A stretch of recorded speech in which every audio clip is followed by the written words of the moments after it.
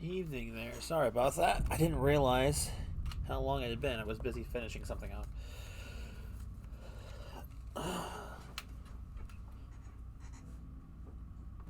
Why is there no sound? Oh, it's because my headphones aren't plugged in.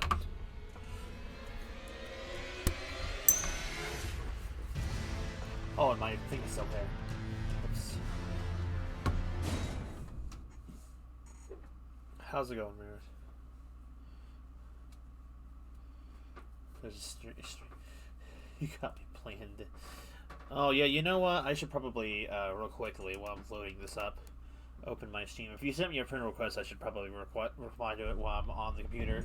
My Steam doesn't automatically load like some people.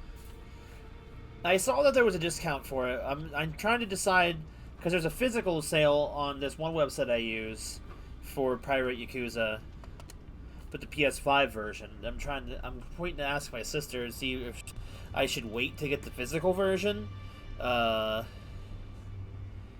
um, and get it like with the deluxe set she wants to get, or if we should just get a copy of it sooner. Now you get like I haven't seen the game, but I'm gonna assume Majima is the exact same kind of cornball he's always been. Go. All accepted. There you go. Now let me swap this back over to the game, since now that it's fully loaded.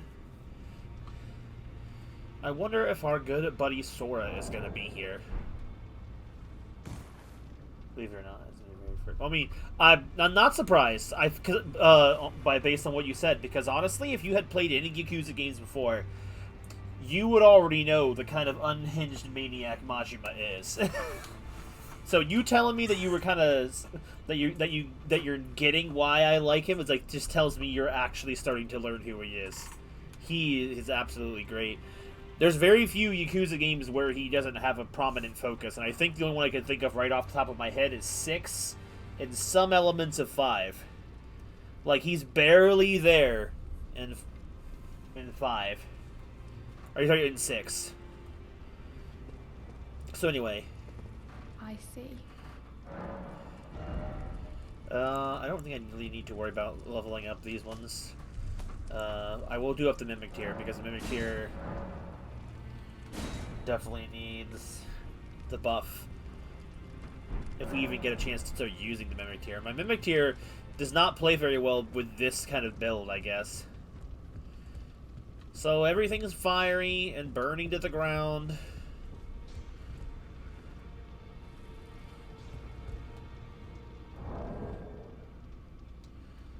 There is one person I feel like I need to try and find.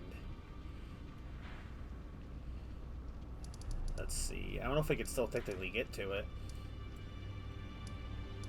Underground roadside. Let's have a look.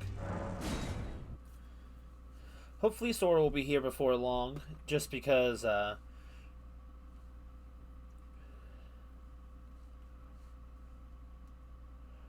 don't know. Sora had mentioned before that they never seen the DLC, so... Did my chat notification go out? It did, yes. But I'm going to put one out just in case.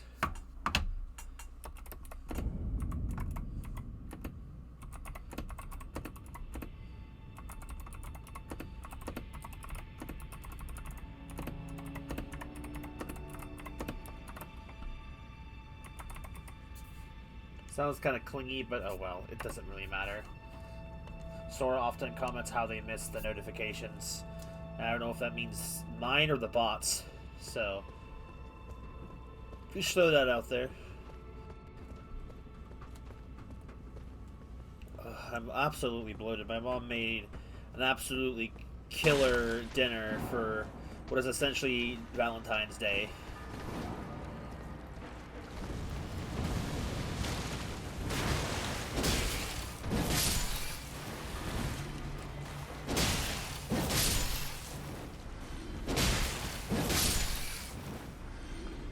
Anyway, I'm glad you're enjoying it so far. At least it sounds like you are.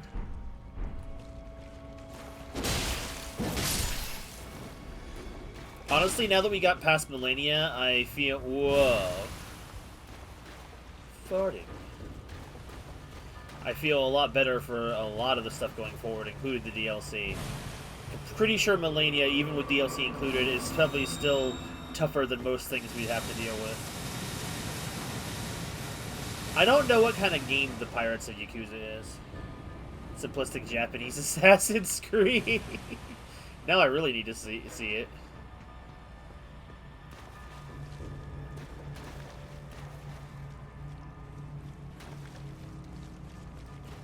Sup, dung boy?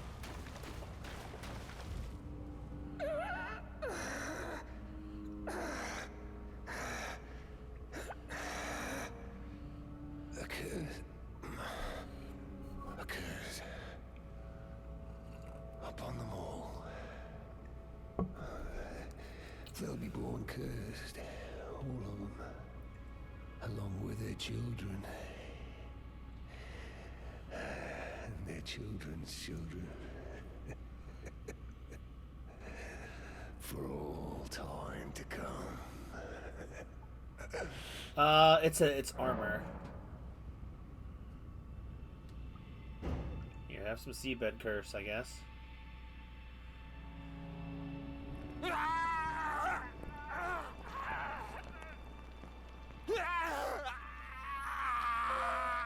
They're supposed to be their armor that has horns that are shaved off. He's meant to look like the omens.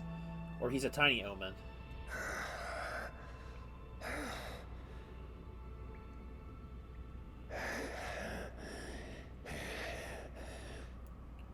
Curse you, Golden Order.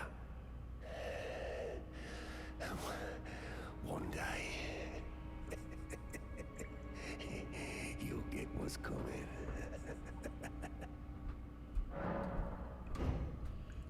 I must not have enough of the seabed curses. Okay, I think there... Did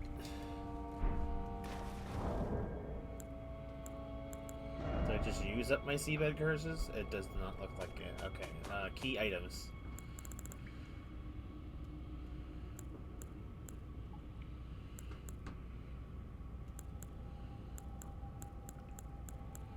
How many did I just give him?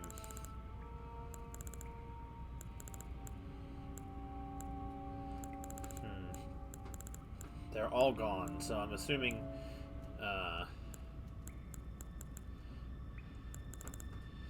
I probably had 4 of them. Alright, real quick, let me close this out. Armor is disgusting. Agreed. The Dung Eater is a foul monster. Alright, so let's see.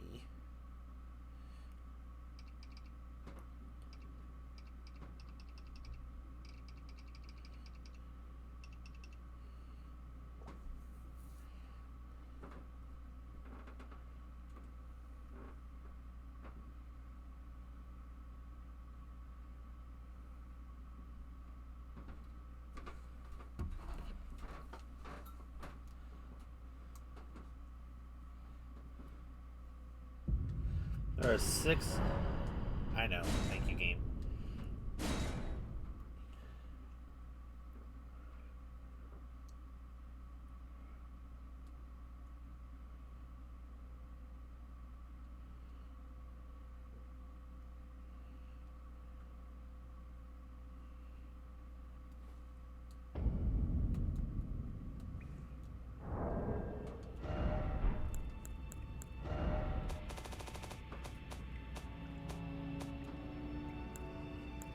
Might have already still given it to them.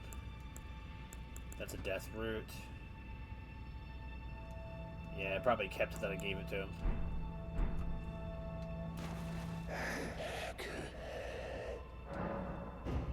Alright, so...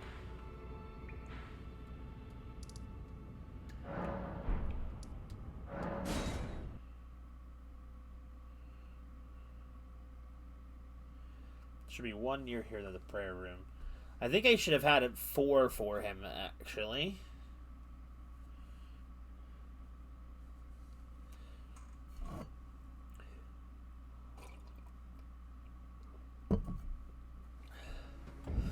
Brother, me and my homies hate the Dung Eater.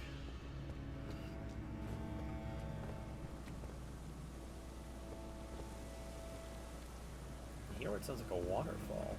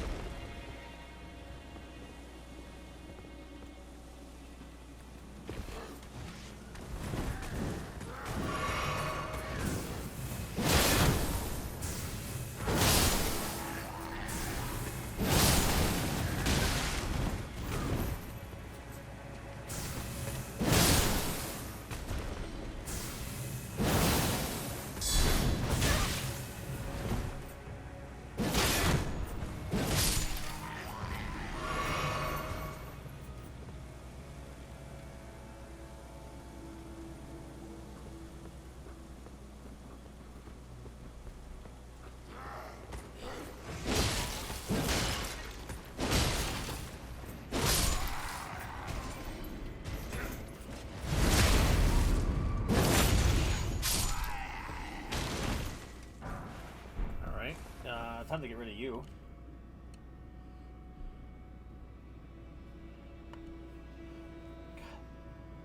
Created 20 hours ago. Sure.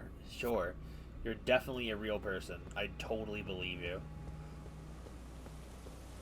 Okay, so we got some chests in here. This probably is not what we're here for, but...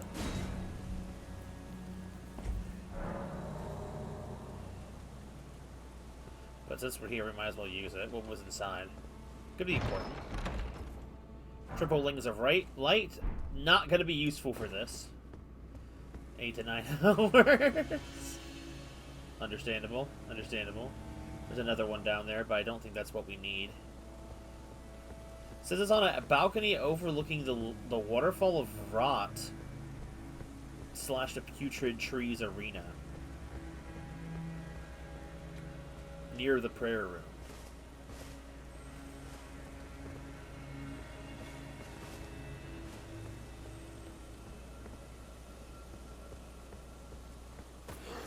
I'm gonna start looking around at full speed.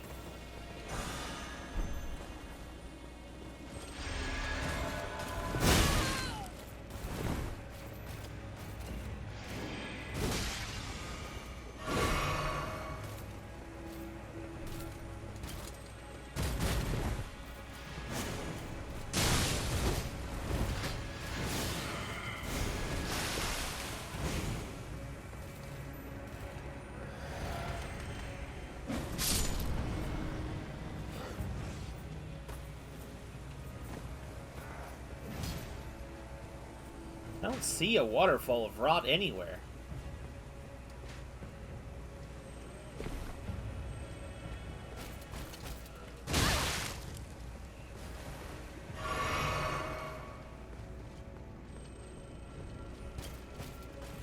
I'm back in the freaking building again.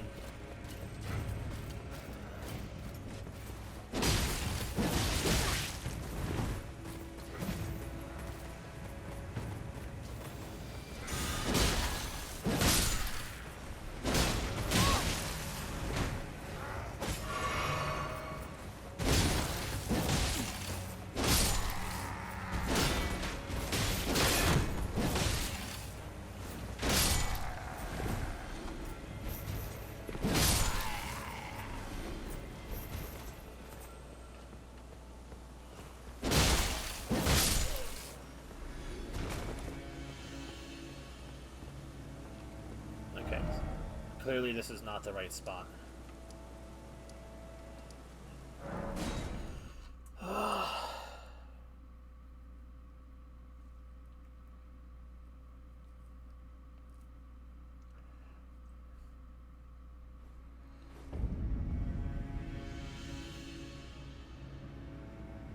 Factor meals deliver pro-level nutrition with chef-crafted flavors that make it easy to feed your performance. Oh my god, I hate this. I don't want to see your advertiser. curses. The final seedbed curse is also Stopped. near the prayer room. Move to the prayer room side of grace.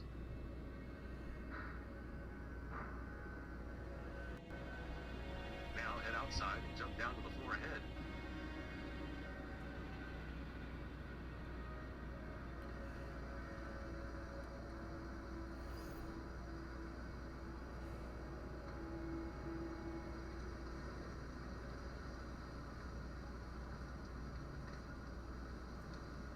From here, follow my lead closely to reach the corpse's location.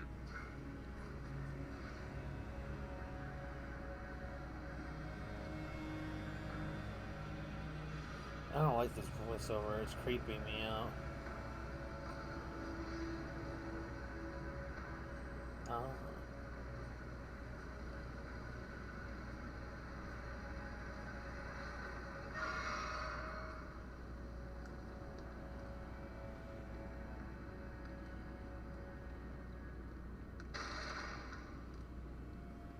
So, pick up the last seedbed curse from... Alright, that's not where I thought it was. Hi, Zora. Bloodstained instead of Elden Ring? What? Oh no, did I not change my stream information? I definitely did not change any information and went live straight up with the old information. I'm an idiot. I was so ready and really didn't say anything.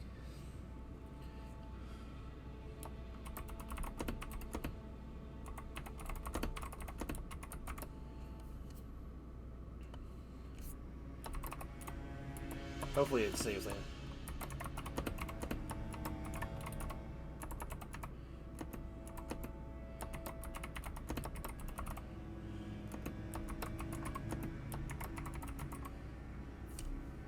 Alright.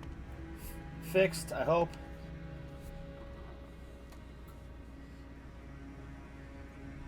What's this thing?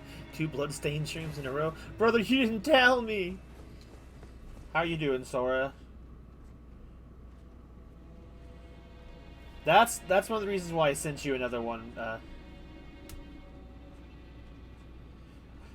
I haven't played the Pirate Yakuza one, Ramirez, to be able to speak whether or not how far into it you are. But the Yakuza games, it could be long or short depending on how much side content you do. Okay, I turn here slightly. Go down. Go into the cave. Crap! No, don't do that. You fool! I didn't want to do that. I thought that.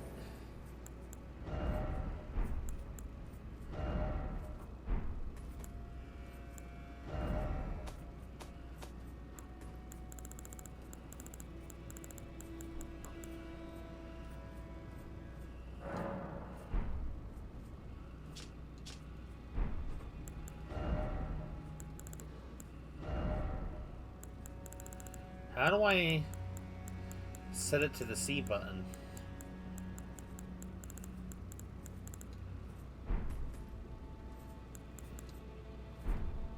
Ah, here we go. Stop! No! Removing all my frozen pots. It doesn't really matter.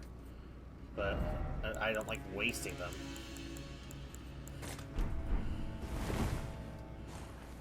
I only put them on there for Melania anyway, and my build didn't really allow for that to work. There we go. Seabed Curse. That's probably the last one I need. Where the heck is this room, though? I don't recognize this room.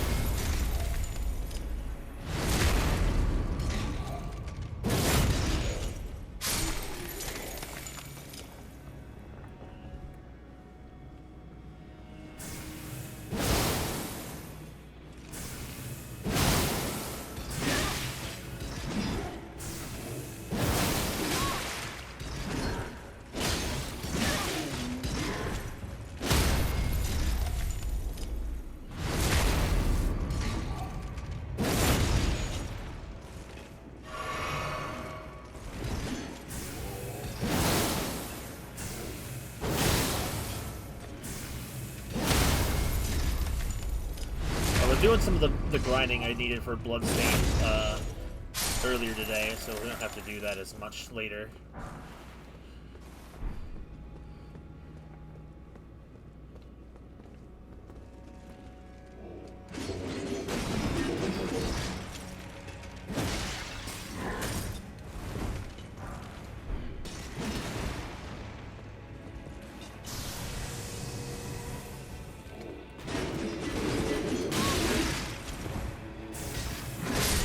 No! You gave me the ick! Where did my frames go? Hello?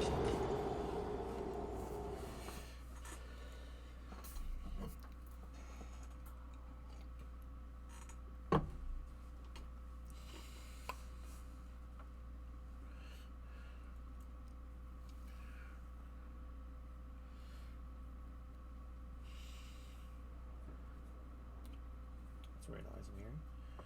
Alright, whatever. I didn't get much experience out of that anyway. I'm not going back for that. We're going back there. That should be enough to bother the Dung Eater again. I think we had 4. I need to just... The problem is you gotta at least go to the Hailing Tree to finish the Dung Eater's side quest. Luckily, Lindell being on fire doesn't really affect anything.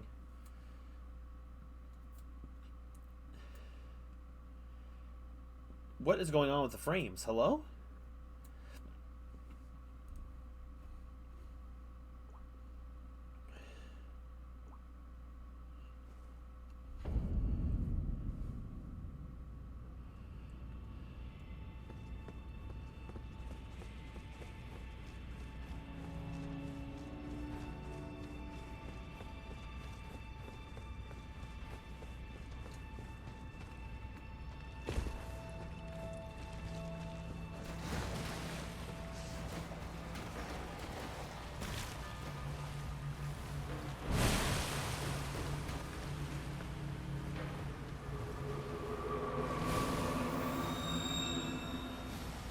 Okay, it looks like the frames are coming back, I think.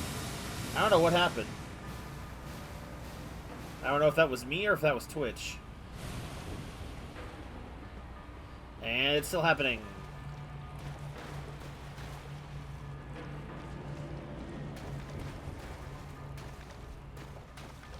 Alright, Dung Eater, you loser.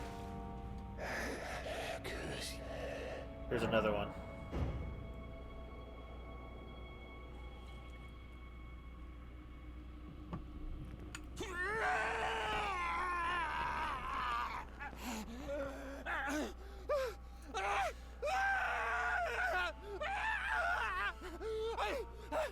Unleash upon them a cursed blessings to war.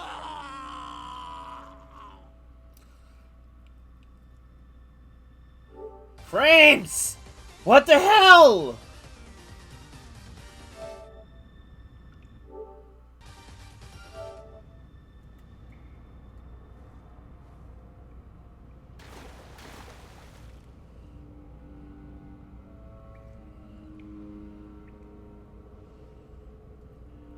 Dude, what's going on?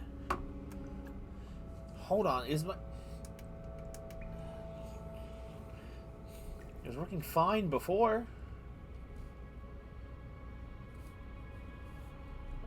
Is my Ethernet connected? Yeah, it's all connected. Don't know what's going on with it.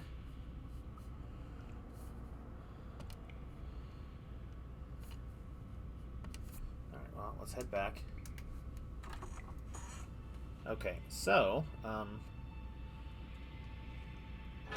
Hitting room of the fell curse. Is he dead? Bro, I wasn't done with this dude. Okay, well, that's not what I expected to happen. Absolutely bizarre.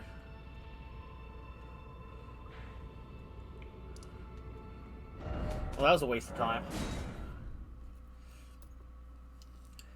So what I was planning to do, and I don't know what the criteria is for this, maybe it's because Sullivis is dead, that, you can give, like, so the potion that he gave me to give to Nepheli, which I did not do, and now Celovus is dead, I was going to give the potion to the Dung Eater when you get him to the point where he's locked down over there. It didn't give me the option to give him the potion for some reason. I don't know why it didn't give it to me. As long as you're supposed to be able to do it as long as you have the potion in your inventory.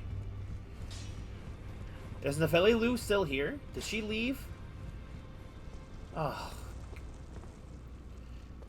Oh, there's our axes. Oh, I've done goofed now. I've messed up a couple of side quests now. Because now that the Halig Tree is on fire, it kind of ruined a lot of side quests, I guess. So basically, there's some stuff I had to do. So there was a potion I have from Celovus, and he was whoever you give the potion to, they get turned into a freaking a puppet, pretty much. Like, while they're still alive, they are turned into literal puppets. Or whatever. How that affects them mentally, I don't know. He wanted us to give it to Nepheli. I'm like, I ain't doing that. I was saving it for the Dung Eater, because you can actually force the Dung Eater when he's chained up in there, when he's supposed to be chained up there to endure the Seedbed's curse. You can just give him the potion then, and then turn him into a puppet, which is giving him his ultimate comeuppance, in my opinion. But, for some reason, it didn't give me the option. Maybe because I advanced the base game too far along? I don't actually know what caused that to happen. But I guess if we want to do the Dung Eater's ending, we have the ability to do that now. But I am bummed out because I was going to turn him into a puppet. Granted, I can't imagine doing another playthrough on stream, so I guess it doesn't really matter that much. But it's annoying. I don't know. See, this is the thing about these types of games. I guess word of advice for anyone playing along or wanting to play them yourselves. Be very thorough and don't be afraid to spoil yourself on the correct path chain for side quests, because you do one thing wrong out of order and you will lose, you'll lose access to elements of the side quests. This save file has always been pretty cursed. True. I have an idea though. What if if I played a second playthrough, a new game plus, I just use some in-game stuff to give myself an insane amount of intelligence at that point if we don't reach the intelligence stuff for certain things, and just go on a power trip through the lands between. Like I feel like the chat assist part will go as far as to the end of the game and the DLC, but if I do some kind of victory lap run to showcase side quests and stuff like that, and go on just a power fantasy, I may just respec to be able to properly use the spell swords type of stuff and just have a ball with it. I don't know. Could be. I guess that would depend on what you guys want to watch. Because I don't necessarily need to do that for myself for that satisfaction of it. So anyway, I guess that's technically it. What does the rune say, since we went ahead and got it, I guess? I always try to get as many of the side quest stuff done as possible in one go. So maybe next time we'll be the goodest of good boys. But we'll see. Could be used to mend the shattered Elden Ring. The loathsome rune, gastated by the Dung Eater. Used to restore the fractured Elden Ring when brandished by the Elden Lord. The reviled curse will last eternally, and the world's children, grandchildren, every generation hence, will be its pustules. If order is defiled entirely, defilement is defilement no more, and for every curse, a cursed blessing. It sounds like the Dung Eater really is like, if everyone's super, no one will be. And that's his deal, I guess. Anyway, time to do what we set out to do and head to the DLC. You said, Sora, you haven't seen the DLC at all?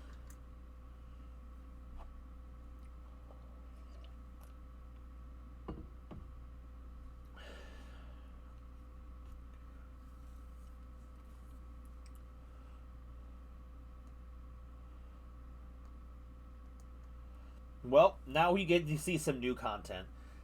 The only thing you probably didn't see was me literally just touching down in this place and getting vibe checked by the first enemy, and then I decided, nope, we're not doing that today.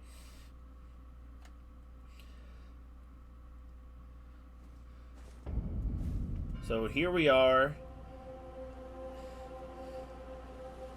Actually, you know what? To get here, you gotta go. You have to kill Moog, and then actually, is the mysterious Letta still there? Let me see. Cocoon of the Empyrean. Let's see. I don't think Sora has played it. I think Sora has watched it, but I might be wrong. I don't know.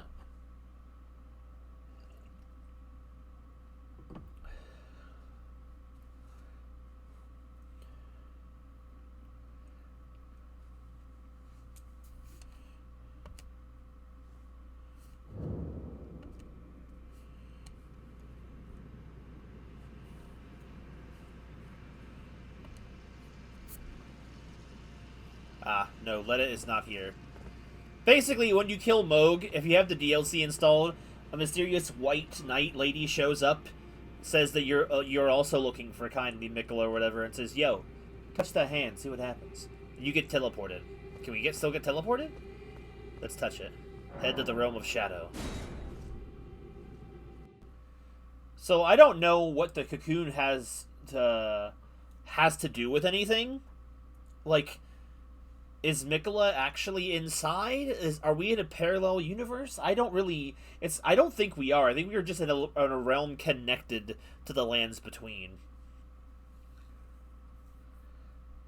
So I don't know if that means Mikola was never inside. Was it some kind of hoax? I don't really know.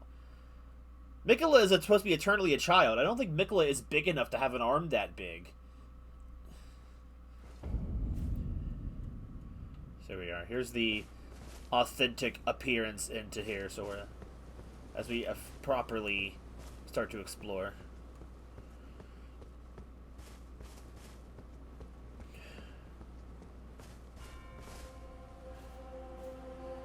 And this is really about as much as we did, other than touching the site of grace over there. I did go to one area over here, and the Church of Consolation, but there was nothing there but a church and water. So, looks like, let me mark this so we can get the map.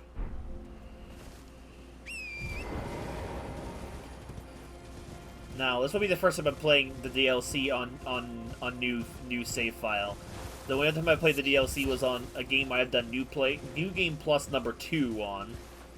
So, my third playthrough of Elden Ring. This mother.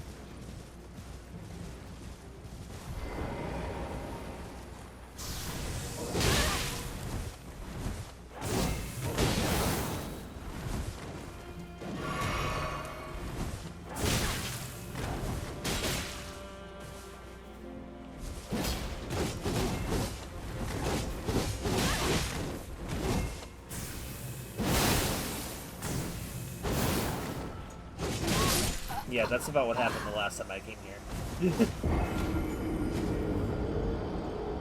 This place sucks. Well, those guys suck specifically. The DLC really is just a massive middle finger being like, hey yo, if you're not ready, get ready.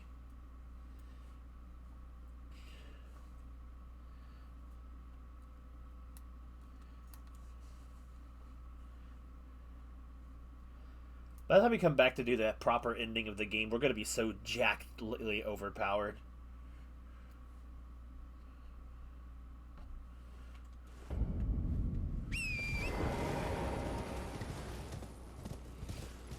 So it's probably my best interest to leave the gargoyle alone, but I don't like that plan.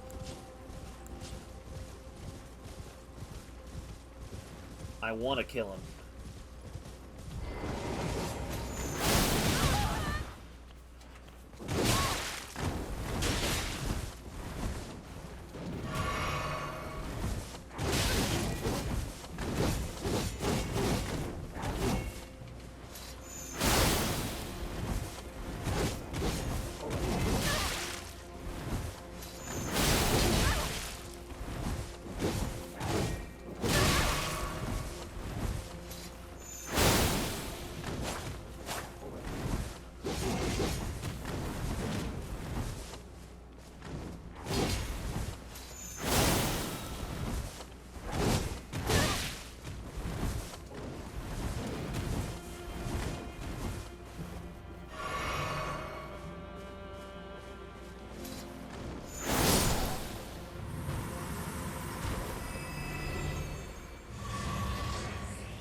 I can kill them. Gargoyling, oh my.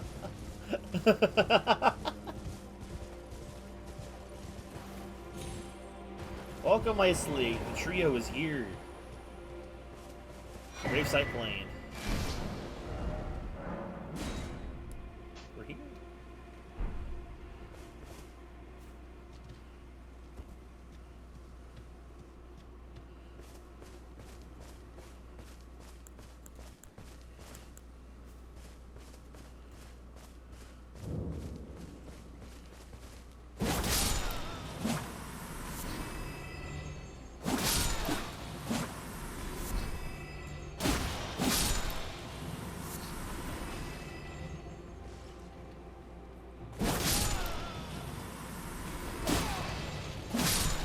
I don't know who these ghosty goos are. I don't think they're real. I think they're shades.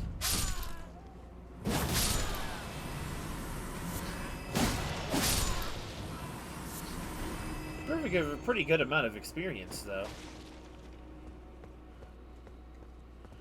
A hefty cracked pot. We're crafting some new items now, boys.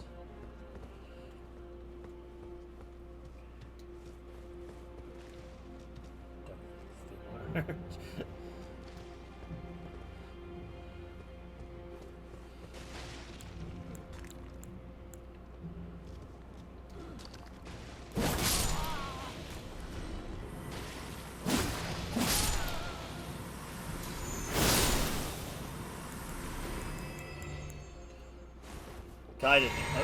Come forth. Do my bidding. Let's explore.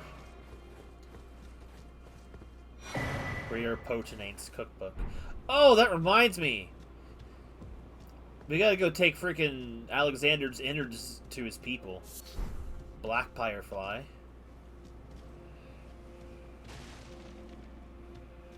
Bro, you good? You just standing there.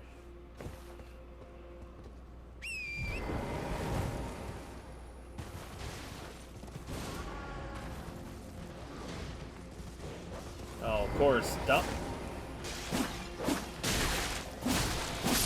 Not just dogs, shadow dogs. Kaiden's just gonna pop off.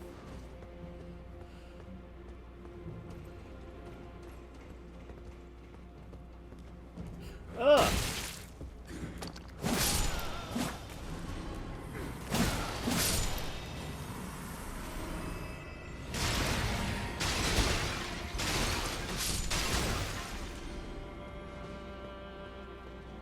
Oh, he don't look pleasant.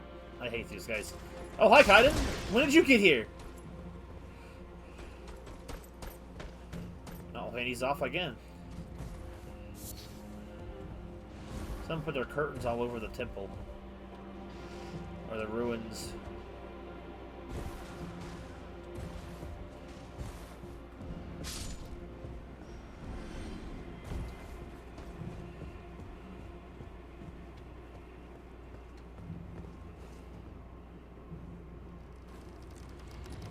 Saturday is tomorrow. The Blade of Mercy. It's a talisman. There's attack power each after each critical hit. A thinned, blood-stained dagger no longer fit for use. Reaches attack power after each critical hit. Hornset implied this to honorably end the suffering of a compatriot. After claiming numerous lives, the dagger is now broken, but has acquired a spectral aura. The dagger's seen some stuff, essentially. What you're telling me.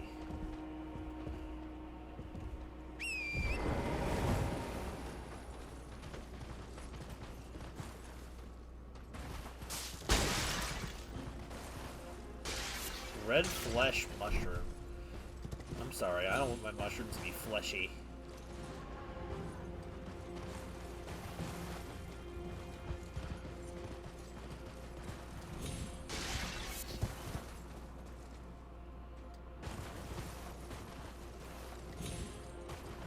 There's items all over this place.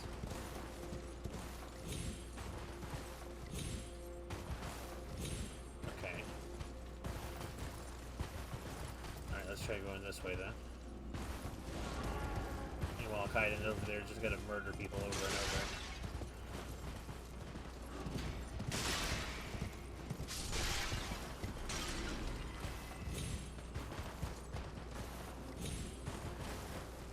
I thought there was an item up here somewhere on one of the roofs. Oh well, come back if I find it.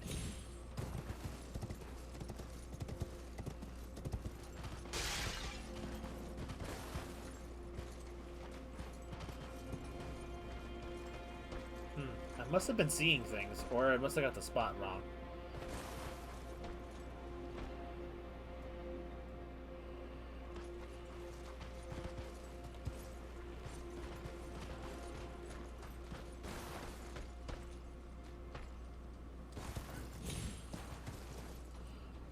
This didn't go anywhere.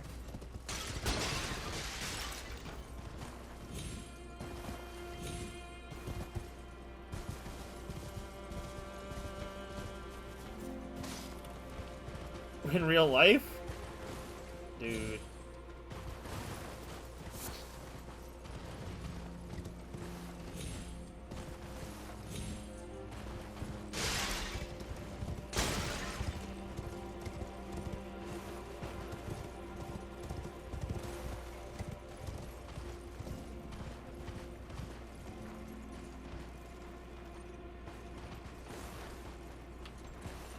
Ha!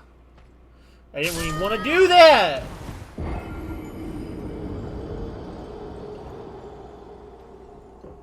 Dang idiot. And the idiot is me. I was wanted to get the item. It's probably not even worth it, but I want it.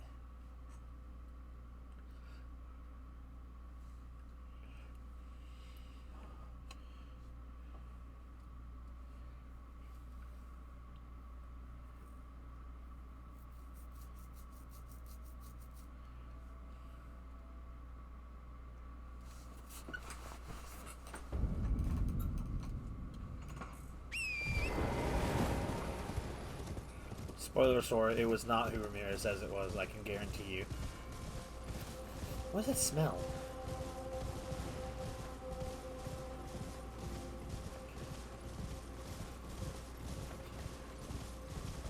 That's one tall tower of whatever these ruins used to be.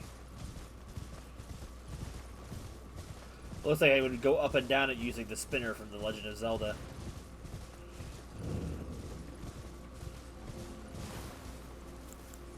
Alright, Kaiden. Pop off.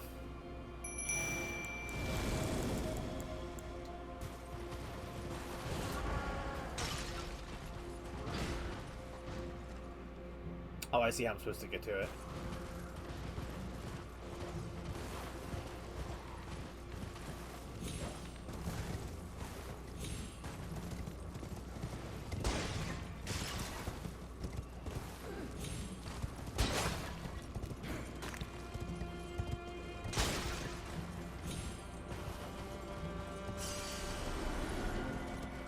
Just right here.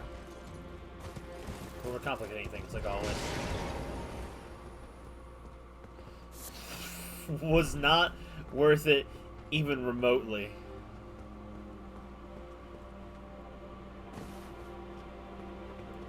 Oh, that dude is a skeleton.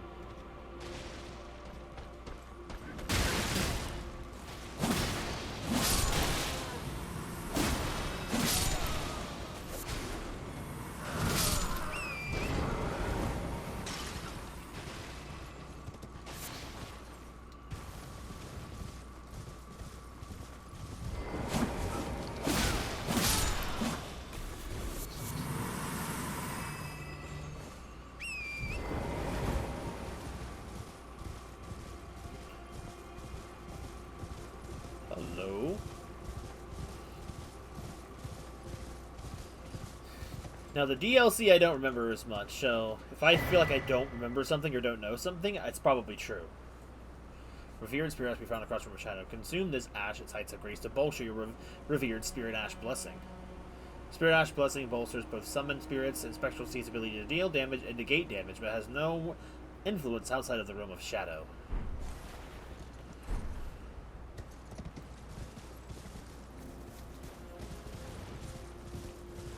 So permanent stat buffs inside the DLC realm. So it's like, oh, to keep you nerfed a little bit, to keep this interesting, we're gonna make the enemies buff, so you have to buff yourself.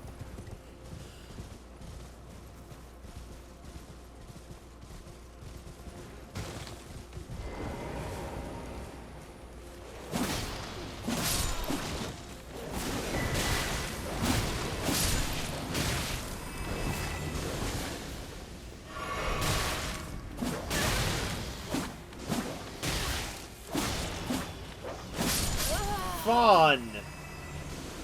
What even hit me? It's floating skulls!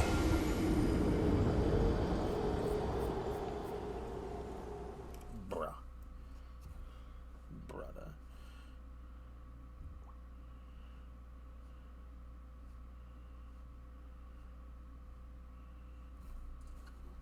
Get buffed? It's awkward, just goes, I hear the metal cap sound playing to motivate you to work out harder. There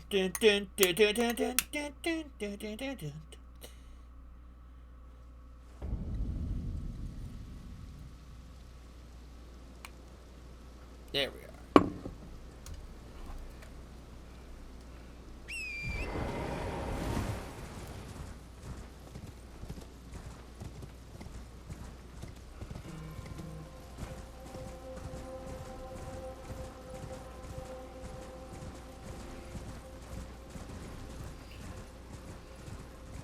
I'm gonna leave those gargoyle things alone as much as possible.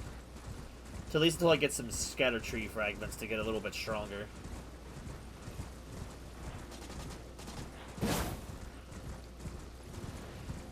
Alright, so I'm pretty sure the only major item in this area was the talisman. I might be wrong, but I'm pretty sure it was just the talisman. So I think we're done here.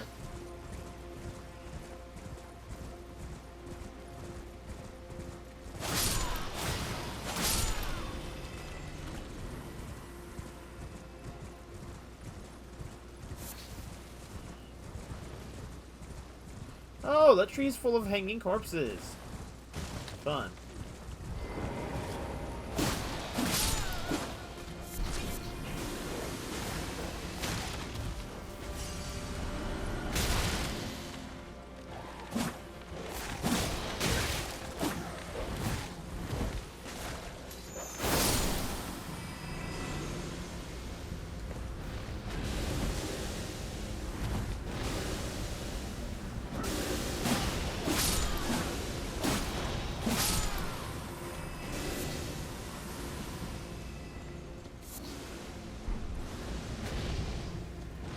I'm out of here. I'm dealing with these wizardy boys.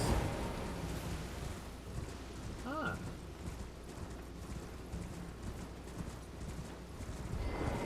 Oh, what was that squishy noise?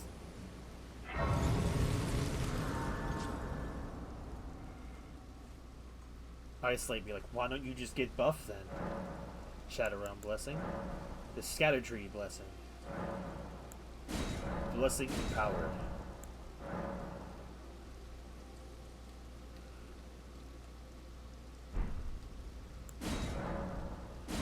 There we go. Got some buffs.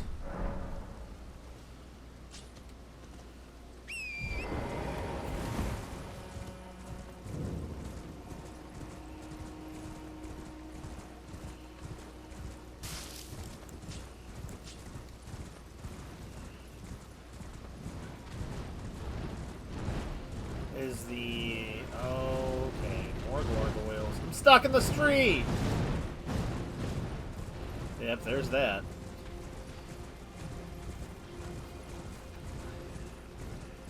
I got a lot more levels since last time. Maybe I can take on this dude. Last time I got myself handed.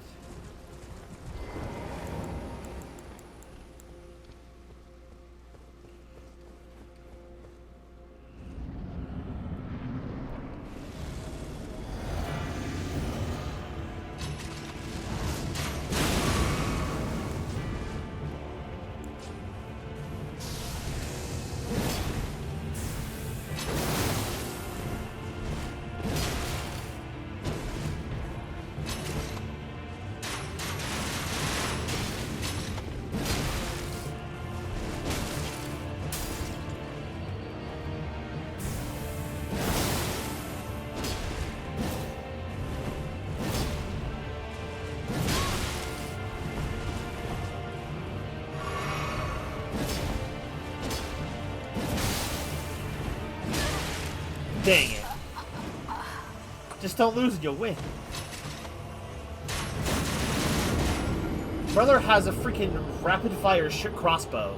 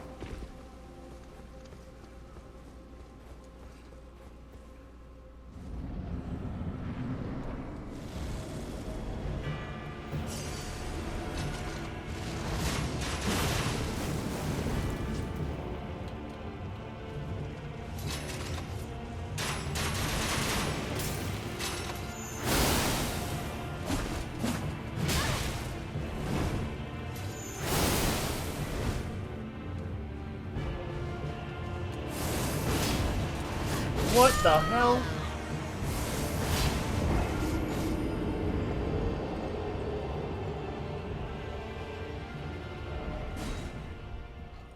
That was over faster than it took me to load into the Lamel.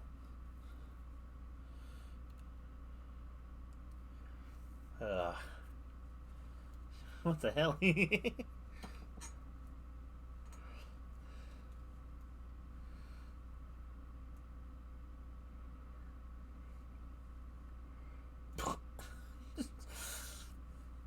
Sora has absolute faith. I can tell.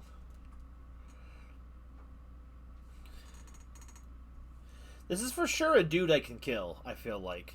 I just gotta actually get good. Don't die and I'll be fine.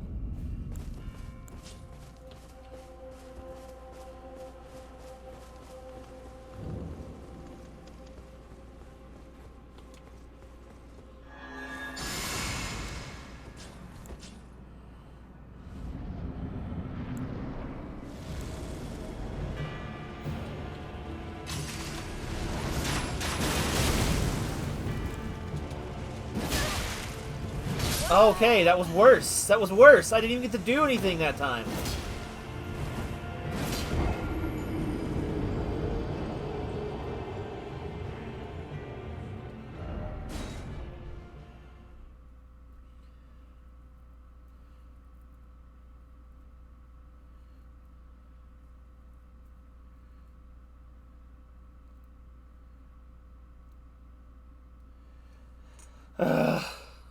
So long to reload, dude. This is the power of the PS4, my brother. Ew, what the hell?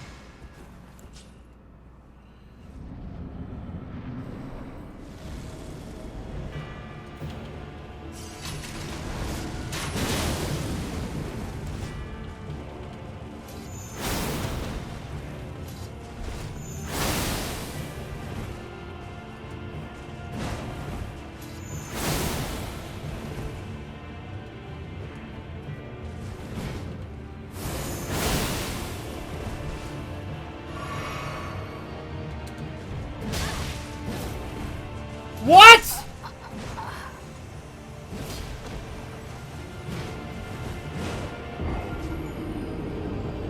Sonic 06 loading scene. No! Why do you gotta say that? Oh, the worst!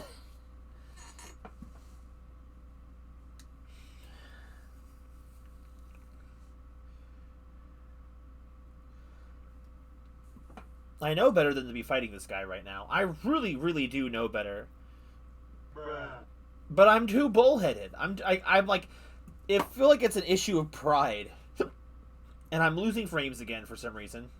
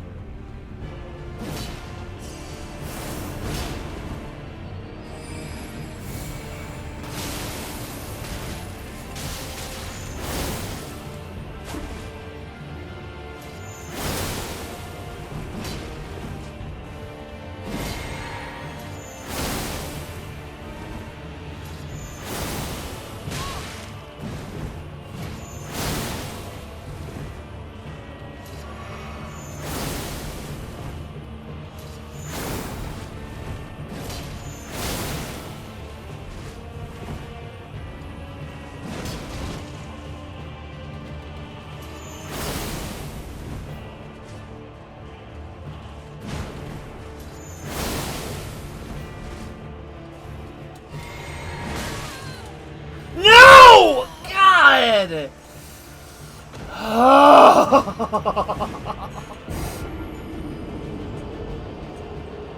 No, we're moving on. I'm not doing that again. Nope. I know better. I know better. I'm not doing it. I've seen the future, as Shulk would put it, and I already know where this is terribly going.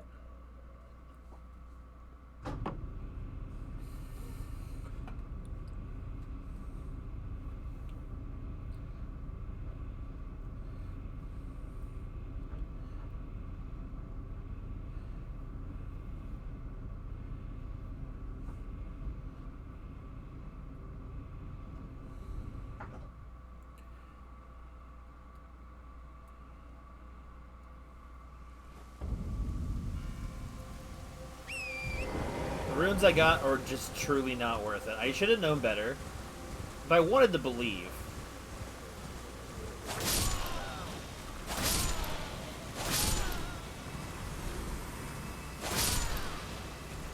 And also, just FYI, there's absolutely no way on this planet I'm fighting that thing right now.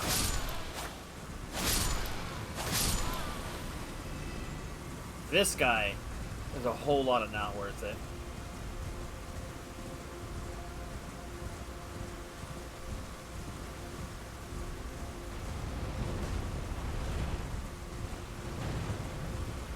Hello, moon sickle thingy.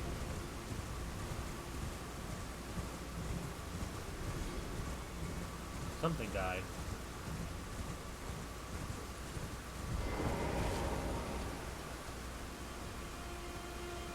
Carved in words, Calais. I abandon here the first of the flesh of my body. Okay. Scattered tree fragment. Hello. Ah, Lady Leda spoke of you. You're that tarnished. Guided here by kindly Nicola. I am Freya. I once fought alongside General Radahn. In battle, you can be sure I'll hold my own. You fought alongside Bro Radahn? Oh, another thing. Did you speak to our dour little friend? If you've yet to do so, have him give you a map of the cross's whereabouts. You'll find more of them dotted about these lands. They are Nicola the Kind's footprints. If you've yet to do so, be sure to have our dour little friend share his map of crosses, assuming you intend to trace kind Nicola's path. Egyptian blood virgin. What? Hello? Fie. another, treading the heels of Miquella. Then, as that woman would surely say, we are in our purposes well aligned. But understand, your kind are not forgiven. The Earth Tree is my people's enemy. By Marika long betrayed, set afloat. Oh, well. I believe Miquella's apologies when he says our delivery will come, but never will I see your kind as worthy. Ah, so you're a racist. But, well, bro, I set the tree on fire. I don't know if does that change anything, or... And yet my oath I cannot overlook. If Miquella it is whom you would seek, then comrade, allow me to give you this. These are the sites of the crosses I found. I urge you, follow after Miquella. As long as you abide by his footfalls, you will be no enemy to me. Cross map. I urge you, follow after Miquella. As long as you abide by his footfalls, you will be no enemy to me.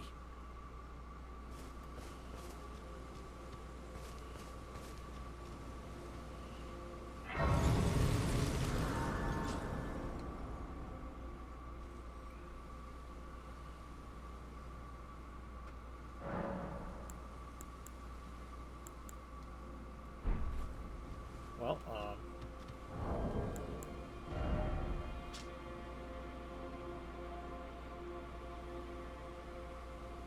by the horn, drafted by a simple map drafted by a horn scent. Okay, so the next one's up ahead. What's this? Oh, it's information. Alright, well, this looks like the next logical place to go. Go, Torrent.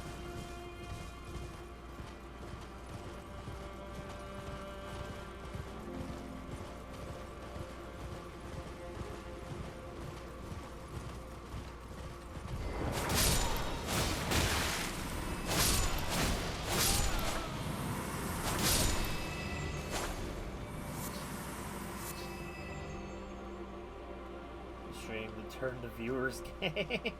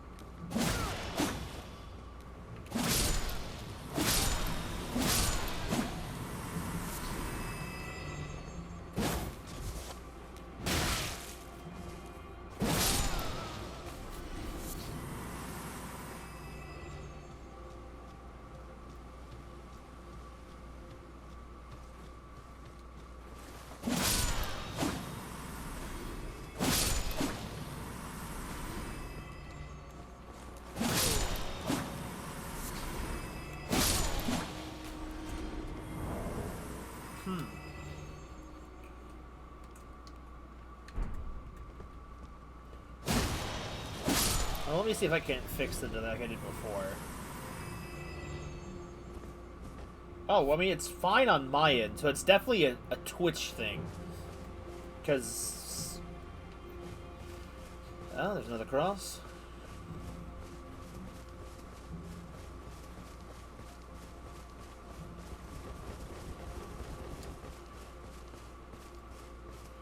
What's that? Scattered tree fragment. Oh, yo, it's the goat. You must be the Tarnished. I am Ansbach. Formerly in service to Lord Moog, but now, like you, another soul guided by kindly Miquella. I'm hardly the steady hand I once was. My fighting days are far behind me, which is why I have chosen to dedicate myself to investigation, to discern tender Miquella's ultimate purpose. I'd rather not volunteer service to a new master unless I know that I can be of use. May I request a service of you?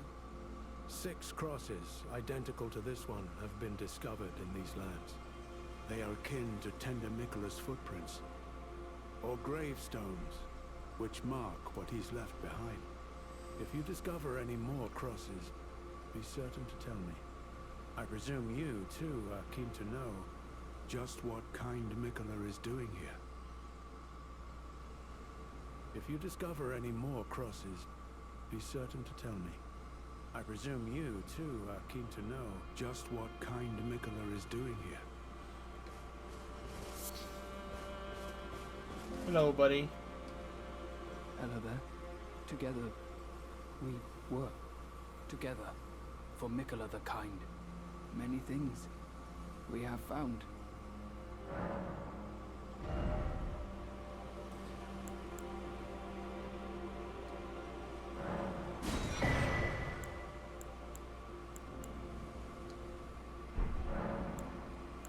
I like finding things. For you, Lady Leda, her allies, and the Forager brood. Things bring joy to all. Bro, always be looting. I like for you, things bring... Goodbye. Good boy.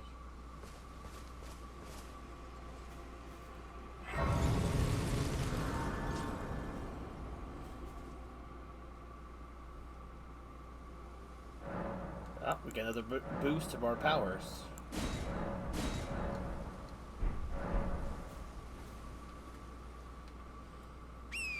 Okay, so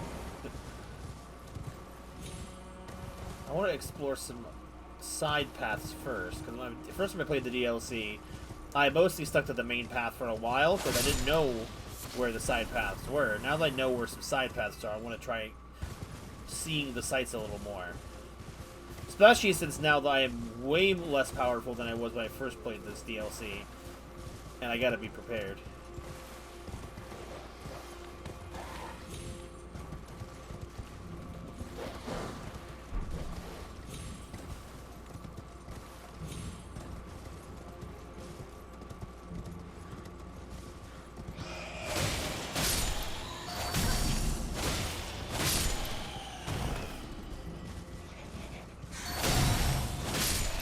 We're already starting to take less damage thanks to the boosts. Broken Rune.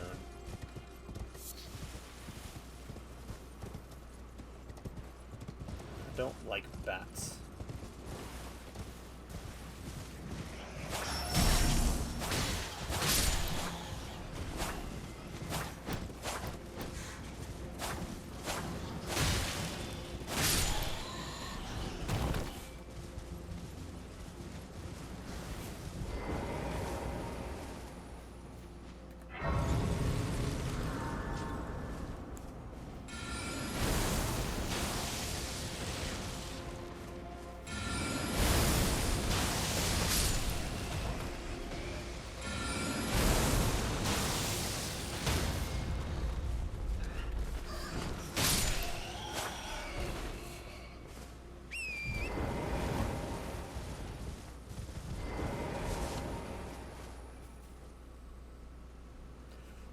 So how much do we need for a level up? Basically 1,500 runes. Our stats are going up. Our defenses are... I don't feel like they're that high.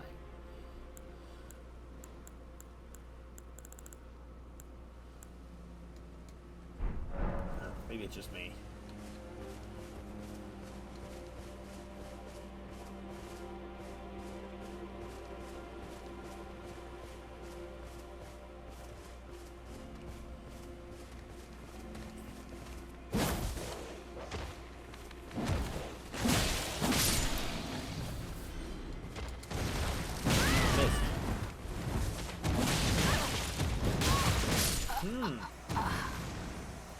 Bro, you are ugly.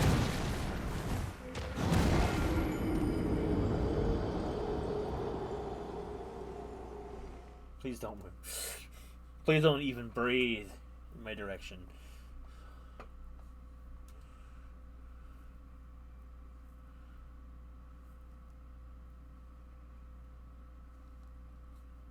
You look like discard mod.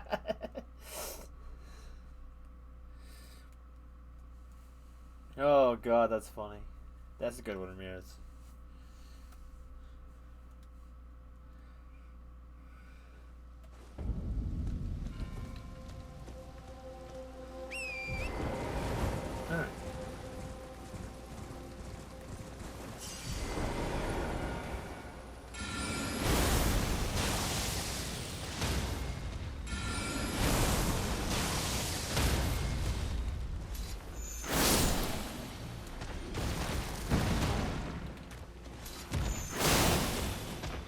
Much better. Not worth really the effort, though. 2,000? I get more than that from killing 3 people that don't even put up a fight. You just gotta know what fights to take in this game, man. Oh, hello. Discord nod, Batman looking on. Thank you for the ash.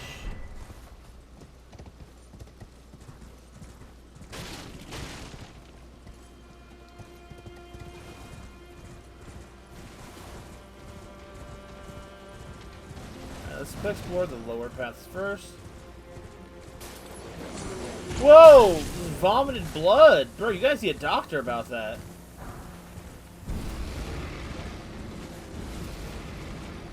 Yo, the golden goats. Is that a golden wolf? No, it's a giant golden goat.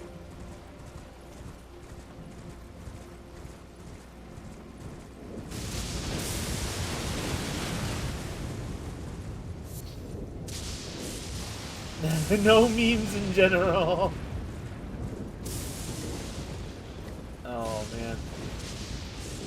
The only ever time I really hard enforce any rules about things in any chat rooms are when there are particular people in the Discord that like to spam a lot of videos and junk that no one else is contributing to the conversation to in the general area. It's like, look, I'm all good about... Ow! Boar? That's really it. It's more so just to kind of keep a conversation no one wants to have out of the general area. Oh, yeah, we got paintings. Oh, I don't remember where the paintings are, but I might have to look up the paintings again.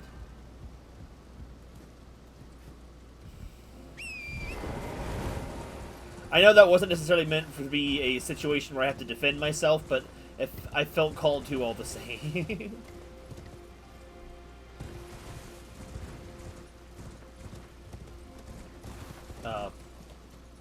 Oh, hell no. I can't get down there from here, can I?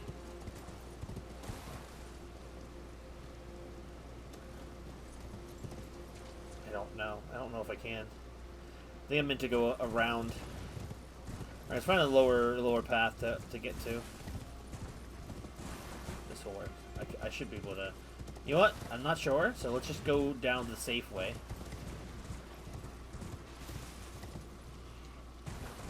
I'm not fighting giant rats. I refuse.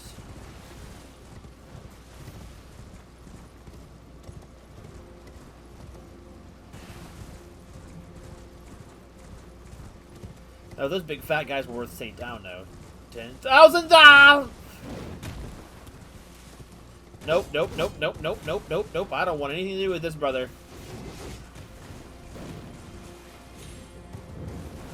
Benediction. Give me that. Let's do blue talisman. Ah!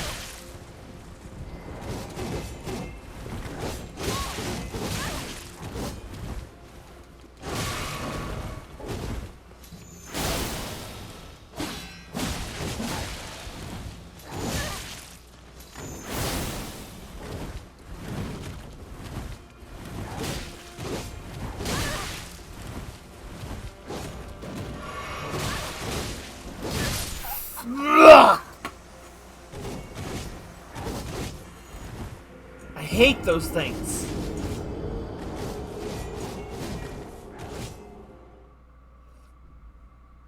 I may just take it. Tell me about it.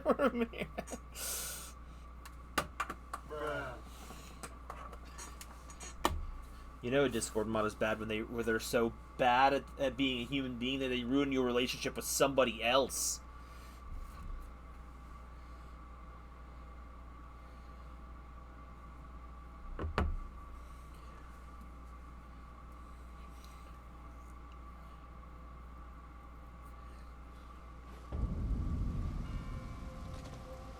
Alright, let's run that back. I wasn't really taking that much damage from him per hit. It was the fact that I was taking like 12 hits. And I kept getting stuck on the thing, so I'm dodge rolling, wasting my stamina, but dodging into nothing.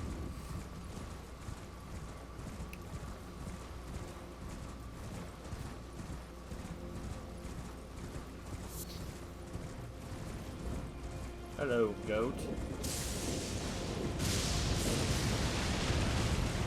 That just tree just run out of health?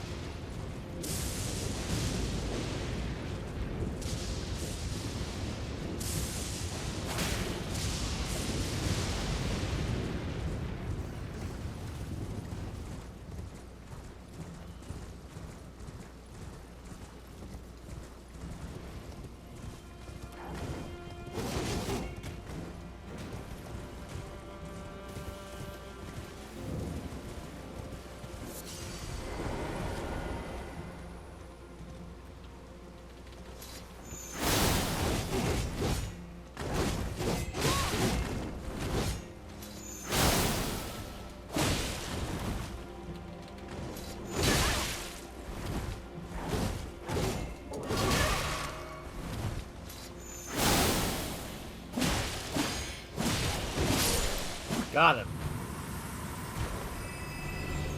Bro, again, not even worth the effort. I get so little back from that. What was the item? Slowly recovers FP. Talisman depicting the sacred bloom of a boon that is a droplet of the blue luminescent sap of the Erd Tree. Gradually restores FP. It was once thought that the blessed sap of the Erd Tree could drip through its boughs forever. But that age of plenty swiftly came to an end, and with time, the dream became more an object of faith.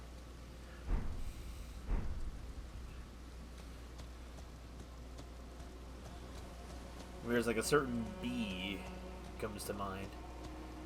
Alright, and for some reason, this leads back to the beginning of the DLC, the first area. Oathseeker Knight Greaves, Gauntlets, Armor, Helmet. Pata. What's a pata?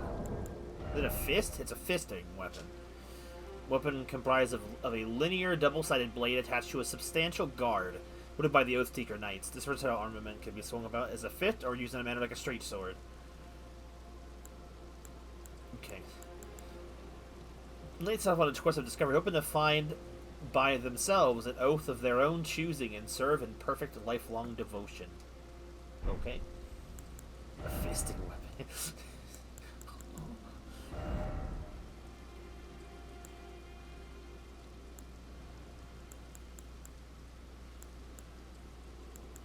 Where did they go?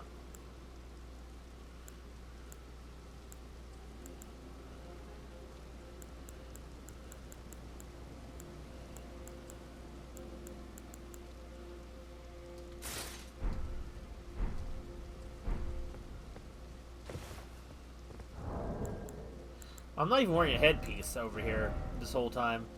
Wondering why I'm taking damage.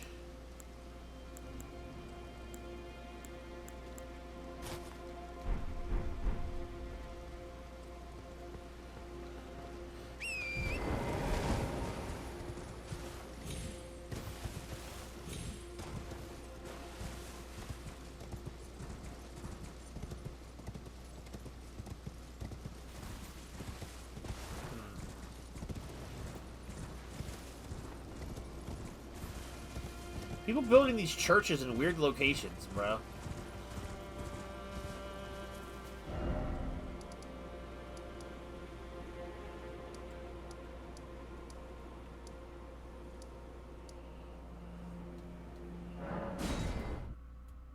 He's trying not to do it. Oh, you meant like headphones. Bro was like... No, I'm talking about the fact that Aqua was not wearing any headgear. Not me. He's like, what else would you do?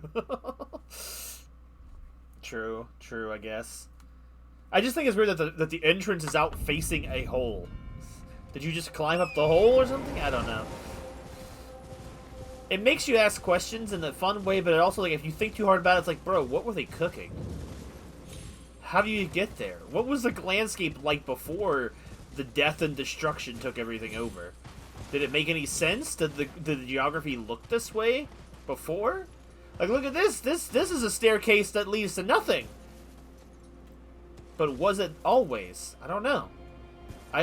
That's the kind of fun things I find about questions like this. The questions that these type of gameplay things make.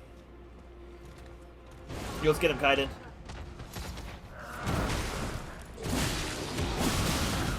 Yo, he spits the blood flame.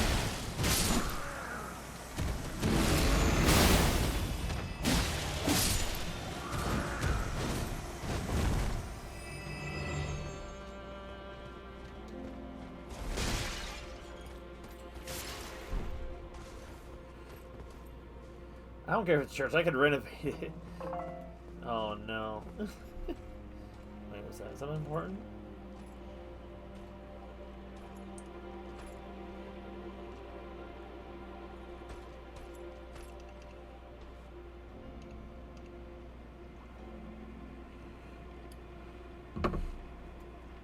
Alright. Yes, I don't know if I actually straight up said that before. I 100% 100% pretty much stole the whole concept of the blood flame from this game for the story. Mostly just not because I'm like, oh, it's like I couldn't think of something on my own. Remember, the guild was really meant to be a tiny little short story at first, and I just needed something to kind of spark it in a sense, and like I felt like the blood flame whole nonsense in this game was terribly underexplored, and I thought I would just, you know, take a crack at it for fun. Can you do a hot take? Yeah, sure. Complaining is the lifeblood of content.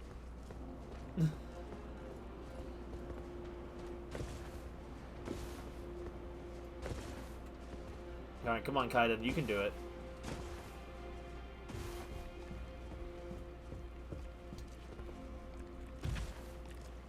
Oh. Nasty.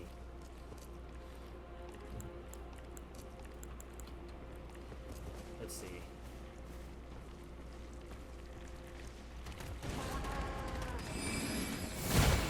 Oh, that didn't work.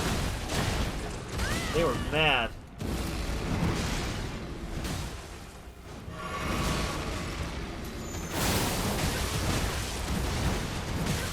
Bro, he's like, he's creaking. He's on crack. Ah!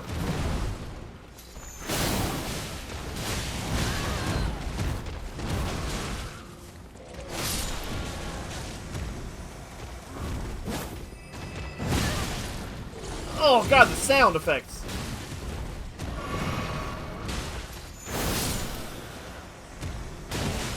Bro, Kaiden is freaking jacked. He doesn't give a crap at all.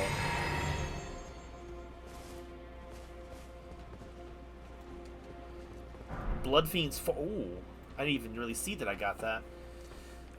Got hot takes wasn't.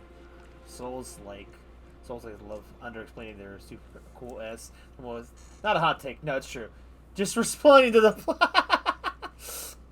True. It's like, here's the thing. Like there's a lot of lore implied in like things like the item descriptions and stuff that like the blood flame is like the presence in this world of an outer god, pretty much. Like the Elden Ring talks about outer gods all the time. They don't live in this on this plane. They just send their nonsense to this world, and they just kind of like watch it do battle and whatever. So like Luminary Moog, that Ansbach back there, he used to work for. Luminary Moog was basically, he was cast out from society, sent to live in the sewers, and while he was down in there, this outer god, I don't remember, it has another name, but like blessed him with the powers of the blood flame, basically to usurp the outer god power that was resided here. But like, it seems to be that power and that fraction never really gained any traction at all. Like, it didn't go anywhere. So, like, there's a whole outer god presence that's implied out here, but it has almost no impact, really, on anything else happening, because Moog lives in the sewers. So it's like, it's wild how like that is. So I'm thinking, like, bro, just the concept of the power and being in magic.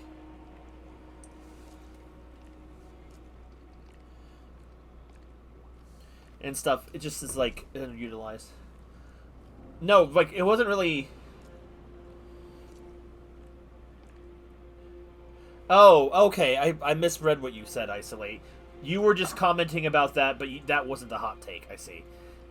I thought you were saying that something was a hot take, but then saying it wasn't a hot take, because I'm like, that's actually true. There we go.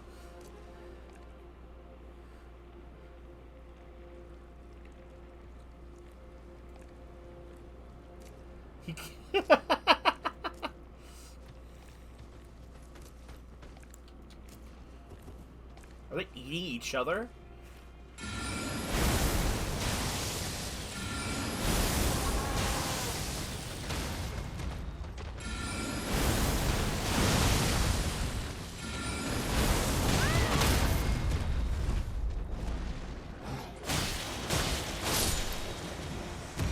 He picked up his arm?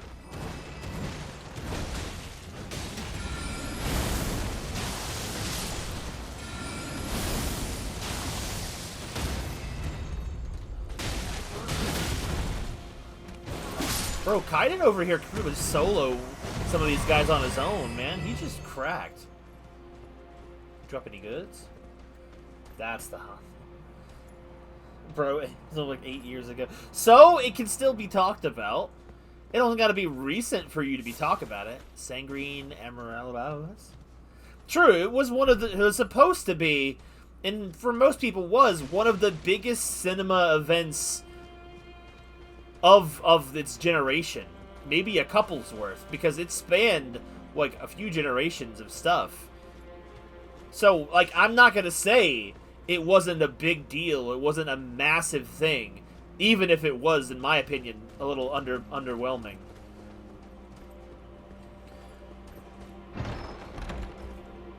The Outer God Heirloom. Oh, speaking of what we were just talking about, this might even give more information on it. The talisman engraved with the lore of an outer god. The clan who lost everything in the Great Flyers peered upon the corpse of their ancestor, normally an act of sanctity, and saw in its shadow a twisted deity. The clan had suffered such torment that the horrible thing was taken as an object of worship. That might have been talking about the Blood Flame. The lore about the cult of the Blood Flame in this game is really kind of underexplored. Like, it's super cool, but really, like, but then again, there's a lot of things in this game that's like mostly implied and very heavily unexplored. Up till Chicken Jockey. I mean, that's sadly was a pretty big deal too. I don't know if I didn't actually ever see the movie to know if it was actually really any good. Like you see peak like Shadow the Hedgehog, sorry, or Sonic the Hedgehog 3. That's really good, but it just doesn't appeal to as many people as Marvel did. And Marvel is just kind of becoming this Marvel slop stuff at this point, and it's just kind of sad.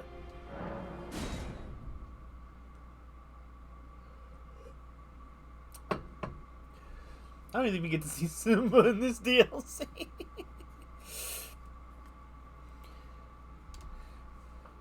See, though, the idea, though, was that, like, Simba was always going to be, like, the villain, in a sense, of the guild story.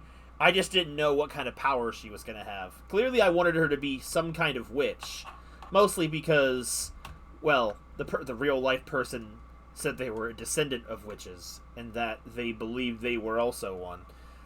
I don't know if I fully believe that stuff, but it would explain some things.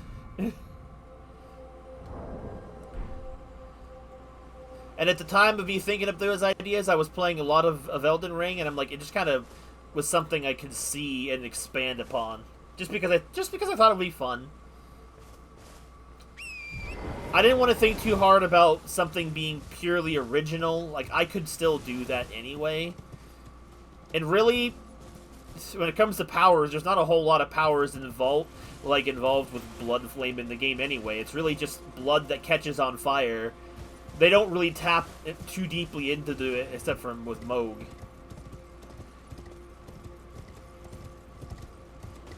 here? Yeah, check out the. There's just a bunch of birds here. Rada fruit.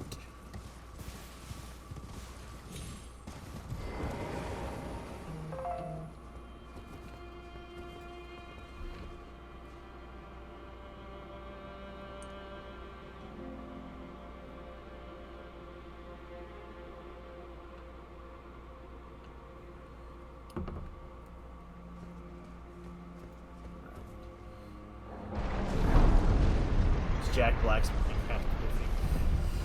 I guess in their logic is like that you have to do something different that, you know, justifies it not just being a Minecraft animation, because those have existed for a long time. Oh. God dang it. Where'd it go?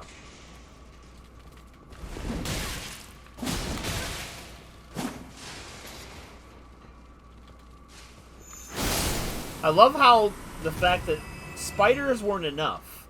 We had to have scorpion spiders.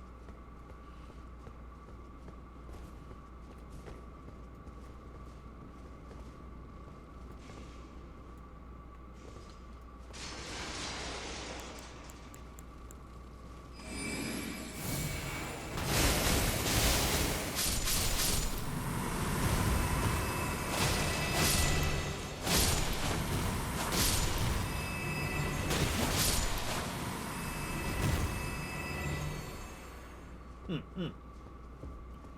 you got there, buddy? Can I have that? Please? Revered Spirit Ash. 2 of them. Nice.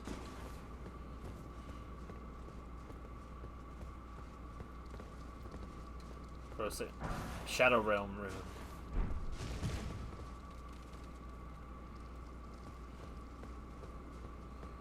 Spider jockeying.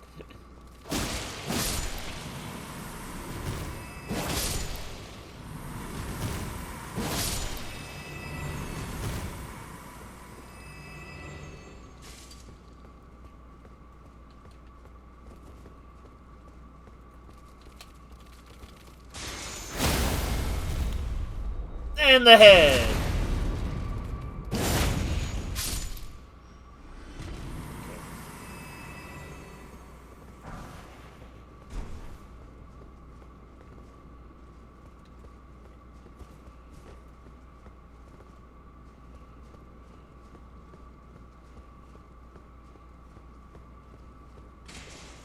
Oh!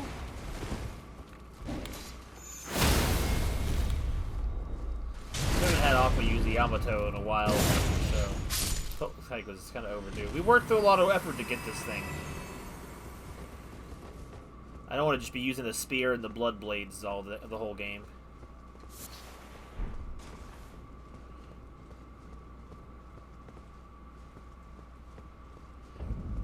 Belrat Tower Settlement.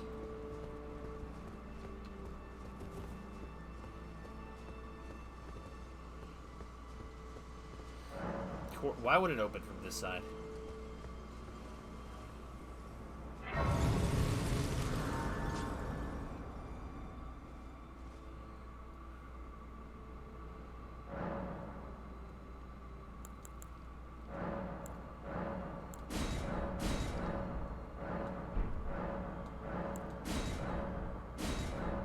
Nice.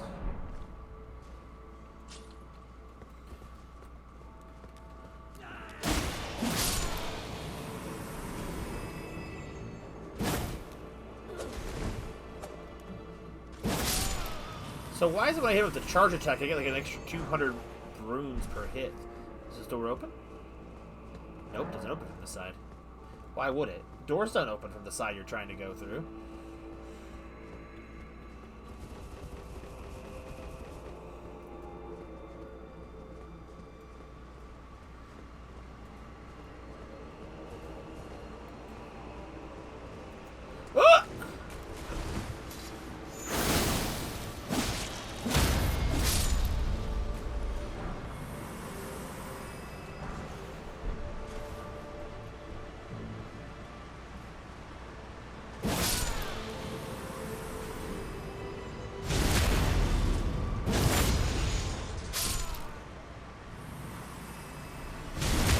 Oh, this water looks gross.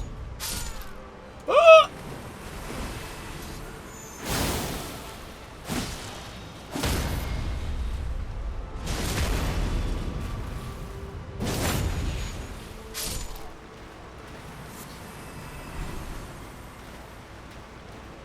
I guess also my thought too was like the fact is like the guild story. I don't know if that's a story that I'll ever actually be able to properly use, like anything out past having fun with it. So that was kind of what I decided to do, was just have fun with something. I always would pretend up, not write, but just like think up a bunch of fan fiction style stories of things before. So it's like I just never happened to write them. I guess technically the first one I ever really wrote was some of the ones based for the Aqua Pokemon stories, and I liked doing that. It was fun, but then and I had like a fun idea I was gonna do with it, but then it just like it felt like it got too difficult to do, to keep up with it, and I just kind of burnt myself out on it too quick.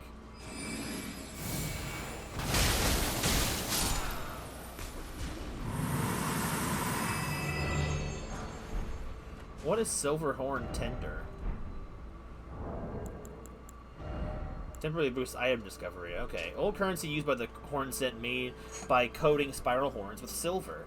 Temporarily boosts item recovery can also be sold for a higher price. These trinkets were once symbolic of society's upper echelon. So it's money. But it's a horn. Ah!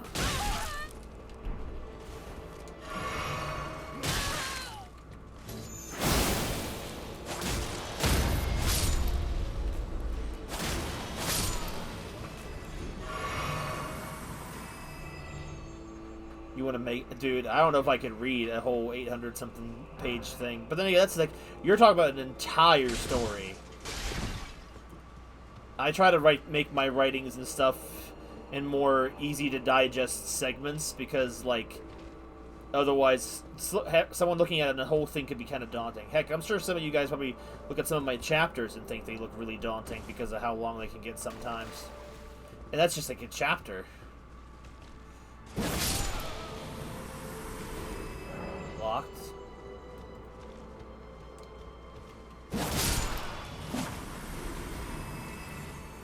Mesmer Fire Grease. Okay, well there's nothing here because that door's locked, meaning I just don't have the key.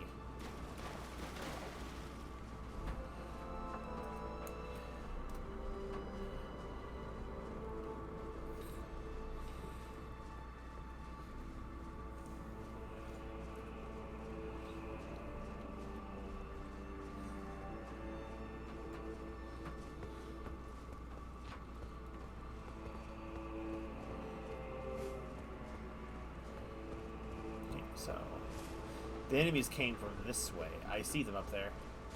Ah! Wasn't expecting light beam attacks.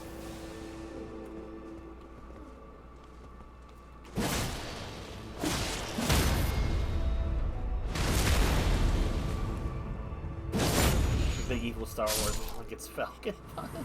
Are you talking about Grubba? Or Grubbin? Not Grubba. Grubba is like the Paper Mario villain. Nope, sorry. You're not real, you're just Shadow.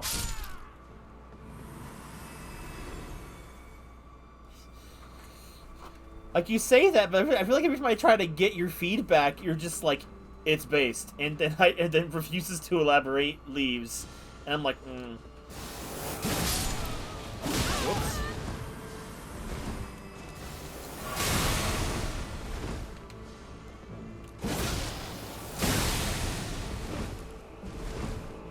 Grubhub was evil all along.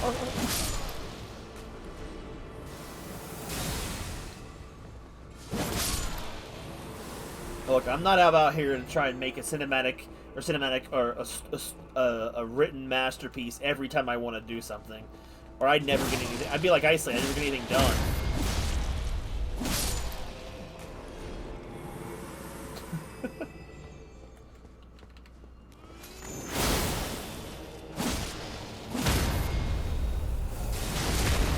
Shooting me.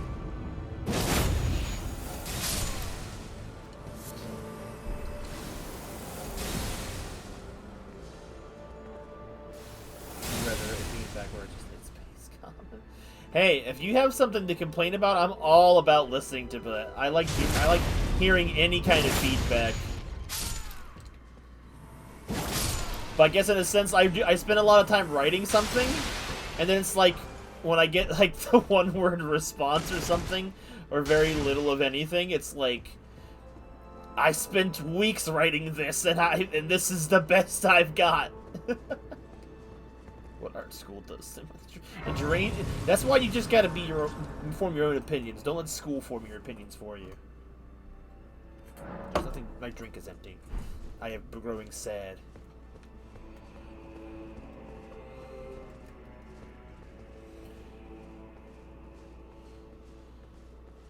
I never even heard any feedback from Sora about the story, other than just the Nintendog shake, which, you know, is great. It makes me feel like I really did a good job. They're all locked! All the doors are locked!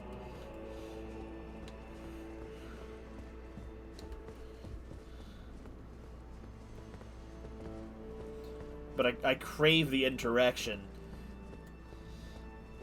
Oh, freaking hate these things.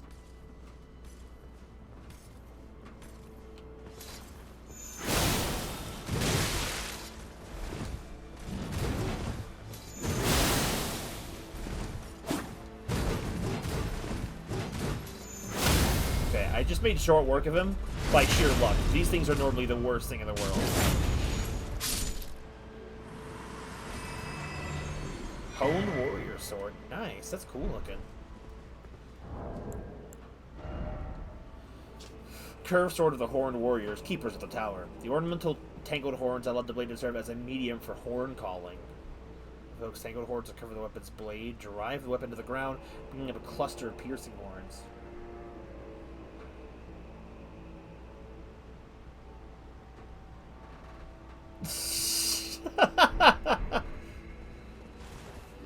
Ain't no way that's all I said. I don't believe. I think I call cap on that one. Ew, gross. The dirt waterfall.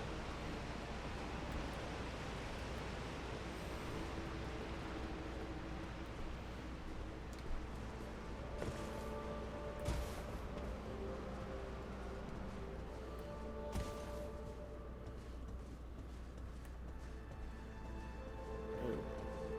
What are you doing, bro? Die! Shadow creature.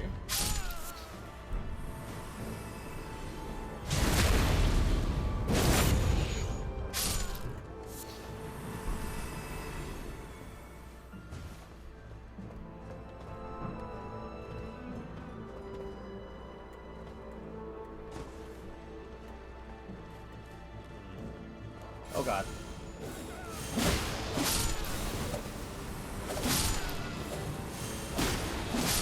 Who's casting? Oh, it's you. Hello.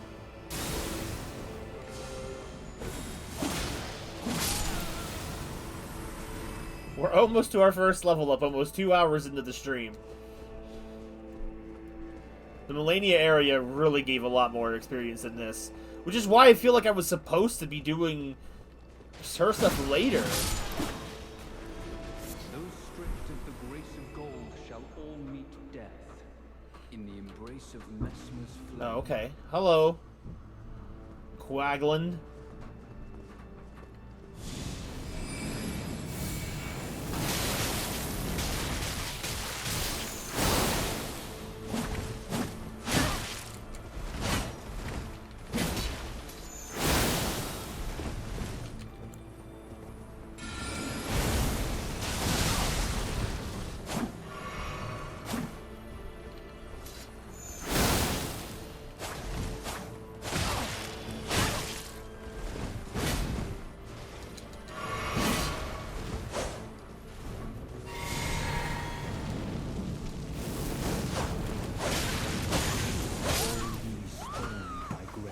Set me on fire! Ah, that explains why Sora was not commenting. The heck is that? It must be the vacuum cleaner. So loud on the floor.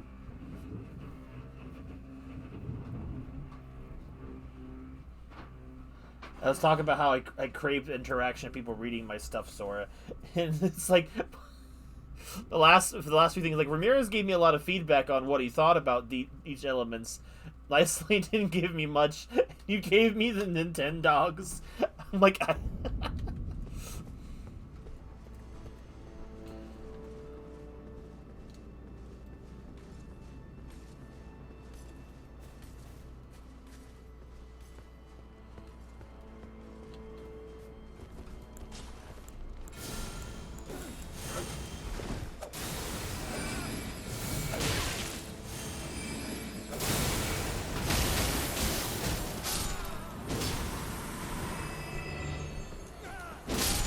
brother somehow lived by the skin of his teeth.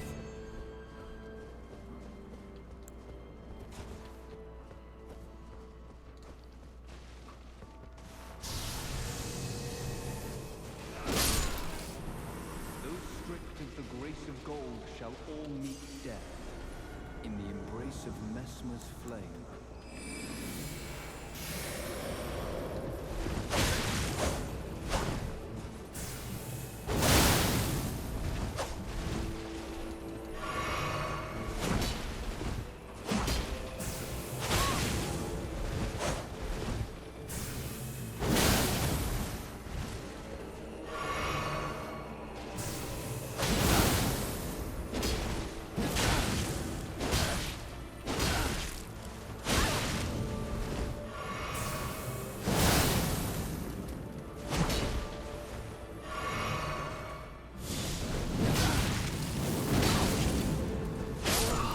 I had him like almost. I had him the brink twice.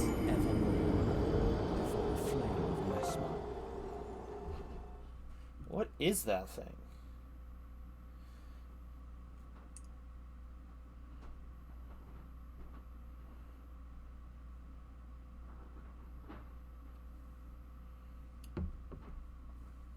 All I remember is me going slightly fair. That's what I'm saying. Like, I'm glad, like I was saying earlier, like, I'm glad you enjoyed it, but I guess, that's not what I said, Ramirez! That's not what I said! Don't spread lies! Don't lie to people!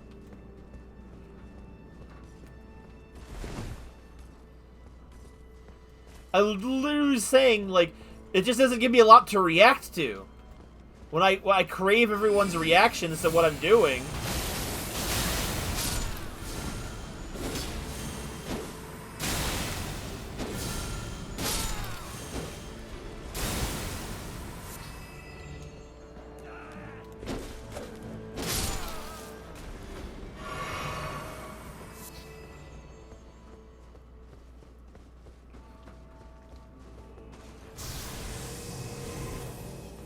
Alright. He spawns over here, so let me... Those stripped of the grace All right, of bro. gold shall all meet death in the embrace of Messmer's flame.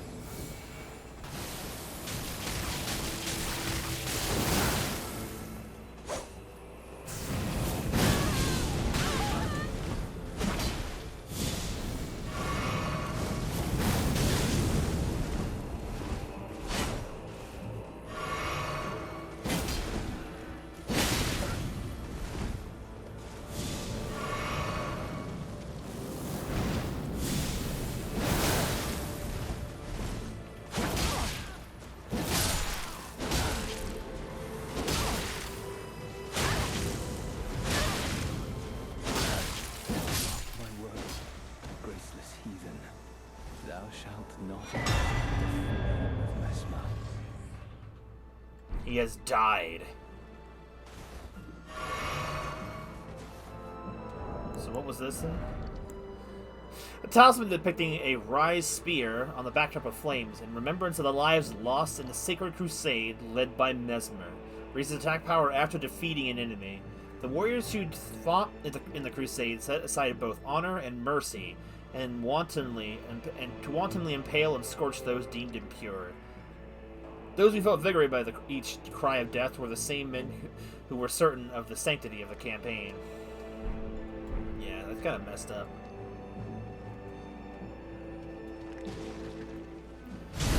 great sword in the butthole.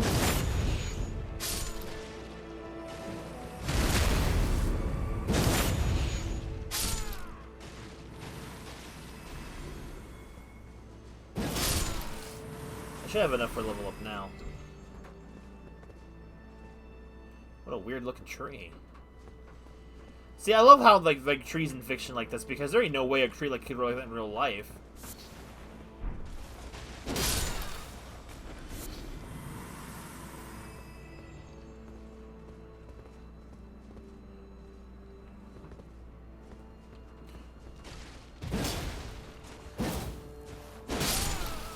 Okay, so I think all that was in this room was... I don't know why I tried to summon the horse here. It's Kraglin. Okay, I don't see any exits to this area.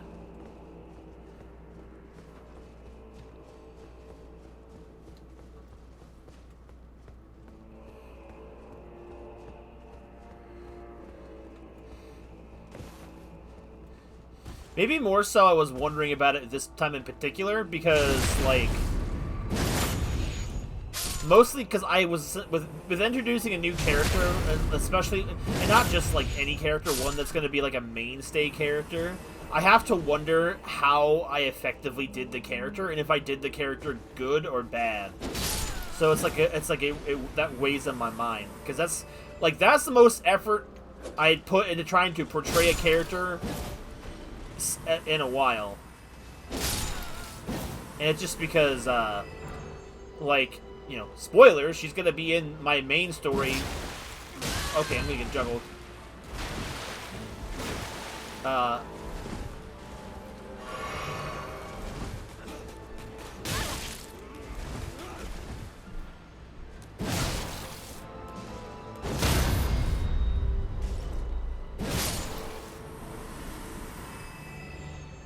Harumi. She used them. What the heck are those? Oh, I don't like that at all. I don't like that.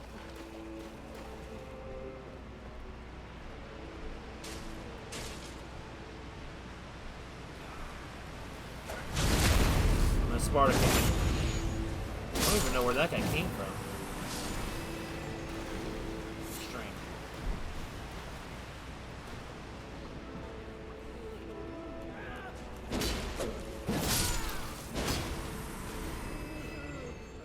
Also, Sora, like, you were technically the one who gave me the idea to probably have some kind of little back and forth between, like, Harumi and Sora. Sorry, Harumi and Polaris. Mostly because, like, when I got everyone's character rankings in terms of looks, and that you had placed Harumi so high, I'm like, that's what kind of gave me the idea. I just thought that would be, like a funny little thing there. Storeroom key. That's the key to a storeroom. Now I need to know where the storeroom is.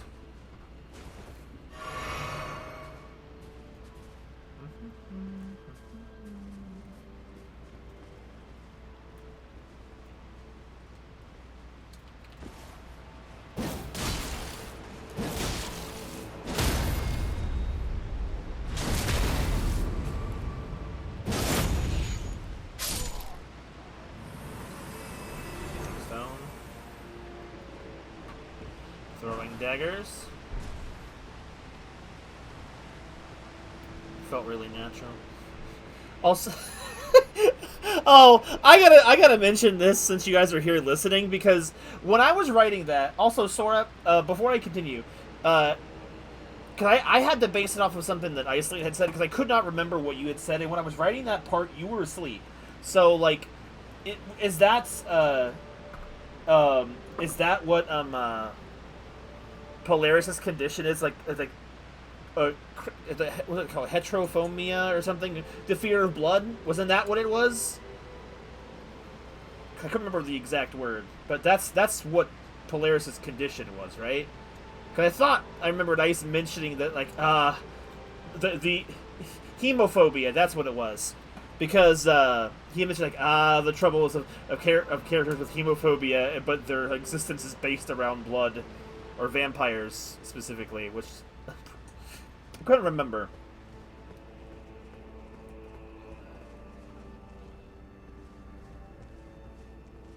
Hear footsteps. Oh, it feels like tipper tappers. Oh, hell no. Oh, hell no. I hear them from up here.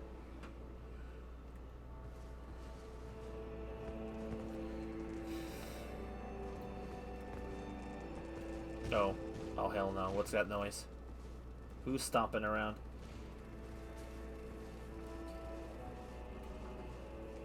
Anyway, I thought it was funny because when I was writing that part, I don't know why. Now I'm using Microsoft Word, one of the versions of it, so it should know what certain words are. So I wrote hemophobia, and I didn't realize until I was proofreading it, and I'm glad I proofreaded it for that part, because when I got to the part where Polaris had said he had hemophobia, for some reason the spell check or whatever had corrected it to homophobia. So I'm reading it, and I'm like, Polaris is like, I'm sorry, I have homophobia. It killed me. I just like, wait, but the other one's a real word. Why would it correct it to something else? And of Polaris of all people, Sora's character of all people. I'm like, oh god, I caught that before I posted it, because that really wouldn't have made any sense. I don't know why. I just remember reading it and I was like, oh, that's so funny to me.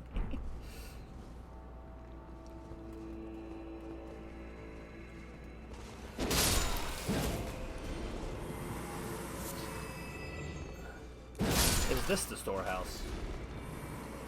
No, it does not. Or no, it does not. Oh, it's a one-way door. Actually, the inventory may give you the key. The second floor of Barat. Okay. I don't think I've reached the second floor yet. Not properly. Oh, I'm getting some slow down. Was not even me typing.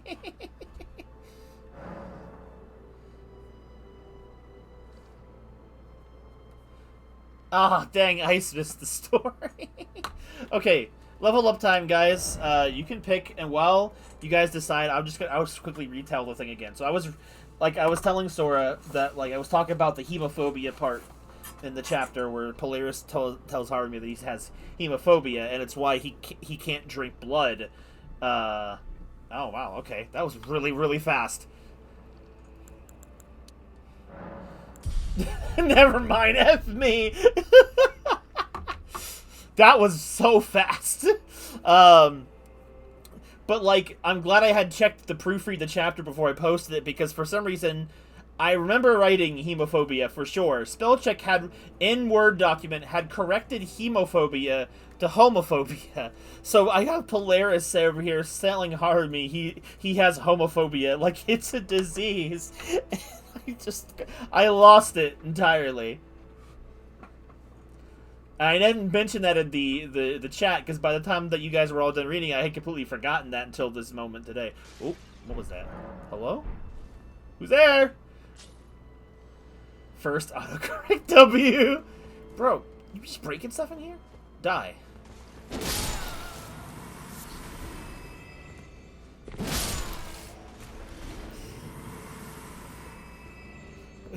I love the idea. The player's like, I'm sorry, I'm afraid of blood. I'm homophobic. What does homophobic mean, SpongeBob? It means he's afraid of monkeys, Patrick.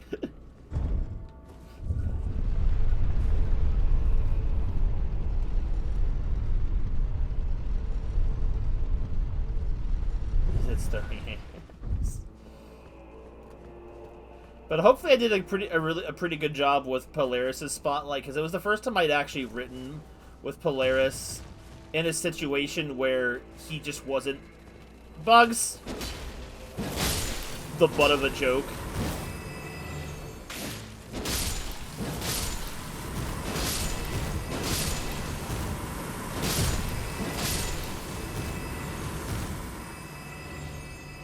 Oh god, yeah. Very fair, Ramirez. Very fair. Oh god, this room. Oh, hello.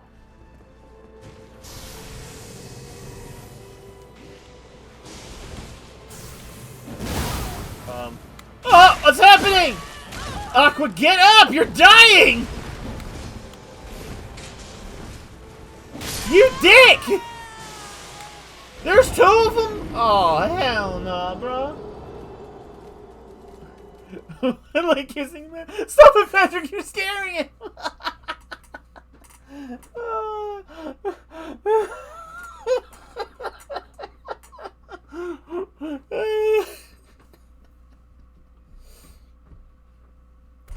I'm gonna eventually figure out what I want to do with Senna, but right now I feel like all I can do with Senna is make them a very it's just a prick. Like literally just here because my life is held hostage. They doubt me, but dude, no, really did. SpongeBob's humor went to weird places after the first movie. It really didn't make any sense.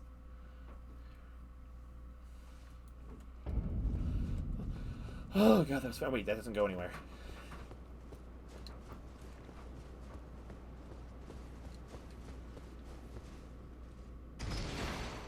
Wait, can I pull this lever and close the door?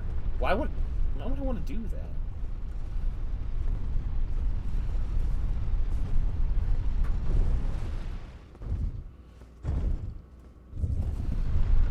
But at this point now that the story is, we've reached that point, I at this point I feel like it's comfortable enough to say that the main cast of the guild is complete. I spent a oh hello bugs.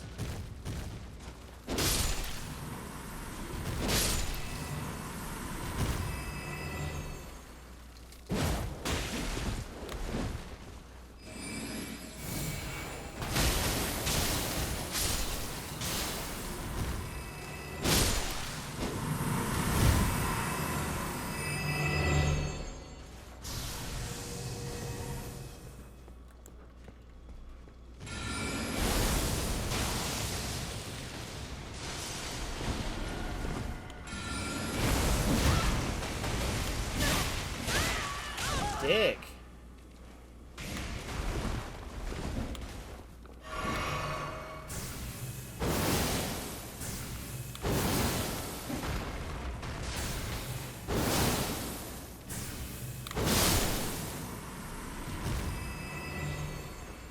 Stupid scorpion. Where's your friend? Why did that one die in one hit? Were they different enemies? Spider Scorpion fusion. It's cursed. That our Blorbos have been gathered.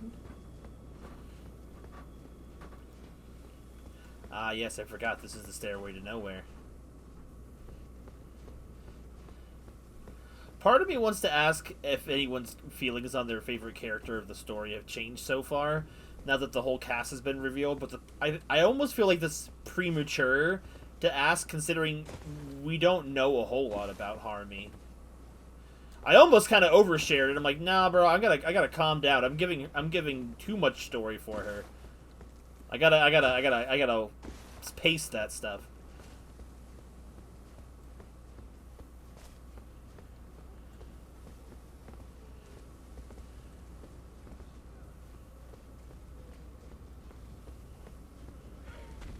What I'm interested to show off is what Harumi knows, which is what's got her so freaked out about Aqua's whole plan. That's kind of what I can't wait to really trickle out and reveal.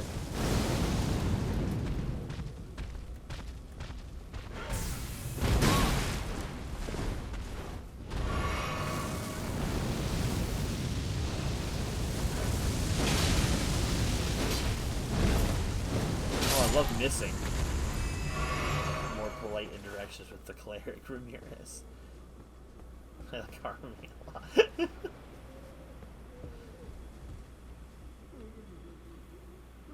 Does this ladder just drop off entirely, or... No, it doesn't.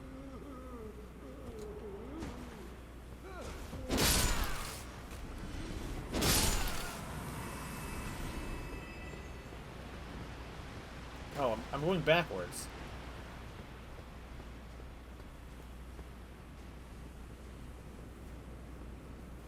Religion is a lie. You aren't my real dad.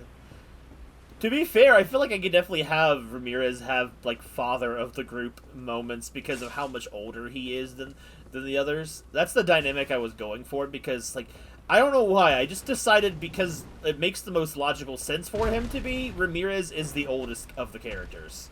And I don't really know why, other than that's what I did. Actually, to be fair, Polaris is probably somewhere in that ballpark. I can't remember if you gave me an age for Polaris. Or not. Dude, he fell over. Or not.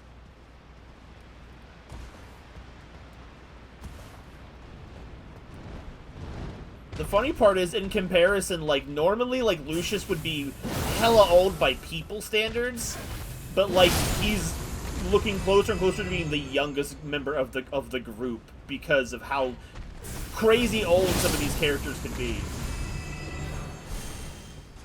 Who's spamming? I don't know who's doing it.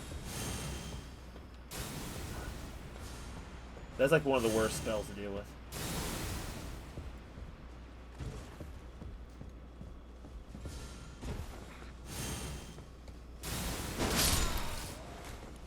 Take the item. The horn scent is coming. You need to move.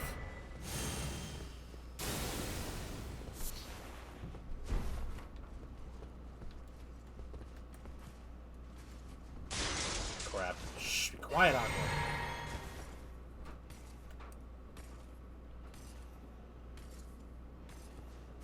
Only one person who suffered more than Ramirez? I just lift off the entire guild. Yeah, they are suffering boys and girls. And I have more suffering planned for some of them for sure in the future. I just don't know how I'm going to do it yet. Particularly Aqua. Aqua's suffering is not done. Aqua's not safe from suffering. Aqua's in this entire story may have been born from her suffering, but now I'm not done with her yet. Another toxic character, toxic person in your life for character growth. Bro, I could not speak.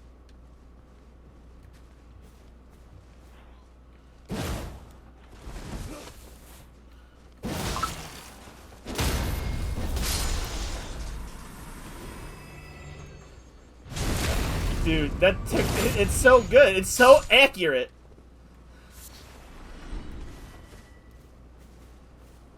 He's my son, and I love him. Makes him suffer. You gave me an approximate age range. I feel like, remind me if I'm wrong, was it not somewhere in the 200s? My brain is saying, like, for some reason specifically, the number 262, and I don't know why it's telling me this number specifically. So now I just need to know if that's how close that is. Oh. Oh, hell no. They all got up.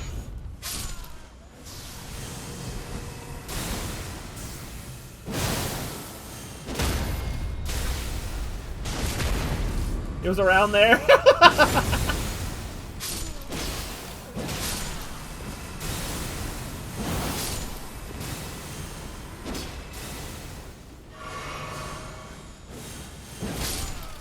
Okay, so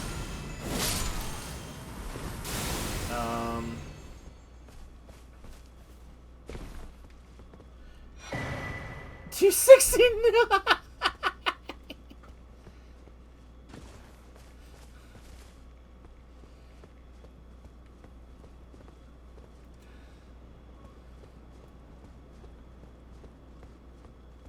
Now we're back in this room. So I guess that means by the ages I've kind of given the characters, like somewhere I gave Ramirez the ages some reason in the 300s. So Ramirez is the oldest of the group for sure. Then I guess from there, actually, no. Let me retract that. Monaria is the oldest, and she's I don't know her. I don't have her exact age. She's probably like, I don't know, like somewhere in the ballpark of the 450, between 450 and 500. I don't know the exact age for her because I don't remember when her story takes place exactly, so I don't have an exact age. It's tricky because it's like even if I give a date into the past, it depends on what ballpoint am I putting towards her current age of the current story. That's the thing that confuses me. I always think, oh, that's the present. Like, what's present? It doesn't matter. And then after that, it's probably... trying to think of how long ago it was.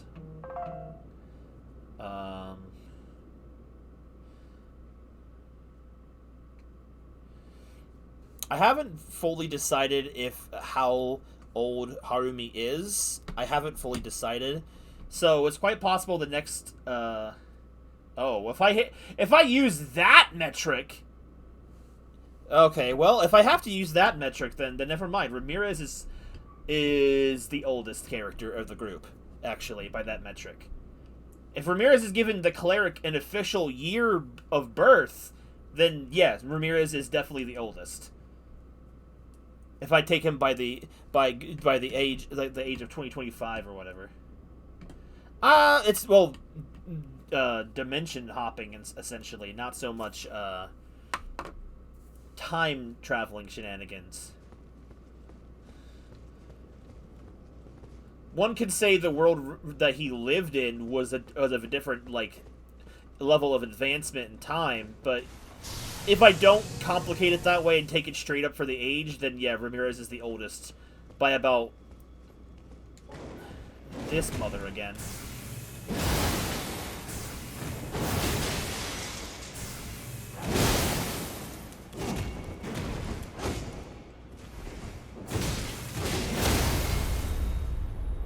Die.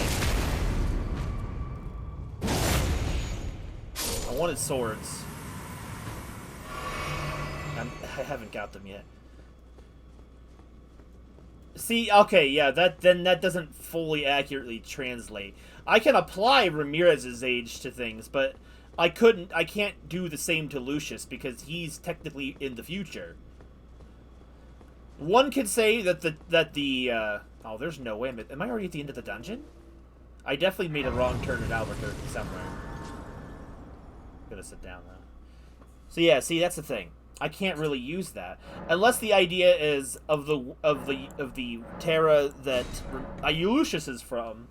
It's further in years, but maybe that's the thing. Okay, so it's not a topic that comes up very often. Oh, I was super close. I was off by 5. That's funny.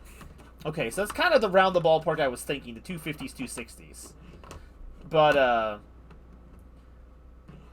the story was taking place in present day. See, that's the thing. I mean, technically, see, the way the different Terras work, which, you could say the universes or whatever, because Ramirez will say universe, I say Terra. They're essentially the same thing.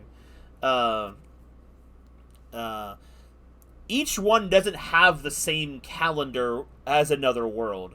Like, the world of Terra 002, which is the one that in the lore is the most closest to real life in terms of its timelines and stuff, aside from the fictional elements of it, obviously, is the most close to real life world there is. So therefore, that world's time calendar is essentially on this one's, which means Aqua's birth dates and age are associated with real life in a sense. But because she traveled through time, it's not an exact science. Because in that technicality, Aqua's over 500 years old, but she was basically almost kind of like the Avatar in a sense, where she was sealed away. So she didn't really age, but time technically passed anyway. So it's like you take you can look at it however way you want. But the other Terras don't necessarily have to have the same calendar system or on the same things, because as I told Sora, there are some particular worlds can literally be reset to 0. Is he still here? I'm assuming he is somewhere gonna jump scare me. Unless he just literally stays dead. Cool, I'm all for it. I'm all for him staying dead. Piece of I'm wrong!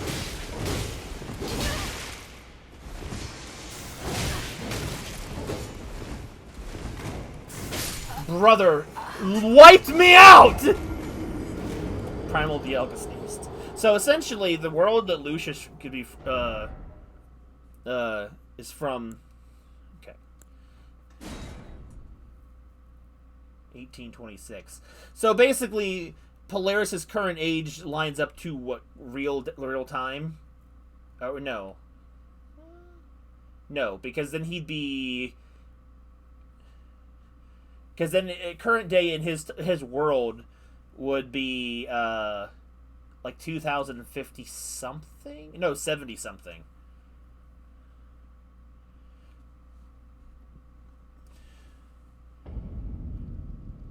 Yes, that's Isolate was just saying there.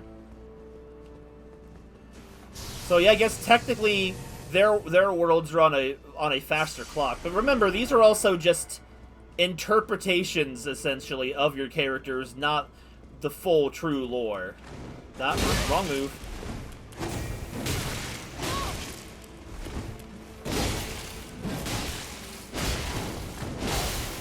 How did I not get hit in that exchange?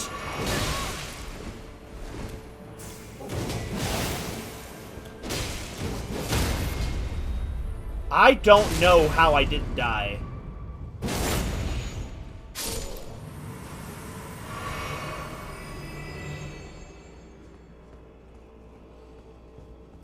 I locked in and didn't move. There's the scorpion down there. Okay, so what was over here?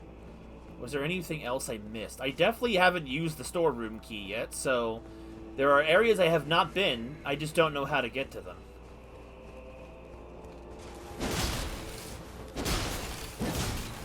It must have been. Or my hitbox was just moved purposefully out of the way of his attacks. One of the two. They're both the same thing. So I guess, yeah, technically, yeah, time is not relative because the times of their different worlds... You dick! Where am I? Ow! God dang! What the hell? Get off of her! It's a fly! No fall damage. Let's go. Somehow I didn't take fall damage.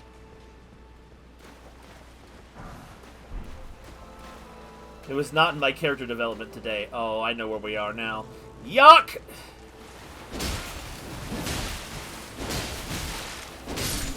I defy you, fly man. Chop. Okay, but if we were to take the characters and not... because they're not from their... That's the thing. Then what do I do with this situation? What do I do with the situation of Ramirez's character being born in the past? I could still say it's like only 100 years older from his world. But the times aren't accurate. If I take Ramirez's rage, whatever. It all depends on it would all depend on what particular point of time his world's present day is, and if that doesn't really matter, because my idea was always to have Ramirez have been aged up like at least 100 years from the end of his own story, because for him to have matured past the clumsiness of his youth. But if I take that age literally and say that it was by today's year standards, then that means that Ramirez is the oldest. But if I take the fact that I just headcanoned him though. I didn't I don't know if I said it anywhere. I had said he was around 300 something years old, which would make him the second oldest. Monaria would still be the oldest by nearly being almost 500 years old. Then the next one, ew, fly mold? I don't want that. The next one down would probably be, I haven't fully decided on again Harumi's age yet, but it's probably it's either going to be her or Polaris next. Then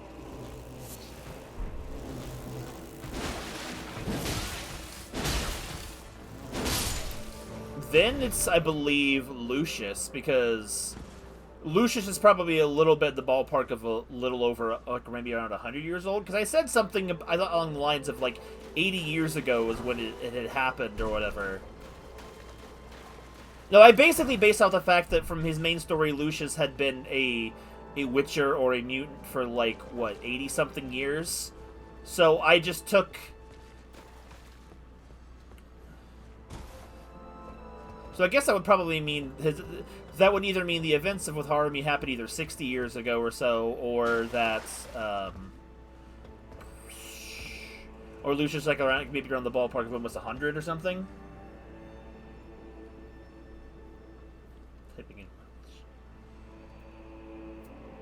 What character is older than Minaria, then? But after Lucius, it would be, by my logic, then it's probably Aqua, who by her natural body, if you don't count the 500 years, Aqua's body is like physically only around, like probably 30. Mama.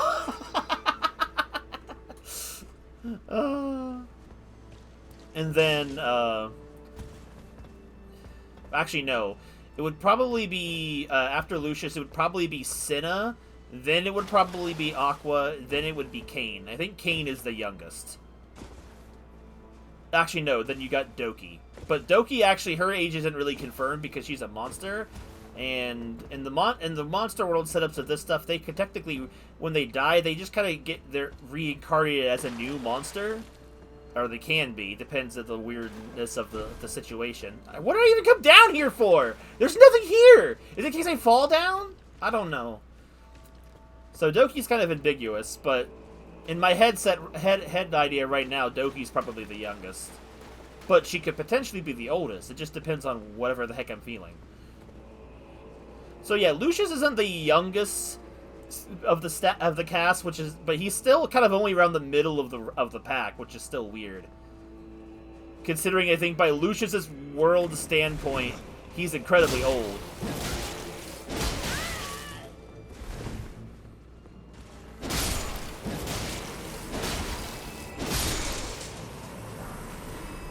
Kain is baby. Kain, if we don't count Doki, Kain is technically baby, I guess. But he's still, like, he's like in his 20s. He's not much younger than Aqua, honestly. He does age weirdly like his mom, yes. But his actual genetic age is only like in his 20s. I'm trying to find the storehouse. I don't know where that is.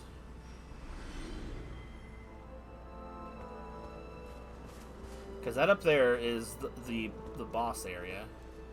Oh my god. I'm out of here. Bro, I'm lost.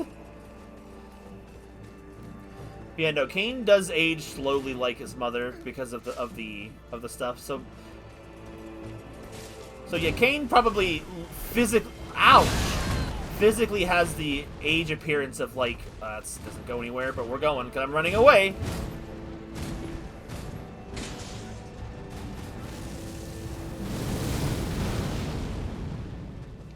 I'm just yapping over here right now. Okay, this isn't leading anywhere. Or does it? Wait, is that a door? It's a door. Yo. Oh! Get off!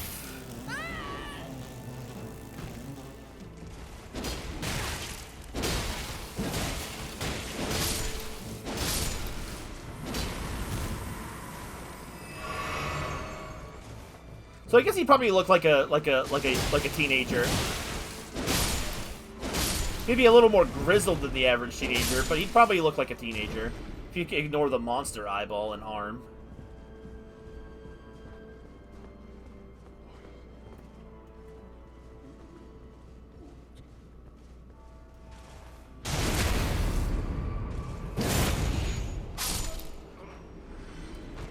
Yeah, the Yakuza games can be pretty short. Oh, I thought there was an enemy behind me. It's just this corpse floating around.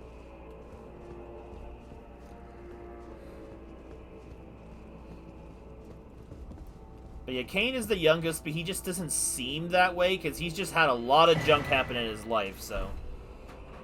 Here I abandoned my arm sinistral? What does that even mean?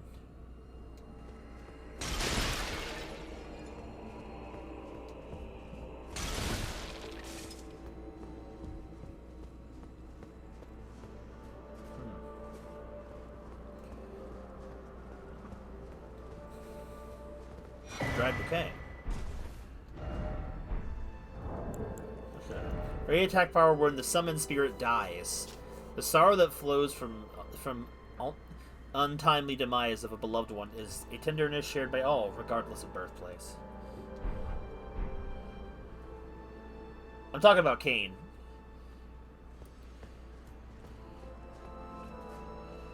Quite honestly, that's the funny thing too, because of the way the age is slowed. While Lucius probably has the mentality of somebody in his 80s or however old, he physically probably looks to be around the same age as Cain, which because of how the different aging stuff works. So I guess they both could probably look that way. Especially like if Lucius, like, because I feel like I implied that he wasn't quite created that way from exact birth. But I left Lucius's exact origins ambiguous, so I don't have to worry too much about the exact correctness of it. I need to find the storehouse room key. Or storehouse room. I have the key for it. I don't know where to go with it. Am I on the second floor?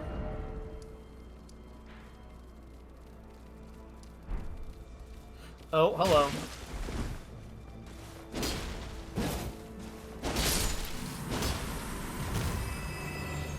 It's also the same. So it's like I also kind of just implied that it was in his and Arya's youth is when they had encountered like Harumi, back when Lucius was still like a budding alchemist and mutant. So he was like inexperienced and way in over his head. Get back to my BS and change the lore.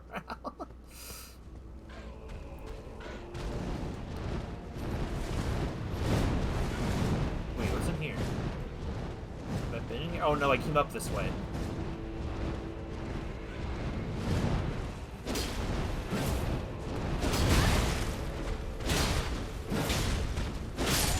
I'm basically almost done with this dungeon, I think. I just need to find the storeroom.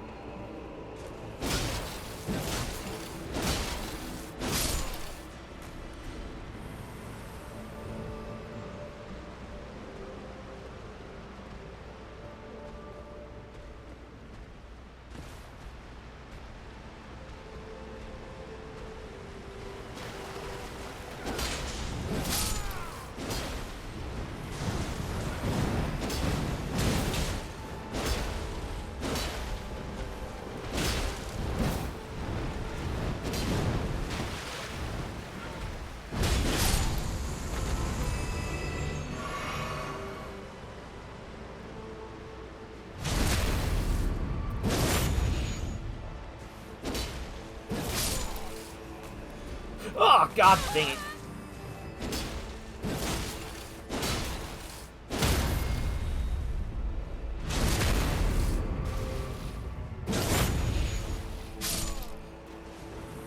I mean, I guess it doesn't. I guess it really just depends on whether or not it's more like a piece of trivia, or if it's like actual world building and important to his lore and story of what age he was when he got turned into a vampire. I'm still trying to debate on how much of these characters' origins I should be exploring. Like, if it's relevant, or if it's more like the idea, like, they're being pulled into an adventure and their own personal backstories don't have as much of an impact because they're characters on their own stories that are just being pulled together by circumstance. So that I haven't been sure how much to do, but when I didn't have the idea to put Arya into the thing until I read Ice's like second chapter, and she was kind of going beast mode, literally. Where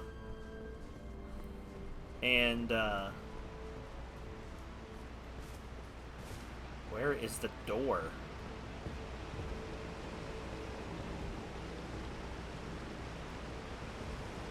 Or is that down there at the first floor? I don't even know anymore. At the second floor, man. I don't even know anymore.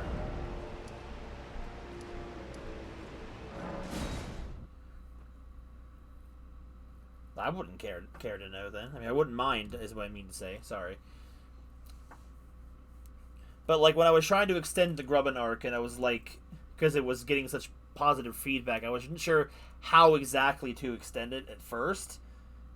And then it's, like, so, I think I was reading it around that time, and I had to quietly and carefully pick Ice's brain without being too obvious about what I wanted to know more about Arya's condition for.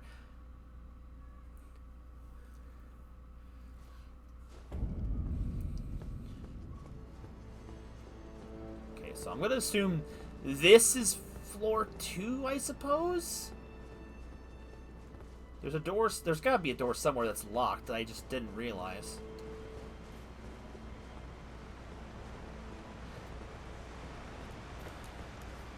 I just don't remember where the warehouse door is. Maybe it's over here. I don't remember. That's the basement. I don't think that's the sewer. I don't think that's gonna matter.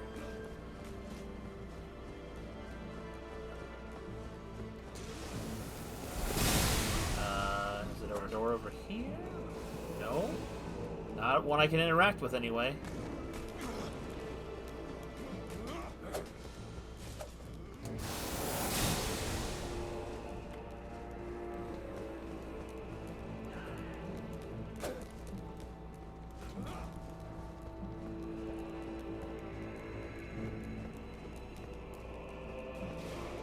Wait, is that a spot of grace?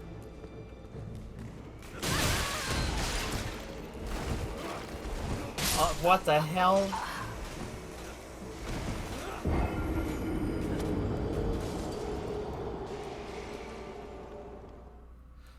Exactly. Yes. I mean, I was genuinely interested, but I'm like, how do I poke into this without trying to sound like in a way where it's like he will share the facts and not worry about potentially spoiling something. Because to be fair, I don't know if Arya's going to turn into a monster. I just kind of want to know the vibe of what you were going with. The fact that you had so much detail is like, okay, that really helps. Granted, that will only really... You're only the major one who's going to know that those details are accurate. Everyone else would think it's just a thing.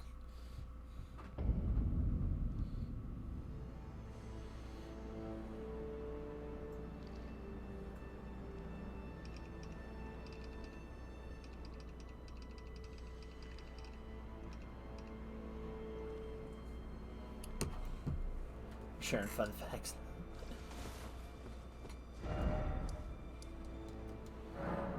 I wish I could remember where the door is. I'm just running around. Never puts it to pen.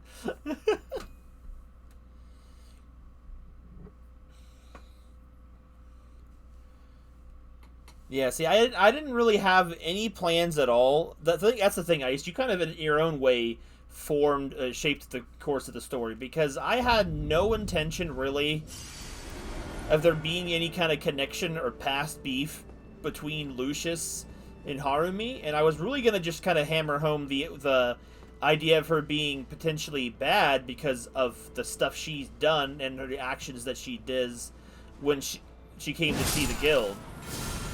But when you told me that her condition is based off of a magic spell that was designed to essentially poison her, then I'm like, oh, well, that leads in perfectly to the wizard character that I have. And I just gotta make it work. Yes, I meant to say that I did. Yes, sorry, Sora. Hello. Who art thou, stranger? By the look of thee, another of Messmer's peons, methinks. Tell me, does thy kind never weary grow? How do these old bones fascinate thee yet? Our lands were by thy kind set aflame, our tower by thy kind veiled in shadow, thou camest, robbing us of all, spoiling all.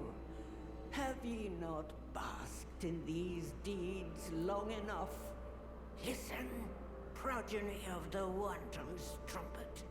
For thy sins thou shalt have thy recompense. The sacred beast shall unleash its ire. Till then, with this old hag, do what thou wilt, for all the good it'll do thee in the end. For what reason dost thou falter, villain? Enact thy sordid work with fullest pride. Else tuck away thy tail and leave for good. Loathsome issue of the rotten strumpet. Bro, I don't even know what you're talking about.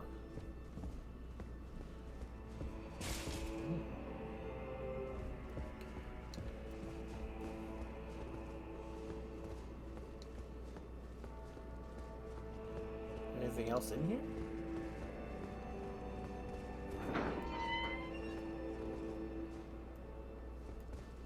Oh, it's just a door back. Okay, I guess that was technically all there is to see right now. So let's head up to the top of the tower. Actually, how much stats do I need to level up? I need like a couple more enemies, so...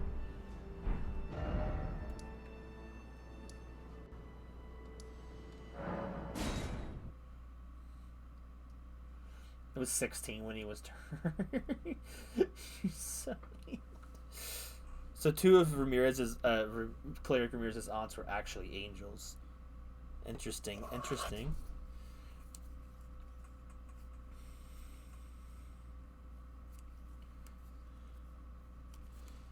So I guess that explains why literally Sora, the character, does kind of look like a prepubescent teen, because he literally is a prepubescent teen. The chemical S is angst. That would imply that that was an accident.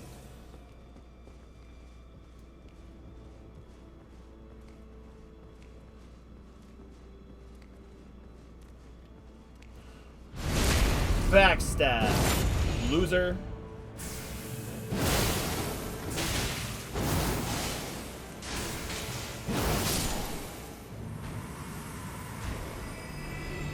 Oh, that's not even close to enough. I gotta go kill some Shadow Boys.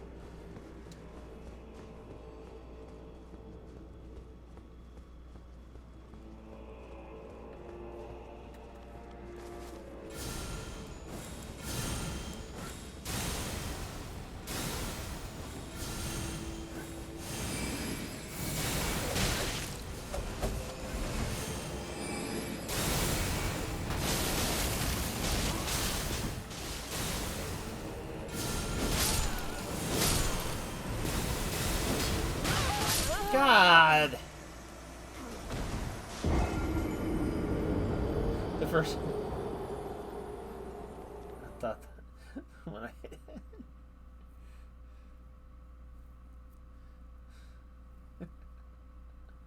First time it was an accident. I just continued it.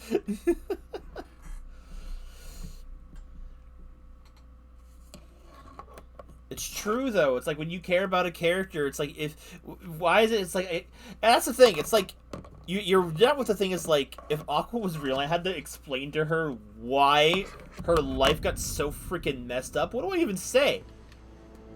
Because like on one hand, if I don't do something to make her story interesting and just make her a nice person where nothing bad happens to her, then like you're gonna be incredibly boring. But that's what you have to angst. The angst is there.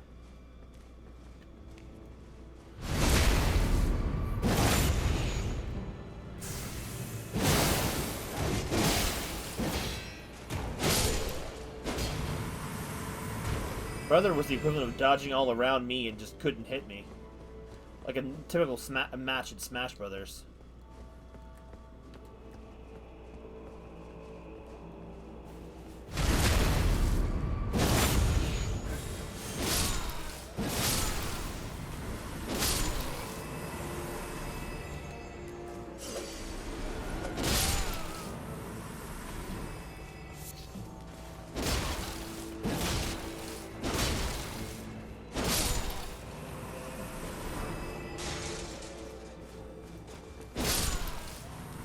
Look, I'd rather you'd have trauma and be interesting than have no trauma and be boring.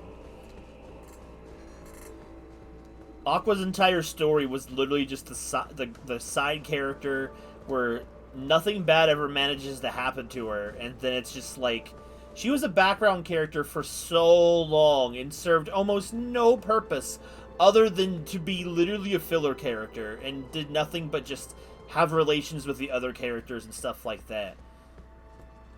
At a certain point in my late teenage years and young adulthood, I started actually... By the way, level up time, guys. I started actually properly giving her some more development and getting her involved in the plot, and I was trying to push her towards the direction of her getting more interested in Rim, so that way, when my future story happened, or at least it was a future story when I was writing it at the time, it would be that natural bridge between the two of them. Intelligent, bigger. What about you, Isolate? Explaining to real life Arya that I gave her monster cancer because it made people invest in it. Worked! I put her in the guild story purely because to prolong the suffering. Okay, intelligence it is again.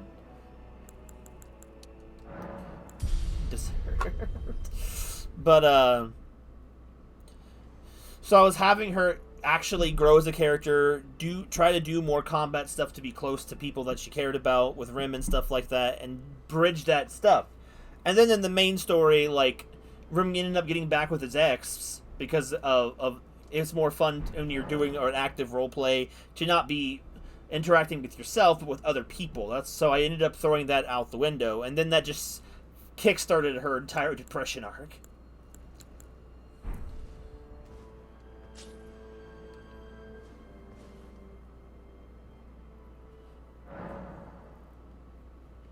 Let's see.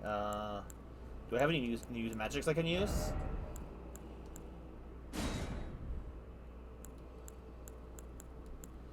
Um, 48, 47.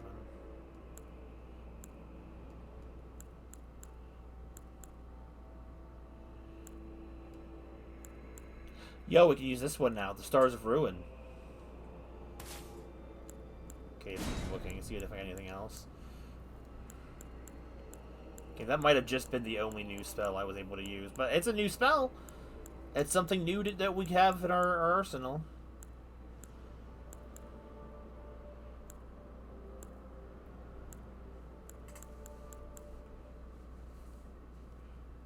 An AU, what?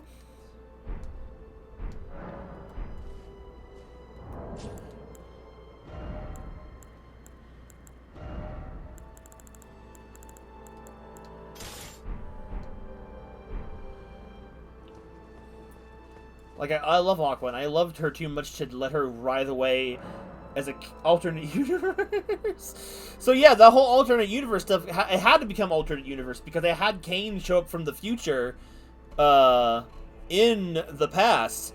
But then when history changed, I couldn't undo what had already happened, so it had to become alternate universe type of thing. Sorry, they got axe to grind with you. So I had to make. I went through a different arc to make her more interesting, and it was one that I never planned on, and that was what my favorite part about it is that it turned out. I think it was turning out so interesting. I never had planned for it at all.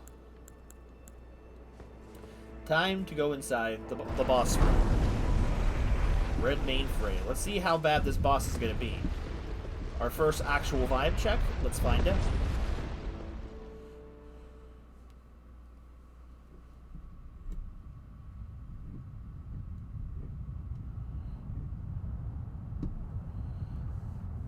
O horn-decked beast from higher sphere delivered, take root inside the tower sculpted keepers, and perched within, we beg of thee, rise.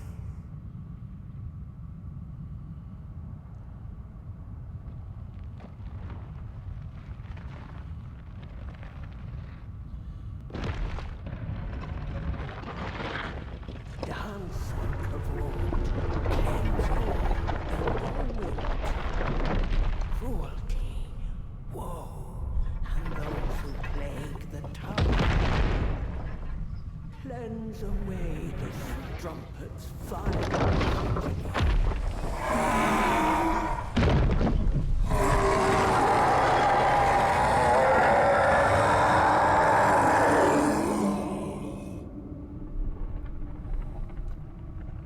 Oh, hell no. That's creepy as hell.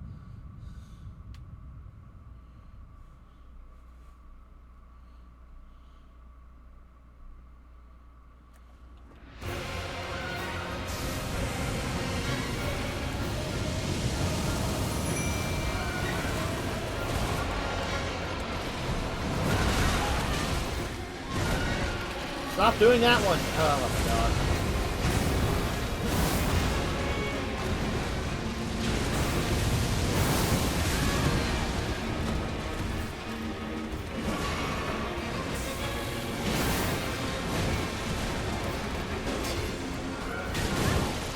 Dead.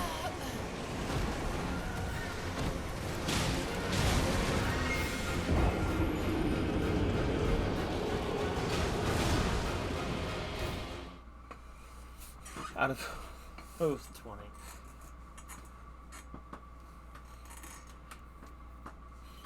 I don't really keep track of how many of them have actually had bad lives. Harmony is definitely one of the ones that has had one of the worst lives. Though I will say, I'm not like her story in the guild isn't gonna really spoil her story in the main story, because they are gonna have different like continuities and stuff. So,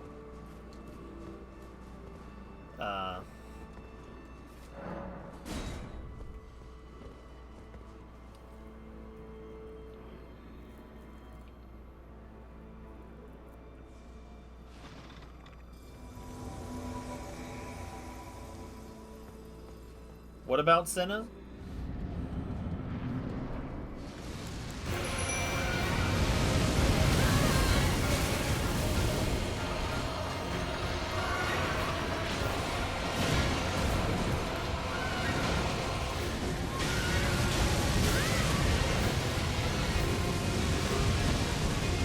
He's good.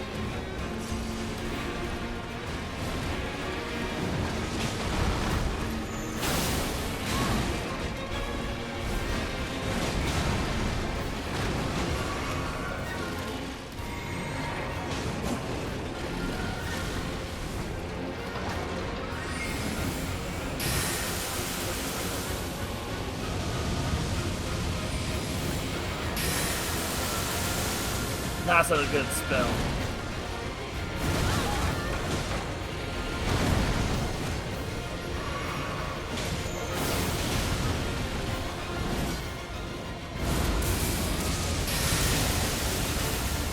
Oh!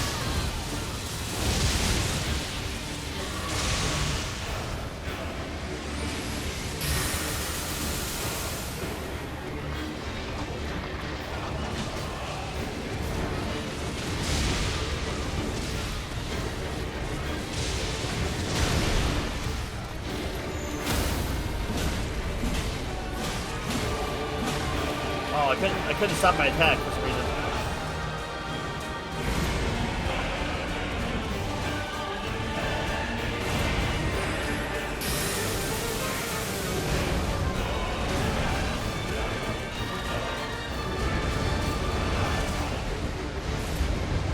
Oh!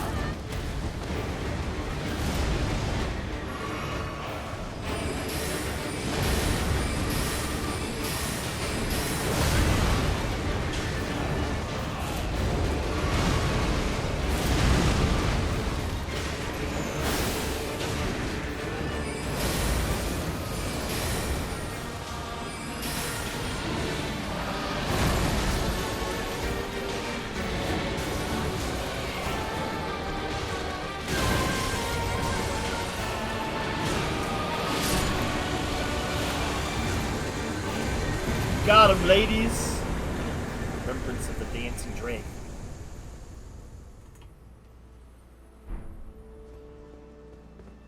The Divine Beast head.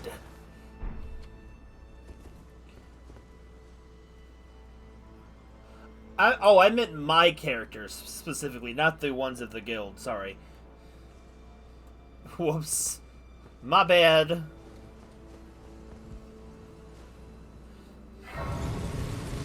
Senna has technically had a pretty rough life. At least in the origins I have given Senna in the guild, her planet was basically destroyed by another alien virus planet thing that just basically swallowed up her world and destroyed it. She's a survivor.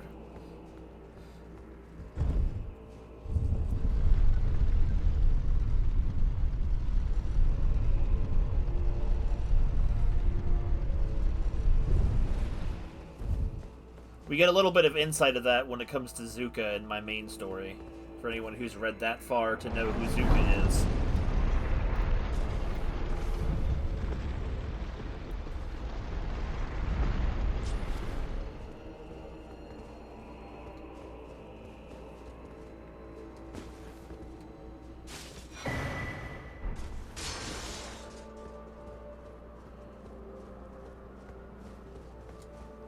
What a pretty staircase.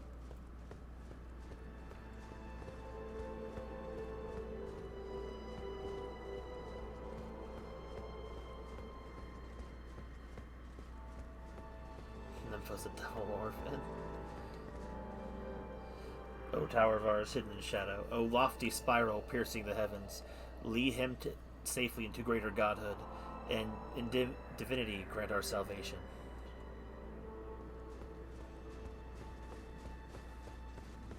True, they are pretty much all orphans, especially...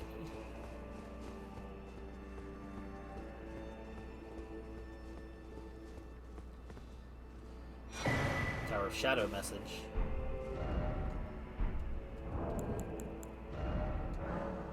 Message left by Needle Knight Letta, addressed to the kindred spirits who also pursue Michaela's trail. The gate of divinity lies in the tower sealed by shadow. That is surely where kind Nicola is headed. There are no Empyreans, but we must locate the path that will lead us there. I will follow the crosses east. Sealed and obscured by shadow. Just climb through this. Just climb through.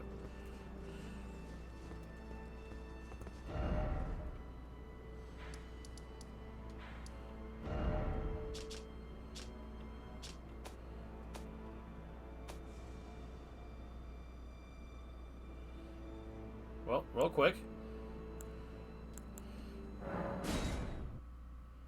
Really do make stuff. He seems to be pretty relaxed at the guild. To be fair, not a lot of bad stuff has happened to Polaris since he got recruited by the guild, at least. This is the thing. I'm treating these things as more interpretations of your characters rather than like continuations, because for characters like Lucius, there is definitely too much levels of complexity to him that I can't just say this happened at some point after his story. And when I decided that too, it made the Arya part a lot easier to do, because I'm like, I don't have to really do much more than do the reference. Now, realistically, all of their stories probably could happen in the same universe, essentially, but in the same reality, but in different universes. But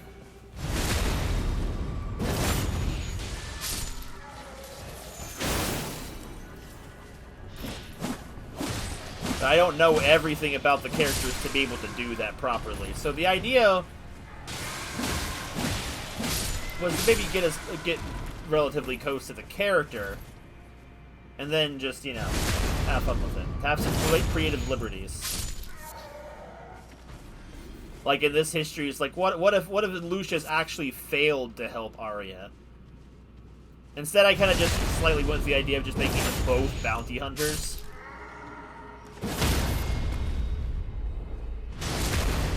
I don't know. A lot of that was kind of last-second stuff.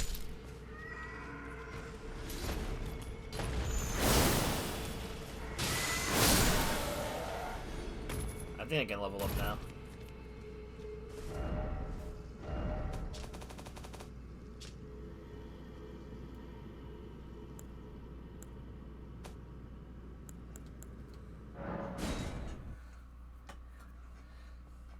Oh my. Alright, Isolate. When is chapter 3? Come on. Don't hold out on me, bro.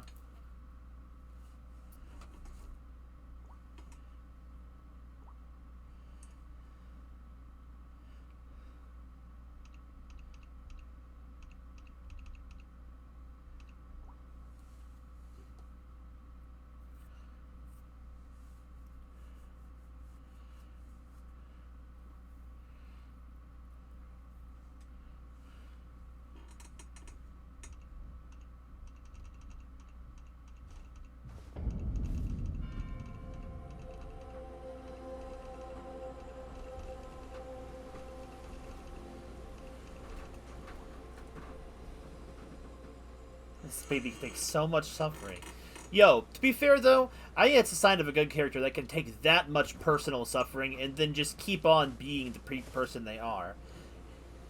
That's kind of the thing with Aqua. Like, in her normal story, she just kept taking bad things happening to her and trying her best to keep going through them to the point where she just couldn't take it anymore. Like the whole, it all goes back to the theme of the story. Righteous tarnished. What Yo, he called us righteous. Are we talking about him? Oh, you must mean Samor. Samor is a kind and stalwart ally. He provisions our little outfit. Samor traffics with the Forager brood, his brethren, who collect supplies from all corners of the land. No doubt they find inspiration in his many virtues. These are not your foes, Tarnished. Should you spot any Forager brood, be sure to mind your manners. Okay. Righteous Tarnished, what brings you here? Well, I'm much obliged. As suspected, kindly Mikola has visited the lands which hold the tower, and appears intent on wholly dispossessing himself of his flesh.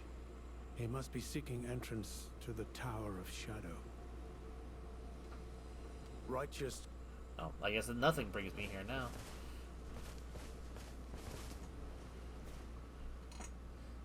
Oh my god.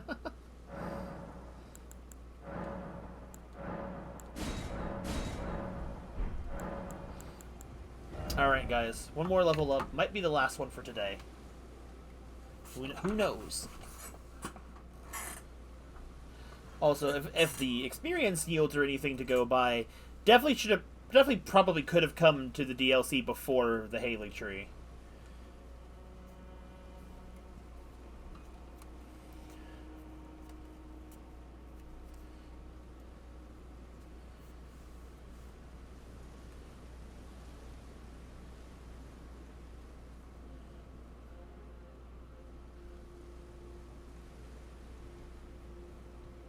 To be fair, yes. And the thing is, I don't know why I made so many of them orphans initially. I don't remember why. I am now picking up the pieces of my past self and trying to make a reason why there are so many orphans in there, and I look forward to doing that soon. Like, you already know. Well, you don't know why. Maybe not so much why they're orphans, but like story-wise, why they're orphans, I guess. All right, intelligence, Dex. Is Ramirez still here? You gonna vote, Ramirez? Are you drawing? You busy? My brother.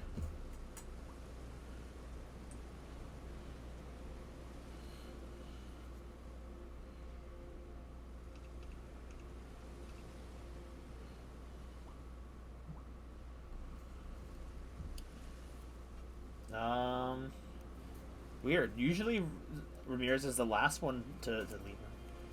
Have them to tell. Look at my cast. True. I mean, true. I mean, your protagonist is the orphan.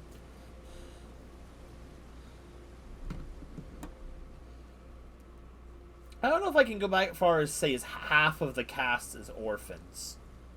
I'm not sure. There at least 4 of them are, which is a lot of orphans. That's a lot of orphans. That's a lot of people turning into Batman.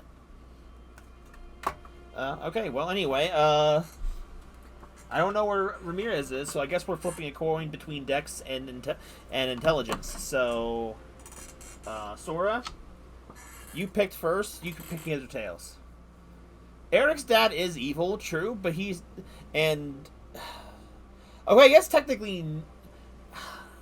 If you define someone as being an orphan by just having their parents dead, then I guess technically, yes, Eric is technically now an orphan because his parents have passed on. But, like...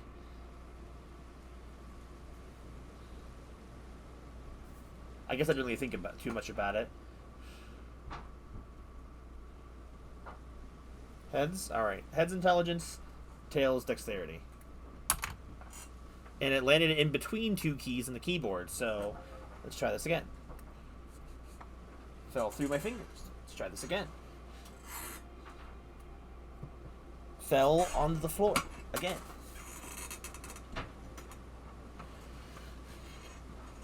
Your dad turned me is almost worse than not having one. True. It's also worse when your dad is so hell-bent on thinking that you were some dark monster prophecy that he literally joins up with the enemy that is taking over the country just to have a justifiable reason to kill you. I want to rewrite Eric's story sometime, but yeah, Eric's family life's kind of messed up. Some of it might have to be retconned because a lot of it's outdated, but yeah. Trying to... There we go. Caught the coin this time. It's tails, so we're going with dexterity.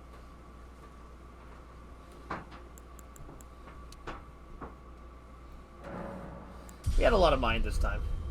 It's kind of basic, twisted away. See, that's the thing. Like Eric's father used to be either like some local hero or a mercenary or whatever, and when his son Eric was born, he saw that he bared the cursed mark of the prophecy of like the downfall of their world, essentially. So literally, the bro hates his second son at birth. But, like, the only reason he doesn't, like, try and do away with him is because literally his wife, Eric's mom, is like, nah, screw that. This is my baby, and you're not touching him. And somehow, you know, I never really explained how, but somehow his mother's really the only reason he's around. Pretty much. So then what ends up happening is when Eric is a child... The war that slowly begins in an early part of his own hometown. Endeavor my but in his hometown, the war begins there, and their village is ravaged. And I can't remember if it's just his mother was either implied dead or was killed before his very eyes, which is messed up. But like it was. His mother was killed. He had to take care of his little sister and his big brother, and they was led to believe that their father was dead too. And then near the climax of the story, you find out that his father was actually one of the generals, became one of the generals of the war, probably after his wife died. So clearly, his hatred for his cursed son, who he probably believes is bringing about this badness, is stronger than siding against the army that resulted in his wife being killed. Eric's dad is an S-tier level hater, and I never gave him enough time of development to capitalize on that. Eric's dad is messed up.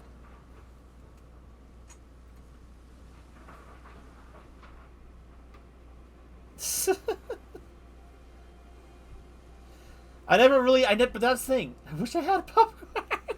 I never really, I didn't really get to develop their characters so much, because this is one of the first things I ever wrote of a full-fledged story on my own. So these were really almost like summary footnote chapters compared to what I write now. So it's like, it's so outdated. It's so outdated. The idea is there, but the execution is not. There's definitely a lot of things I would change if I did, like reasonings to why Eric's dad is so. Maybe the idea is that he's like both a mercenary, but he also in his thing was like almost like, I don't know, religious nut in this sense where like he believed in this evil prophecy, because the prophecy was of Zalandor. That only happened 200 years prior. It wasn't even ancient history. Literally 200 years ago, the guy almost conquered the world and basically said, "I'll be back." And then he sees his own son is harboring the same rune or symbol that the guy who almost took over the world has, and you're like, you know, quite frankly, you'd probably be a little alarmed too. Maybe he thought that, you know, it could be prevented. Maybe he thought that, you know, I won't let this happen, or type of thing, or whatever, things like that. But then maybe once the war happened, then he just realized his son was just bringing the apocalypse, essentially, or something. And then maybe at that point, all reason goes out the window. That's your son.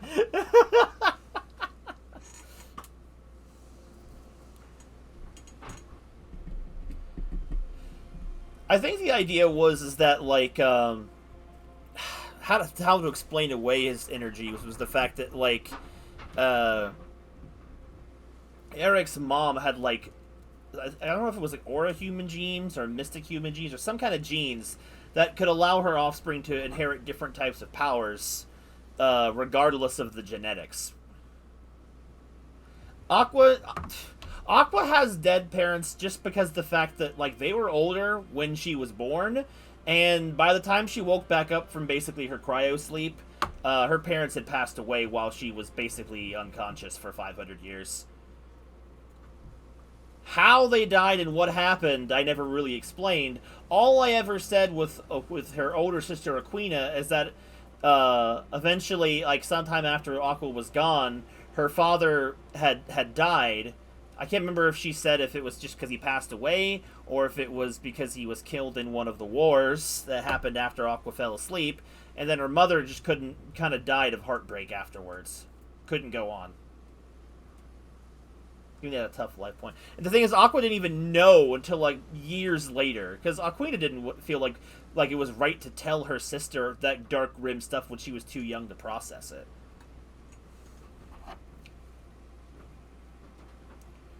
Rim's parents actually aren't dead, surprisingly.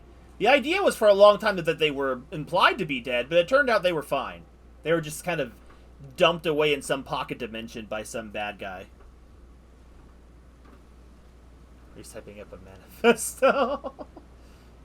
I kind of zoned out. I was too busy talking and yapping to play the game, so my bad. My bad, Slime. I'm probably going to be wrapping up shortly, though. I love OC chat.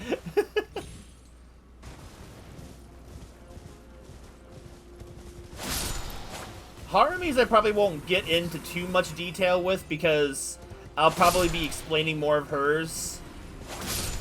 But, like, the synopsis version, because I like talking about her, is that, like, Harumi, like, was actually straight up just a good person. She was just a kid. Like, probably not even 12 years old when the stuff that she implied happened. Like, her mom just kind of poofed on her, didn't die, just decided she was leaving. She decided she just left one day, no word. Her father becomes, like, crazy abusive and starts thinking his daughter is, like, another plague. Kind of very reminiscent of Eric's dad, to be honest. The only difference is Harumi had no, like, prophecy or anything, just that she could use magic. So therefore, despite the fact that his wife was a magic user, all of a sudden kind of just blames his daughter for his wife leaving, and then just looks at her as less than anything, without even a good reason. It's worse than Eric, because at least Eric had the excuse that his prophecy had decided that he was, like, a bad person, regardless of his nature. Harumi never did anything, and her dad just flipped the script on her.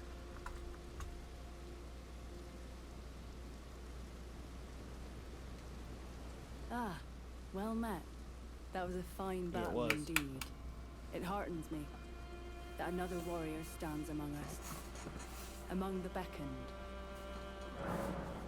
Wait, what? She has damage to her helmet. Long ago, I was stricken by scarlet rot in the swamp of Aeonia. Immobile, feverish, and in great pain, I was entirely resigned to death. I was left behind, and only kindly Mikola was good enough to seek me out. My wound was swollen and festering, exuding a most pungent Oh, girl, odor, TMI. and yet he drained the poison from it, despite my wretched visage. Now, I consider this wound my compass. Dang, girl. Why didn't he just do that to his sister, then? No, true. Eric is, like, a solid dude. That's the thing. Like, Harumi was, again, a little kid who never did anything.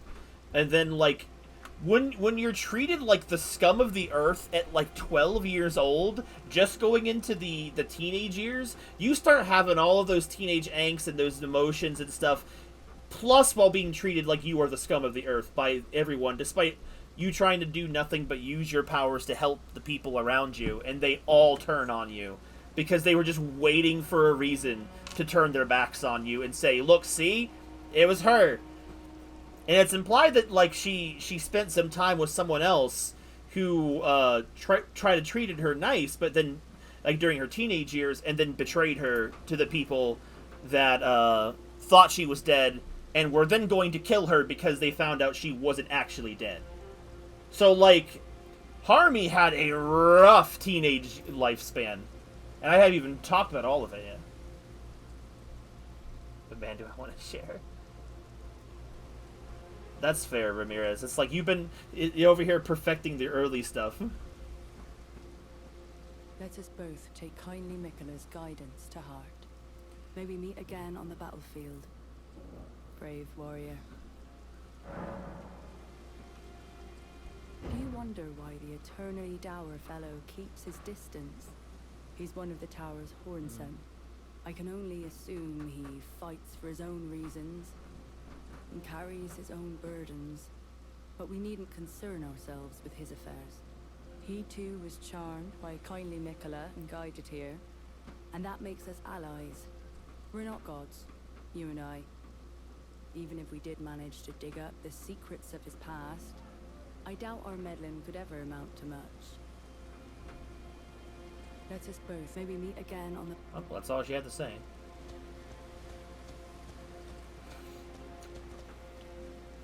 But see, that's like that's kind of like in a sense like I was trying to create in a way a parallel between Eric and Harumi unintentionally at first, and then I'm actually doing it on purpose now. Is the fact that like Harumi and Eric were both good people before they were treated that way, but Eric clinged to who he still cared about and didn't lose himself despite what people said about him. But Harumi, who was a good person before and wanted to still stay who she was left utterly and entirely alone, and that she had no one to really stand in her corner. So because she had no one, she ended up becoming the kind of monster that they framed her to be.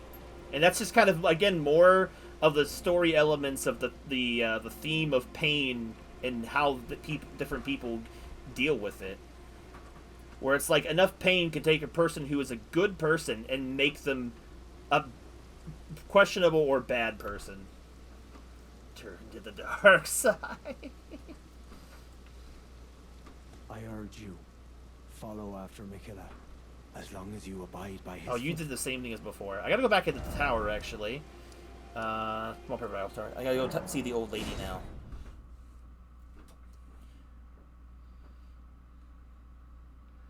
But I also don't want people to feel sympathy for Harumi just because of her past, which is why I specifically didn't go...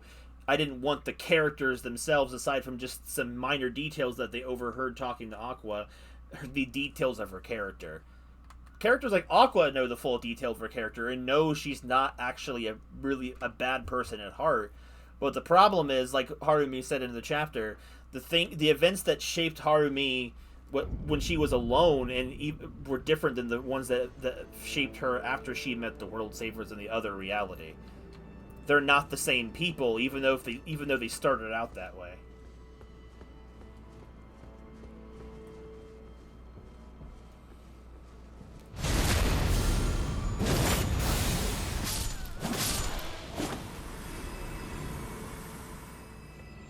A gimmick? What do you mean?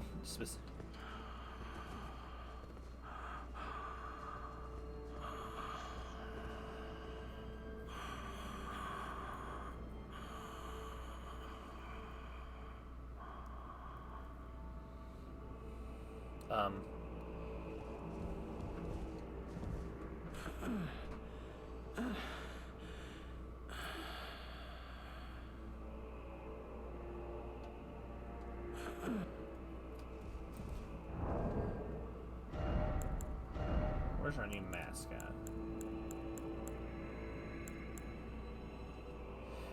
Ritual headwear in the form of a divine beast's head used to perform the lion dance, worn by the very finest of the sculpted keepers. Alas, it no longer responds to the old woman's earnest prayer.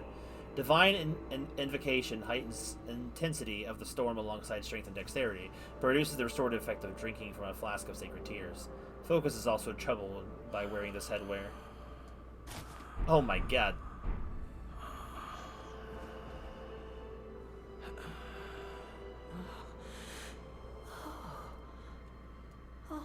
such a joy to smell the scent again. Does a sculpted keeper stand before me? Oh, as I felt the sacred beast's essence fade, a great anxiety welled up within. Forgive this old woman her foolish fears. 'Tis such relief I cannot express. After an eternity of the mind, our voices have at last reached the heavens, as evinced by thy gracious arrival. Oh, oh, oh. I implore, vessel of the sacred beast, have my son accompany thee to war, and dance thy dance of beauteous color. Take vengeance upon Mesmerity's lot. They who betrayed us, aye, they who burned us, let them face in thy wrath their just deserts. My song No. will I sing in service to thee. Oh.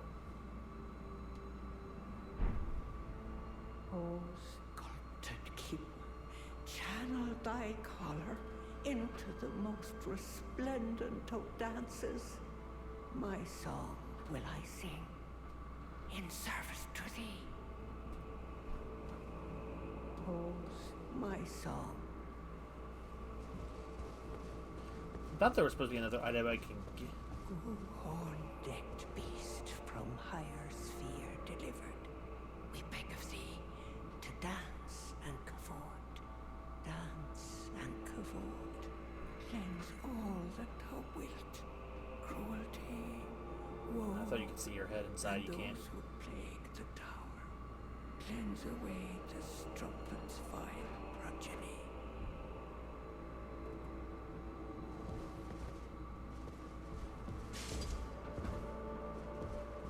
Anything else, ma'am? Pose my song.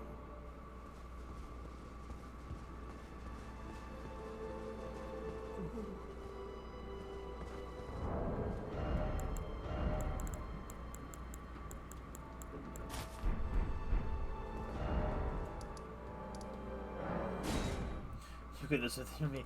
Ether!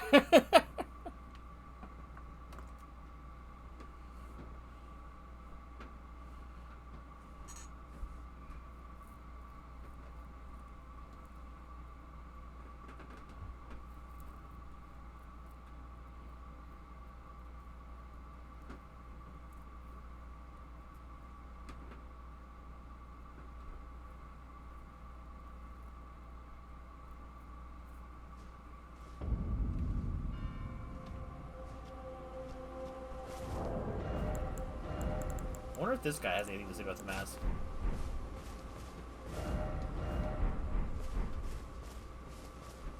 I urge you, as long as Nope, you... nothing to say.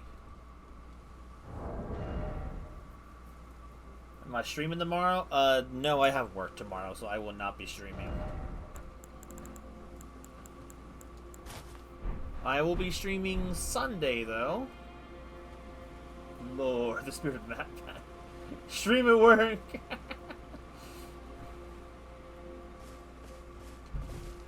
Alright, now that we got some buffs, let's go see if we can take that one dude on.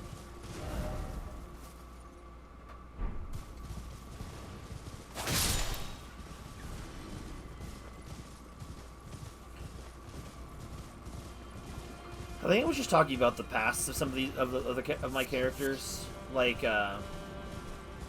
Monaria's past, honestly, the innocent creature. I don't know. Felt the urge of the button.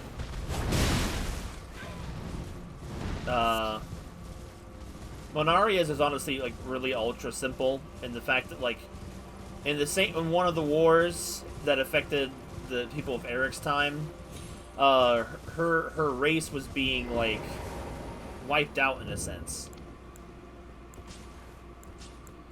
because the war effort was bringing things to her neck of the woods.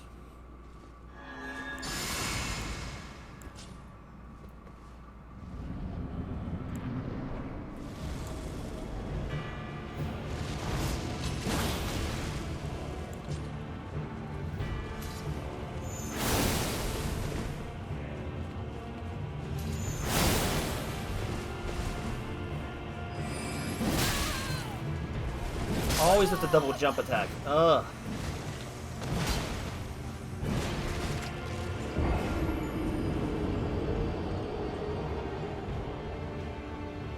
I don't remember the exact. I hadn't fully fleshed out the exact details of why her tribe, her cat demon tribe, was involved in war, and she was like affected by it as a young child, which is why she is in the weird lacking emotional state that she is in because of the trauma of war,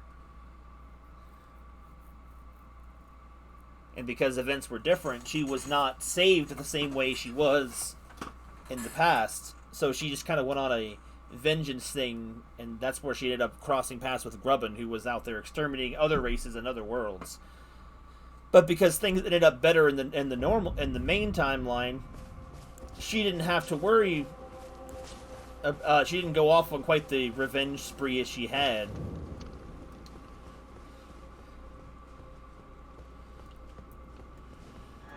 Haven't decided whether or not Monara is a orphan or not yet. I think I will avoid that because it's, so many orphans.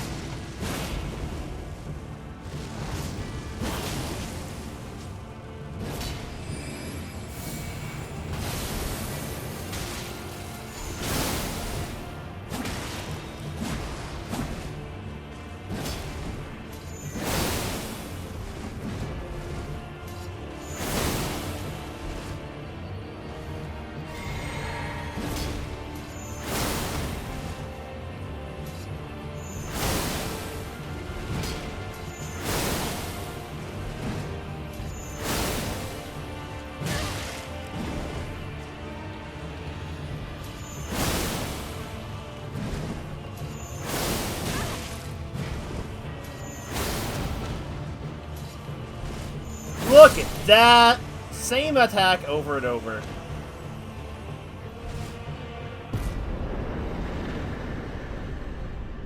Chat message and blade them with my social credit. The Great Sword of Solitude.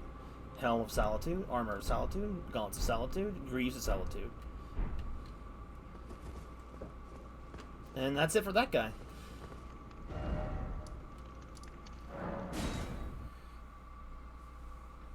Dude, the best part is just don't give him a chance to heal, and the fight goes incredibly differently. Just get the proper spacings and don't get double tapped, and it's over. And it's not as bad. It's like a PvP fight, I guess. I don't know. I've never played Elden Ring PvP. I don't know. I have a lot of energy to share the lore of my characters with, and writing and bringing them into the guild story may overinflate the cast a little bit, but I don't know when I'm gonna get to write these characters in my main story, because I don't know how long it's gonna take for me to naturally get to them without rushing through stuff.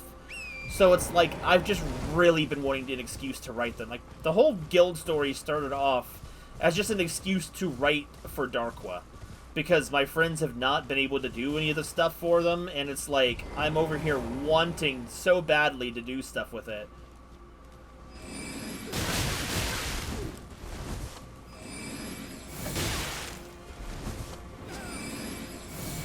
Could you please let me finish my attack?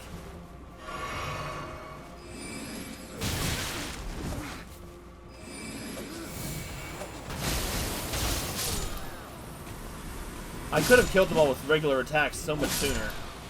And at that point, I just was saying it to him. So mean at the combo brain. You need it, Lord. So, mean Sora, I need you to actually start reading the main story, because I'm interested to see what it is. I've tried to drop like hints about what their impact will be in the main story when I get to them, but like the only character is in terms of that's been introduced to the guild that is actually like in the story that I've written so far is Karen.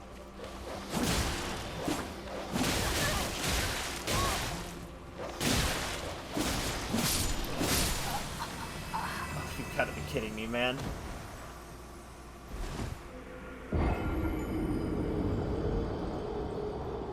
I hate dogs so much.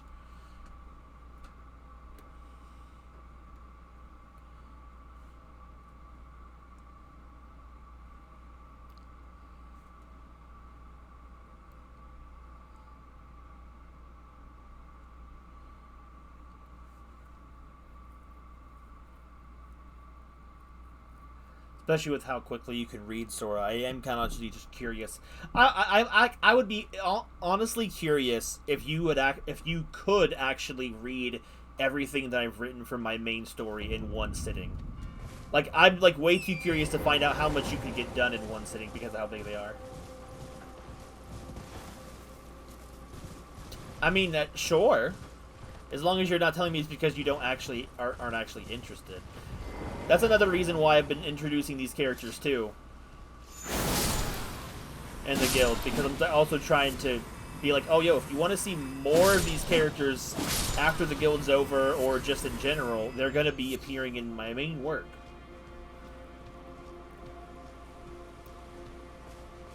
Undiagnosed amnesia.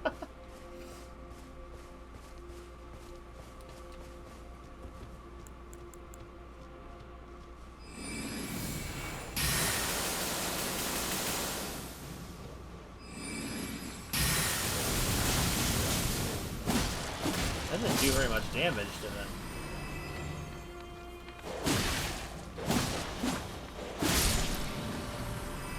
Give me my stuff back.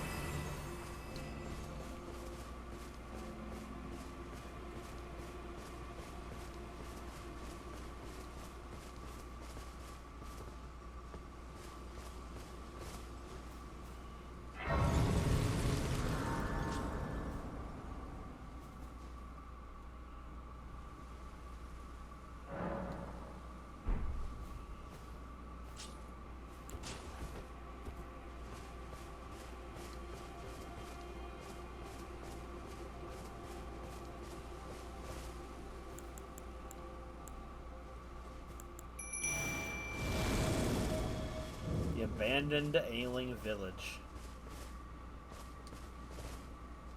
Oh, how it hurts from every tip to toe. Help me, I must ask, am I human still? Is that the reason I yet suffer so?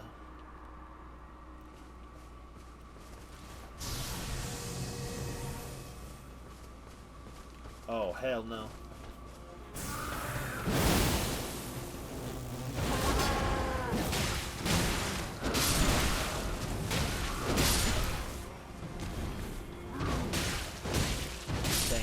You just cooked them.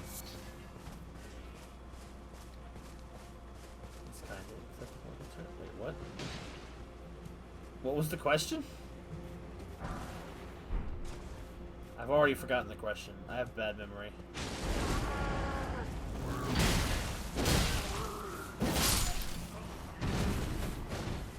Oh, okay.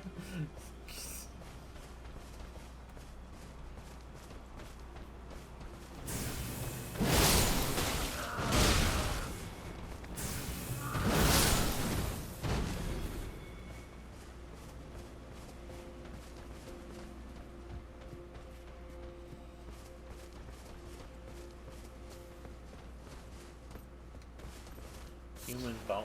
Oh, God. Why are you collecting their bones, bro?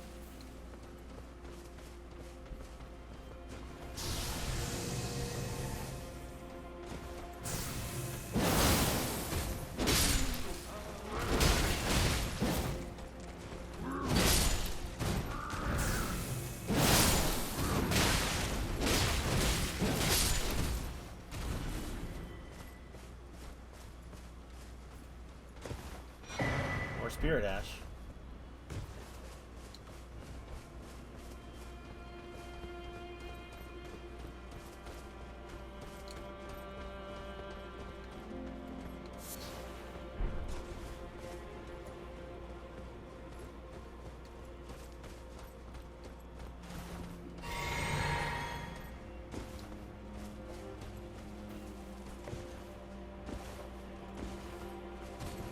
Dude, I love the ragdoll physics in this game.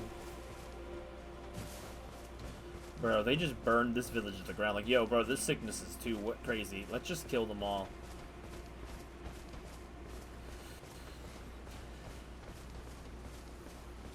Lucius the Apothecary. Like, well, I can't heal you. I'm just gonna burn your village to the ground.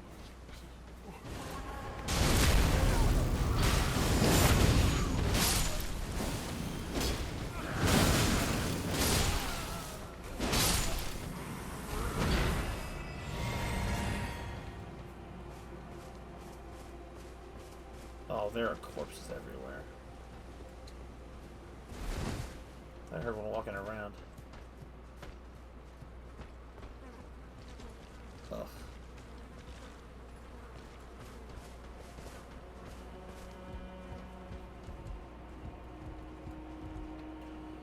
Ailment Talisman.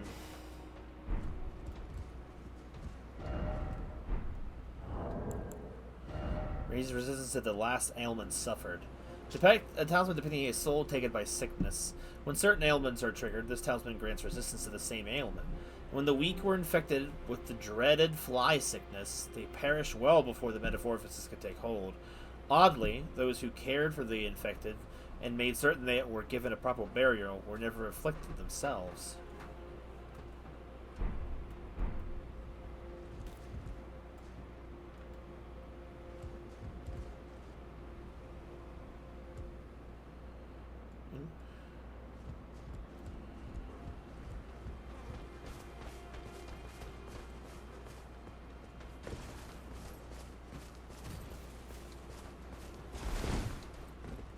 Oh, bye.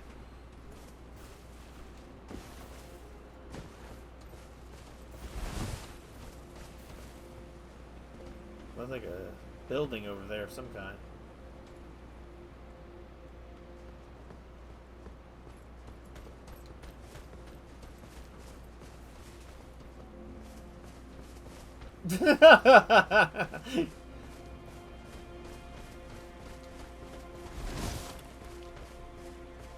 Why, yes.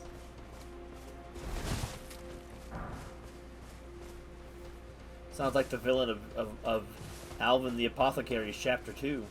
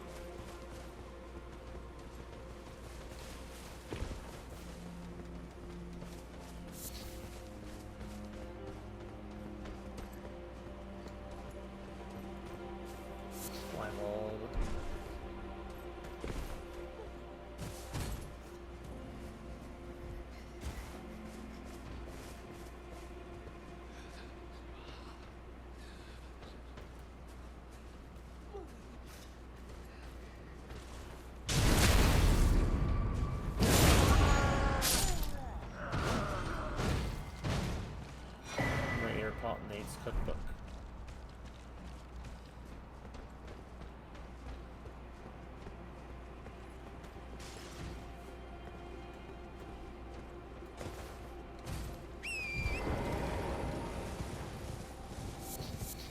Thanks for your help, Kaiden.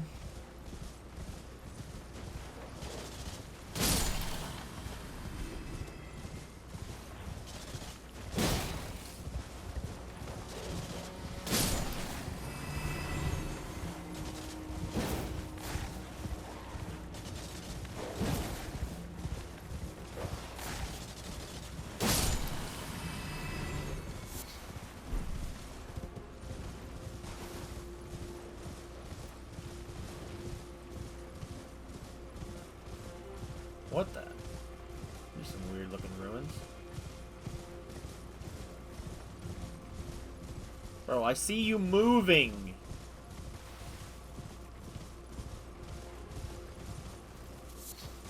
This wasn't anything important.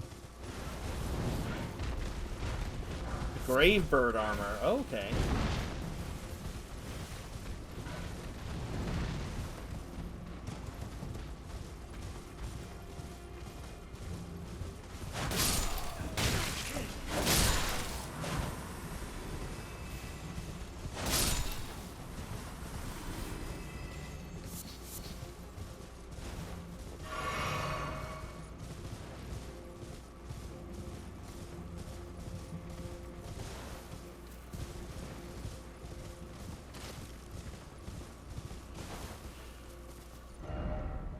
You take that back. Alright. We're probably gonna head out for tonight, I think. There's a few places. There's something I want to check. Where is it at in the map? It's closest to here, I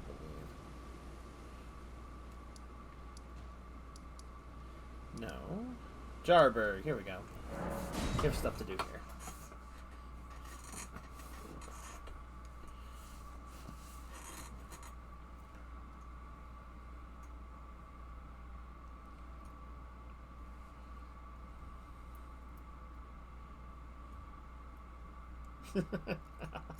Oh, nice. I know what I said.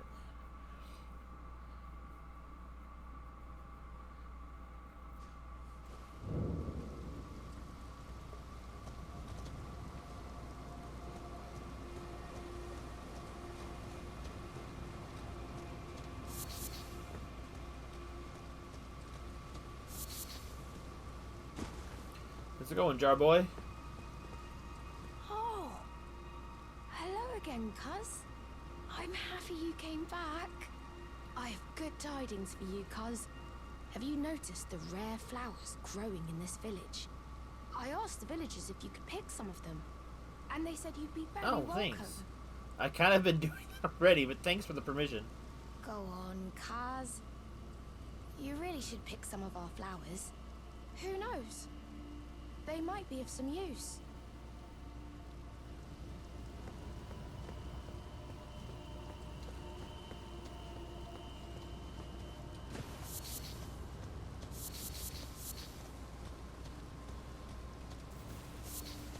Born a freaking hobbit.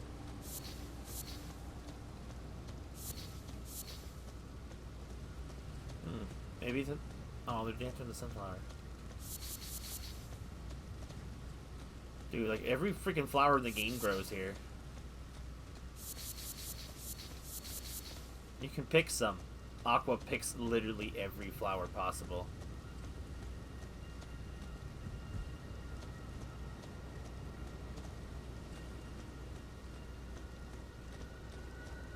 It's hard to be happy though when the music is so sinister. You think they could just given it some slightly more upbeat music.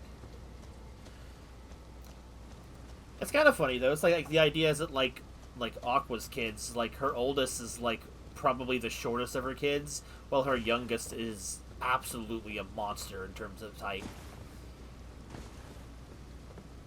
Go on, cuz. Who knows?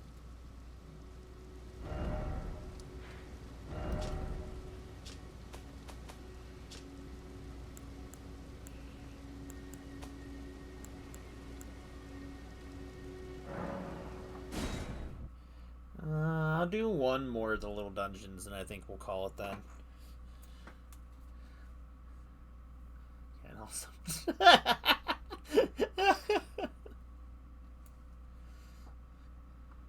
I thought it would be funny. I know what you're talking about. I thought it would be funny.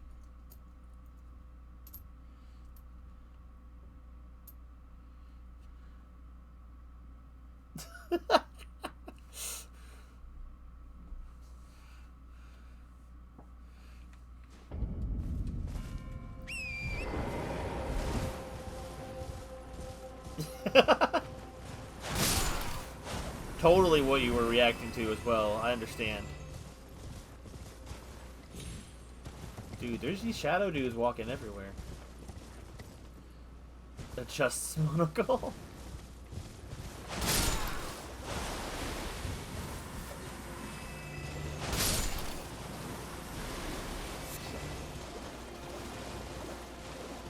Uh-oh. Wait a minute. Hello?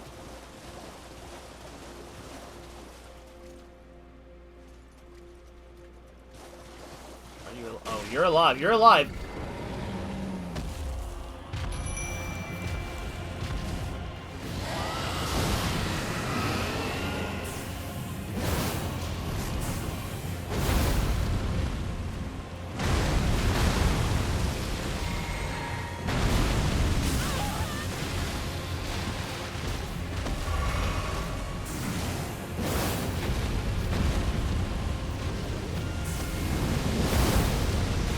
hit the boss yet?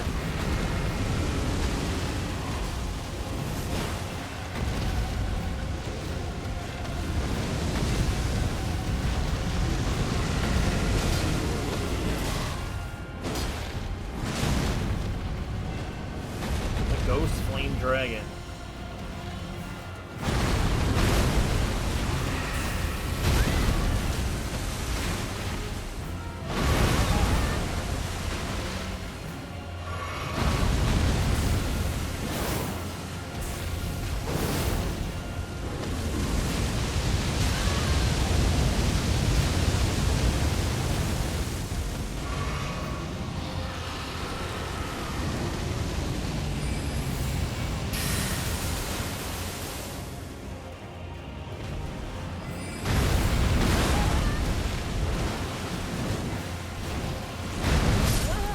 Sat on me!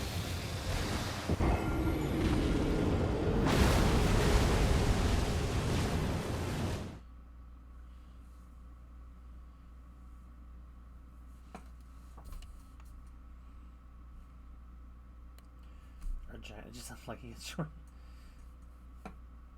Which of mine? Is what it is. 6 feet or taller. How short are you, Sora? In comparison.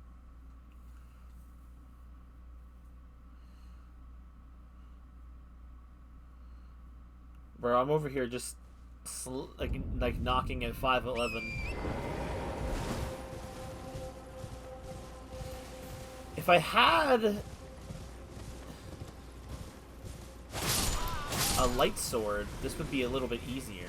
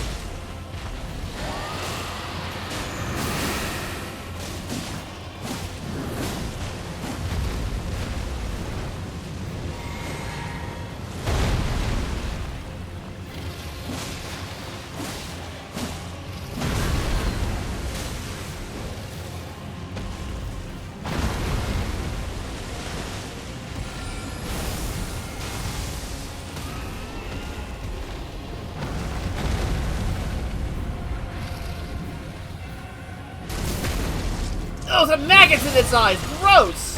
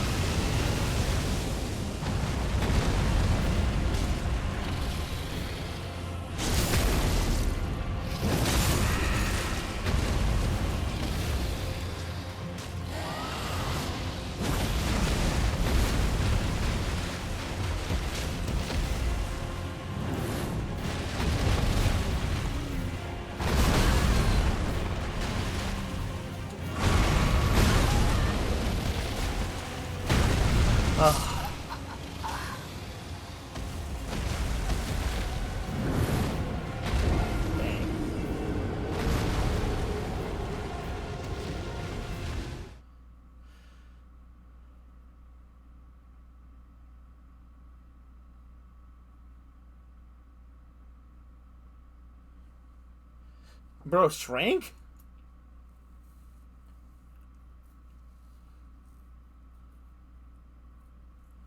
I think honestly, if I can just kill this dragon, I'll consider that a win for the day. Most of Aqua's spells don't work too well on him because he's a ghost flame, so they are like immune to frost, I think.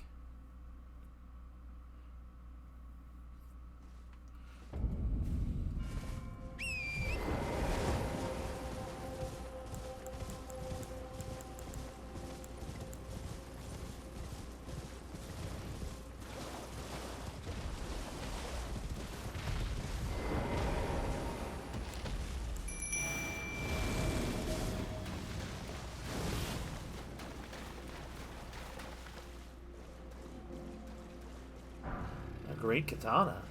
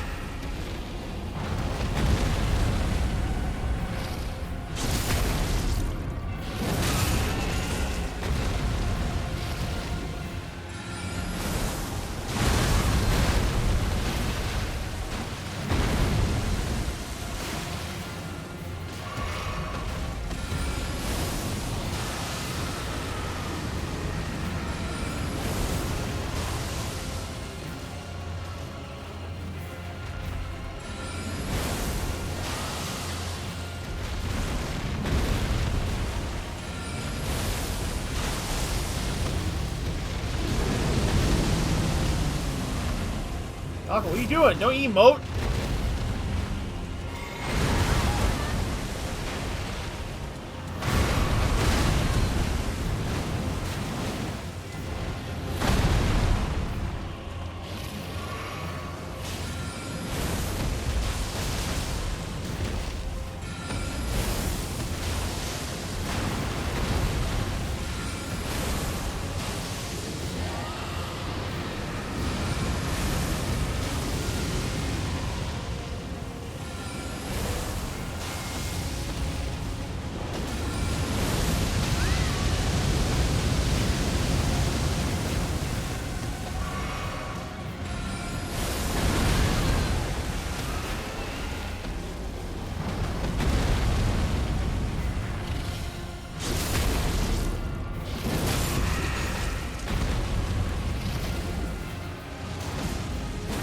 No!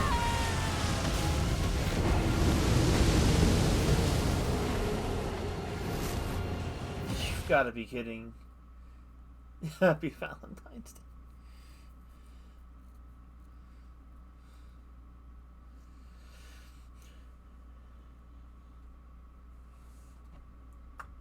It's okay, guys. I love you all platonically. Maybe romantically if you want to. Just for today.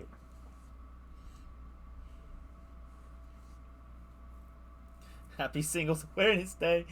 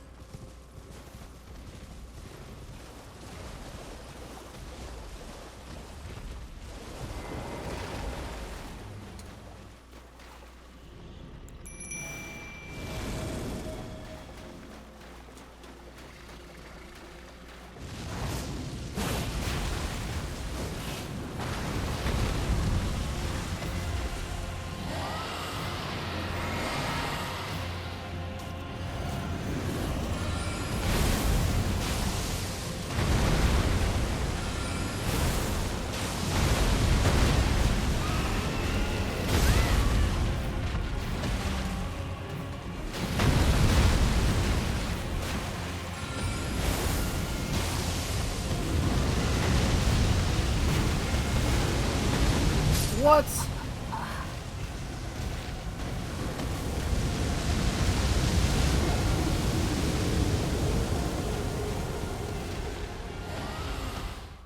Close. He's a dead dragon. This is a zombie.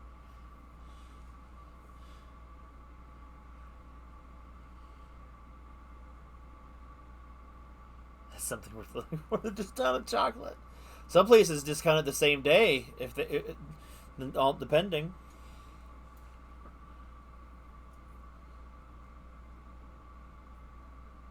Said Ghost Flame. Exactly. Ghost Flame basically means you're a ghost, or a zombie, or whatever. I do wonder if he would be able to acceptable to fire, but spellcasters don't typically get fire spells. Let's see what I can swap out. I don't need Freezing Mist for this fight. We'll give the meteorites a try. He's pretty acceptable to the physical damage that is these hands. No, I'm just kidding. He doesn't care about my hands.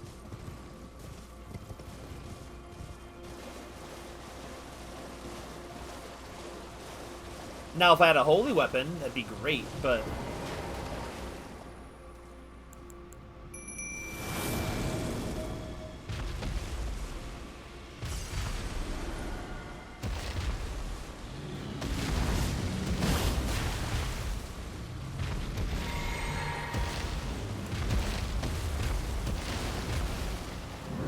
Yo, okay, cheated?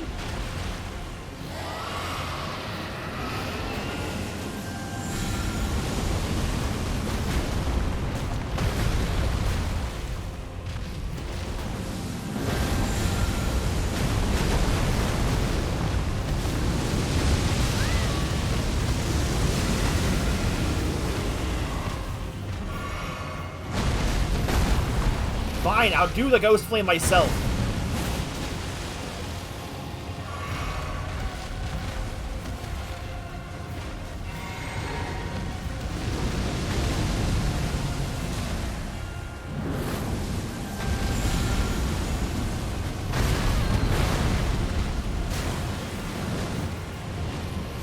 I roll dodge.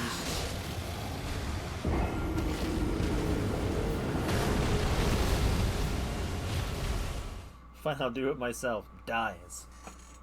Yeah, as soon as I kill this dragon, we're done for the day. I've had it. I've had it. I'm not gonna rage, but I'm like, I'm gonna kill him. I will kill him. He will die by my hand.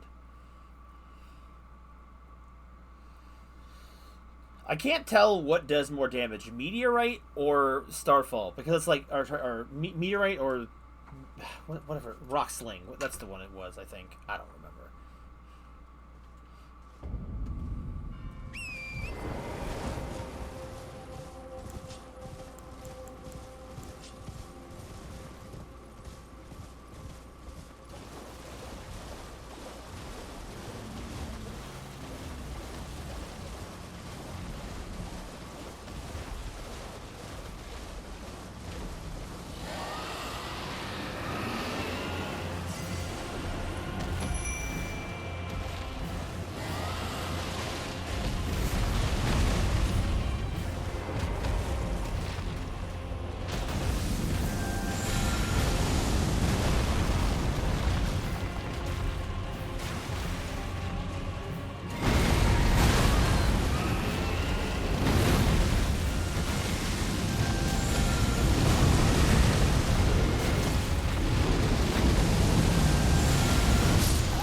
Bro, what happened?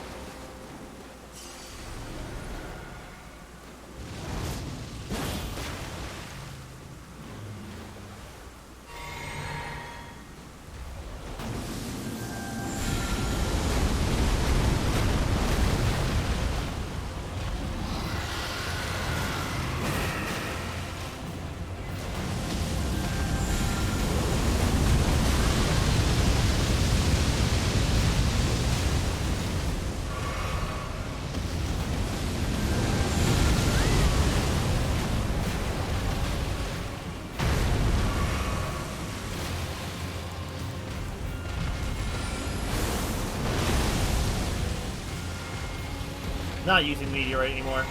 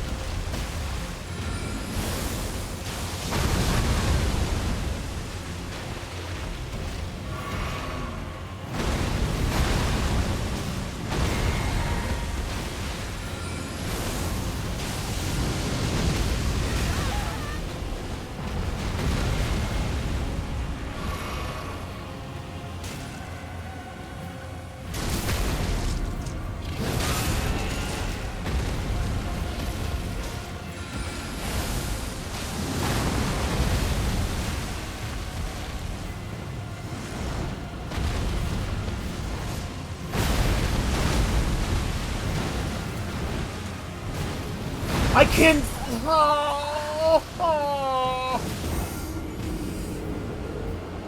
So much, dude. He was floating around the air. I could not physically see him anymore. I can't dodge. I can't see. Dude, that was going so much better.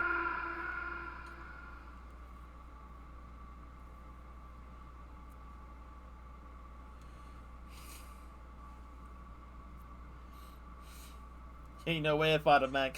No. That ring ain't no joke.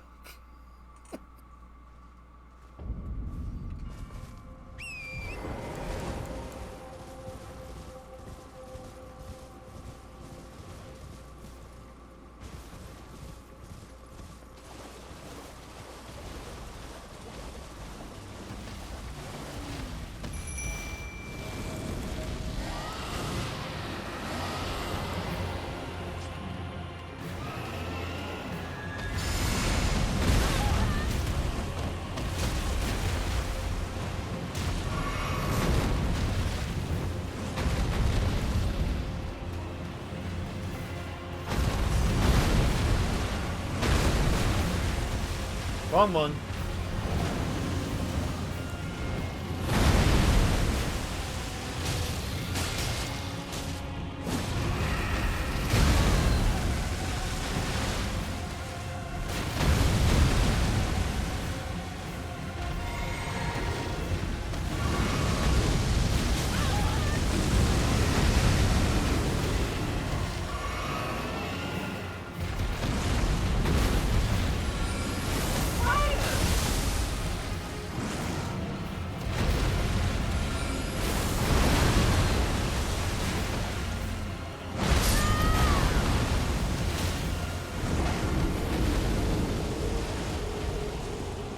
Bro, I hate this fight.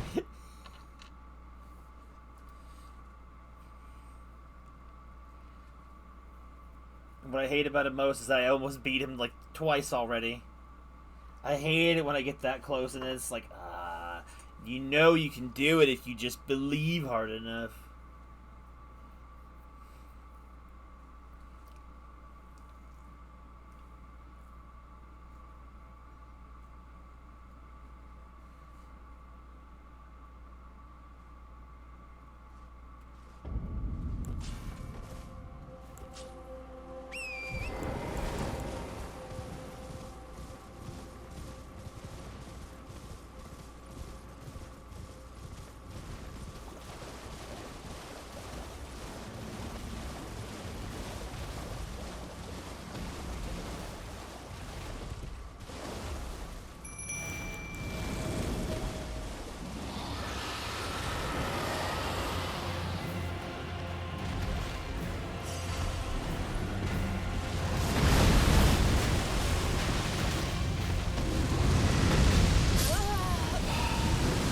attack.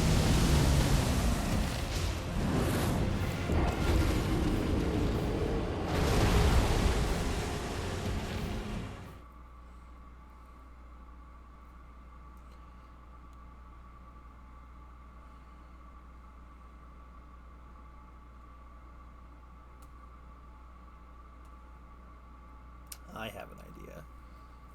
An idea I should have thought of long time ago.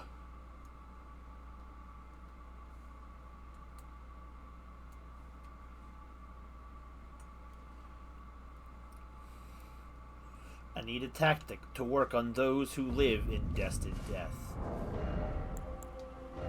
Where is it at?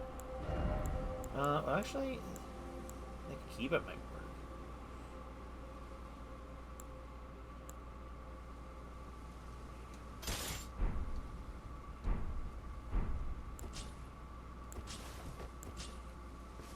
Yeah, put a different thing on it, though.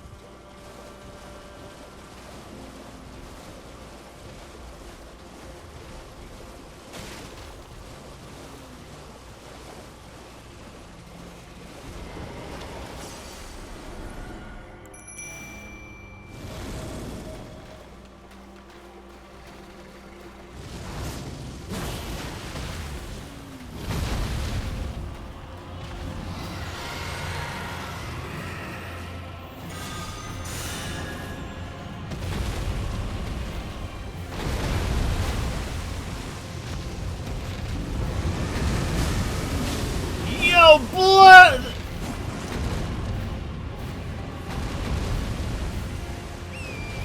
Good job, Tish. You hit the tree.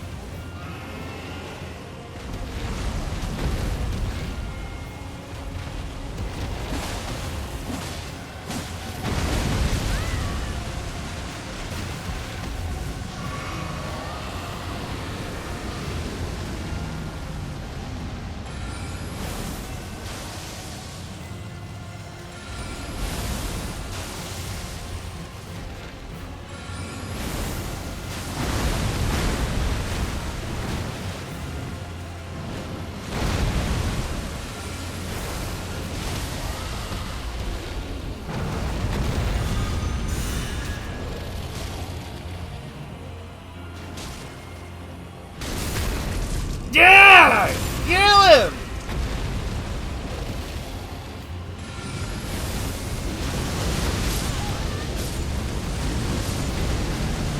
Bro, that freaking random dude. Perish.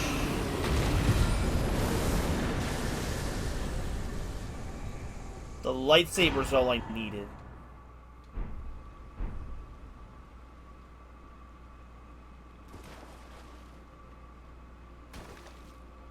Sephiroth's sword of shining light.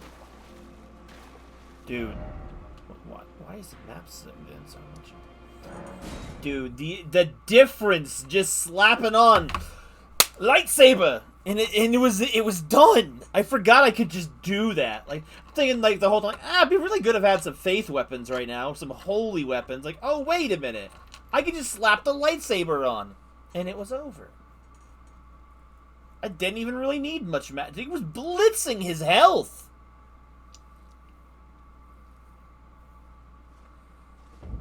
That's the stuff, my man. Alright. Leveling up, and then we're heading out. So what's our level up today? Our last level up.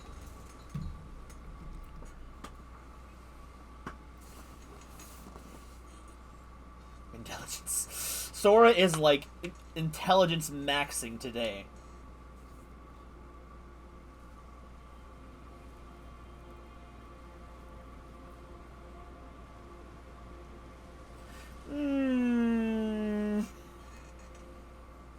That's true. For more spells, I need more intelligence.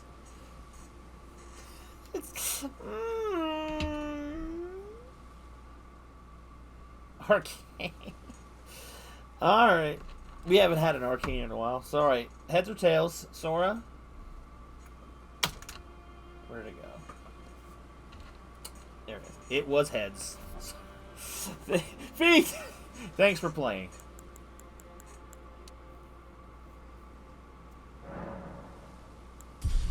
We're almost at another level, so we'll get that next time.